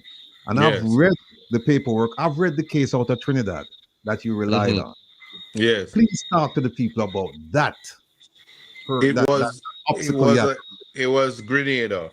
You at Grenada, Lane. sorry, yeah. Yes. I so let me tell you, as I said, I mentioned it briefly about how people feel about convictions, how people feel about incarceration, how people feel about rehabilitation. Jamaica is not a society that is palatable to rehabilitation. We have an expungement act. It is actually being debated, and I'll be on the floor next week to contribute to the debate about what rehabilitation looks like, um, what what the rehabilitation period should be. But I will say this: I was aware of what my biggest hurdle was. Whilst at the law school, I spoke to my lecturers and many persons about my issue. And the biggest thing that I appreciate about my lecturers and the lawyers that I spoke to was always to say that, listen, own your truth. It's a learned experience, own your truth and go research the law. And in America, America is very forgiving. Their justice system is forgiving. It's a first world country, and they set the standard in terms of what rehabilitation looks like. I use the case law as well as you at Lane, and what they spoke about is good character. What all the case law says is good character is of now, right now as I'm talking to you. That is how good character is measured. So because of that, the ability to disclose your past, speak openly about it, and say, the man I am today is not him. And here's all the things that I would have done. So rehabilitation is a process that can be identified. It can be put in a table, a schedule, and say, meet these markers and you can prove rehabilitation. I know because I did it. I did self-rehabilitation because I'm in a country that does have nothing in place for it. And I went before a panel of the General Legal Counsel. There were 17 persons who heard my case. Bert Samuels was my legal representative, but I also had 17 witnesses that came along. So it was 19 of us against 17 of them. And I didn't know it was a panel of 17. But what I did find out is that the legal mind thinks so different from the ordinary man. And the lawyers looked at me, understood the law, and said, I remember it was Alan Wood, and he said, let me tell you something, your story is as profound as as Nelson Mandela. And I'm going to tell you this, you're going to make this legal profession proud, and that's the gamble we are willing to take. And they gave me the chance. Michael Hilton, KC, he wrote the judgment, my judgment, which is law across the Caribbean, along with you at Lane. And I didn't see it as at the time it was difficult to go through the process. But when I got my practicing certificate, as in my good character certificate, it meant a lot to me because there are people in society that's rooting for me. When I met the diaspora, probably Kevin, you're right. I should have spoken about that because when Jamaica was really digging that hole and remember how them was digging the hole and put it down? I'd have never believe the following year the woman would have been in court, right? But they were really trying to put me down, and the diaspora embraced me and said, "You have a home. We love you. Keep doing what you're doing. Don't give up." And these learned experiences caused me to know that even though Trump is bombing boats in Venezuela, the world is not such a bad place. It's not the Gaza Strip, maybe. And so context matters. That came out of my experiences. Reggae Global Radio, Rattigan, Kevin Stew became my media family. And I tell you, nothing beats family, and you go where you are wanted. So if you want to be alive, just don't drive boats in Venezuela, right? If you, we make light of situations because you also have to appreciate that we choose our battles. And the reality is the Caribbean is a peaceful zone. Certainly, my entire existence it has been until I'm seeing what is going on, and I can only say that we have to live our truths, choose our battles, and love yourself, love your country, love your neighbors. I'll just leave it at that. But that in the end gave me hope, notwithstanding my sojourn in the legal profession thereafter, because there were persons that did not want me in the profession because they thought it was bad, until my 17 minutes before the Privy Council, and I said, but wait, I belong here. Yeah, I'm alive. No, you say what they displayed. No, that was bad mind. That's a definition of bad mind. Not when you ask questions about how 1.4 billion was spent to buy retired school buses. That is not bad mind. Bad mind is when you see a young, talented black lawyer trying to make his way, trying to navigate his way through society, through the court system, and then you come out and try and become an impediment to his progress. That's bad mind. I said to you, I was going to ask you two questions. I'll ask you one more, then I'll turn it over to Kevin, because we only have a few minutes left. You have scored many victories in your tenure as an attorney, and so it would appear as if the world is your oyster. What's next for Isat? I know you're concentrating right now on being an MP, and not only being an MP, but being an effective MP. But what else is there for Isat? It's balance. Because let me tell you, right, I on the 3rd of September, I won an election.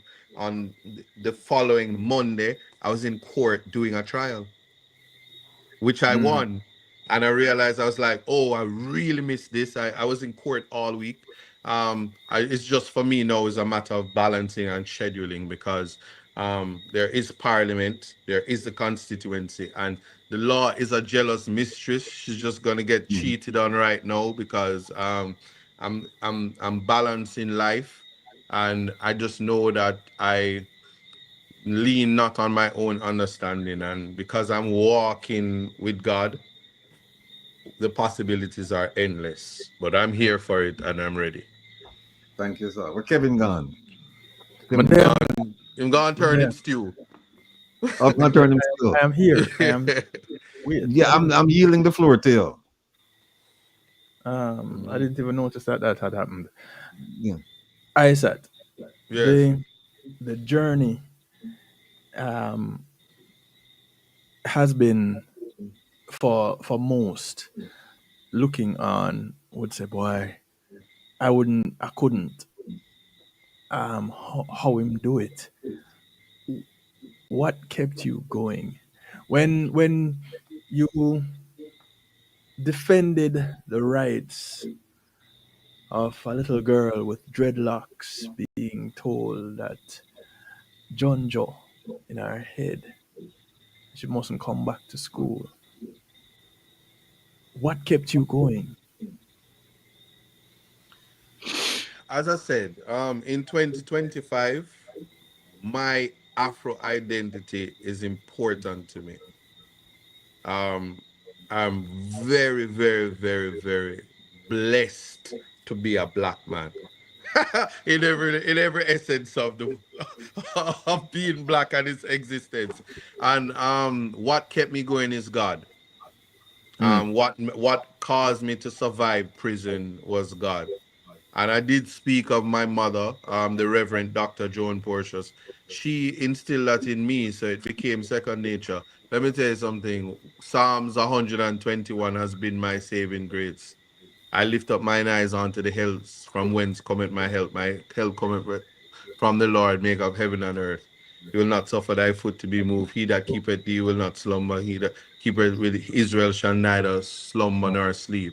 The Lord is thy keeper, the Lord is thy shade upon thy right hand. The sun shall not smite thee by day, nor the moon by night. I I I I could go on, but it's a psalms that I chant, and I even as I interface with my clients who are incarcerated, I introduce them to God and let them know that it is God who you have to lean on.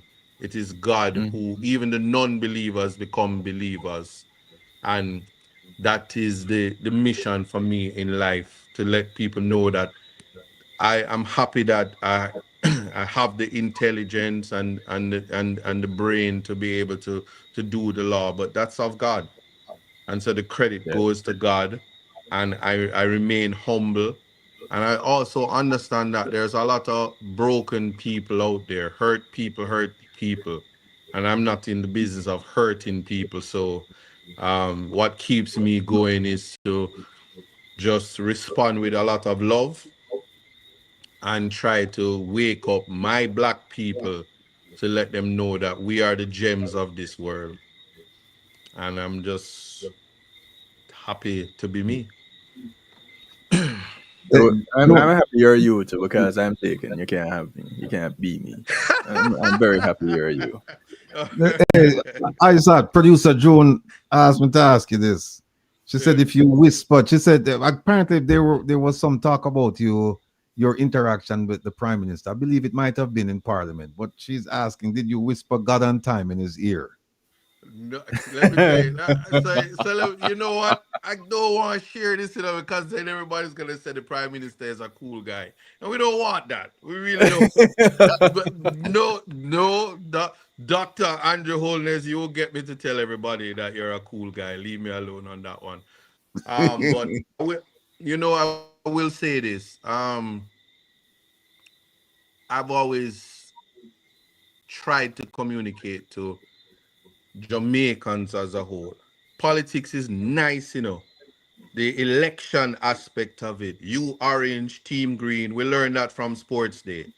When all that is finished and it's time for governance, professionalism and courtesies is something that people in parliament, they share. You can't be out there killing your brothers and sisters in the name of politics when politicians are friends and acquaintances and colleagues. Now you can imagine after all the fireburn, Dr. Andrew Holness, I shake his hand and he says to me, in this election, your father gave me the best dub. I beat you on the internet, and it was an icebreaker that I will never forget, because whatever it was, he's in the thrill of it, to say he got a dub from my father. So none of my videos was as powerful as that one. And it was a good laugh, and we move on. Hey, Isat, what kind of leader do you intend to be over the next 4 to 5 years? And why I ask you that question is, do you intend to be a loyalist, an independent thinker, one who will respond to the community's needs and desires, or one who will toe the party line and say, I'm gonna say this. A lot of people don't understand that government, the parliament, is a part of government. The opposition makes up government. Parliament makes the decisions. The legislative framework. If this were a movie, the title of it would be Servant Leader. Because I'm only leading to serve. What when my constituents call me and they all have my number, so you know sometimes I have to turn off the ringer. Them calling me now while I'm on the show. When my constituents say, why the garbage don't clean up, I have to raise it in Parliament. I saw that. I better raise it in Parliament because these women will beat you and they don't care. They will say, I put you there and I will take you out. And I raised it. And kudos to Desmond because the next day he responded after Christopher said, you can talk to him. And I spoke to him after. Right. And the garbage people were saying, oh, it's all over Jamaica, but they responded and they picked it up. So I'm here to ensure that I am there to represent them. It's not a fashion show, it's not a beauty contest, it's not showboating. I'm there for the interest of the people of Portland. And when it comes to legislative changes, debates about legislation and drafting and law passing of legislation, my contribution will be sound in law. And if I vote against something, I will talk about it. I wasn't there for the nonsensical, idiotic passing of the Firearms Act, which is now locking up people for imitation firearms for a lengthy time. But I am now in the Parliament and I intend to make sure that whatever the legislative changes are, it will be from a place of competence and mature consideration. That's the type of leader I'm going to be. In terms of party lines, I've always been an independent thinker, confident in Mark Golding because he too is an attorney and he has the history or holds the record for the most legislative changes and bringing about modernization of legislation. So he sits in a chair where I have no problem taking guidance from him, and he listens to me and gives me the platform to be the best leader that I can be. We only have 6 minutes left before, actually 5, because Kevin I will run with and dig up. But let me just say that before Kevin asks this question, I just want the people, they'll be we took off 5 weeks, but we didn't rest on our laurels. We weren't sleeping, we weren't relaxing, we were working. And you're going to see some changes in the coming weeks. One of them has to do with the membership of this program. And next week, producer Joan will give a little pep talk, or she'll explain to you what exactly we're doing. You'll hear some of it as well on Wednesday night when we sit down with all of you. Producer OT will talk a little bit about that as well. And before I thank everyone, I just want Kevin ask a question because we're bumping up against his time right now. There's no question I can ask Isat for him to answer in 3 minutes. None. Well, try him. Well, are you leaving out the recording studio completely? Let me ask you that. Because we love the music. No, man, I forgot a tune. I actually do a song once every year, at least one song. And I'm not leaving it by any means because I burn all of them. So right. So I'll say the new one. I'll say you the new ones. But no, never. And that's the thing about it. If I had to say one thing in the 3 minutes is that, remember, we're not restricted to one particular thing. You have to do all the things that can make you happy. Say no to drugs because that's not happiness. That it's masking your reality. And so the music is my first love, albeit, I haven't made the grounds that I wanted in the music. But no, I do it for fun and I do it as therapy. Music is my happy place. So yeah, you will hear more from me where that is concerned. Before you go, I have to ask you this. Yeah. There is an issue regarding, and I heard it, I don't know how true it is, that they're planning to sabotage your role as MP by not providing you with the necessary funding so that you can do what is necessary in your community. Have you heard such a statement in effect? And if you have, you don't have to tell us, the plans, but are you prepared to deal with that? No, man. I have heard it. I have seen it. It is happening. The reality is, I am opposition, but I was opposition when I entered this race anyway. And what I will say is, I'm here with the people. I'm going to always be an advocate and a voice for them. In Portland, what is important is that we ensure that persons live somewhere, that they're not disenfranchised. And it, it is the voice and the power as an attorney and an advocate that will navigate that space. The rest of it, the diaspora has always helped. Even after the election, the barrels are still coming. Don't stop. The girls need the pads. The old people need the Pampers. The homeless need the toothpaste and the soap and all of that. It is the basic necessities that in 2025 people still don't have. Food, clothes, and shelter, Maslow's laws of hierarchy. I'm still here trying to help people transcend that. And so what the other things that is called, that's governance, I will navigate the space to ensure that you won't see me dancing on roads will be fixed. Water is an important thing, and I'm spending a lot of time to ensure that we fix those issues. Well, considering that there have been issues that you fought for, I expect only that. Exactly. Nothing else.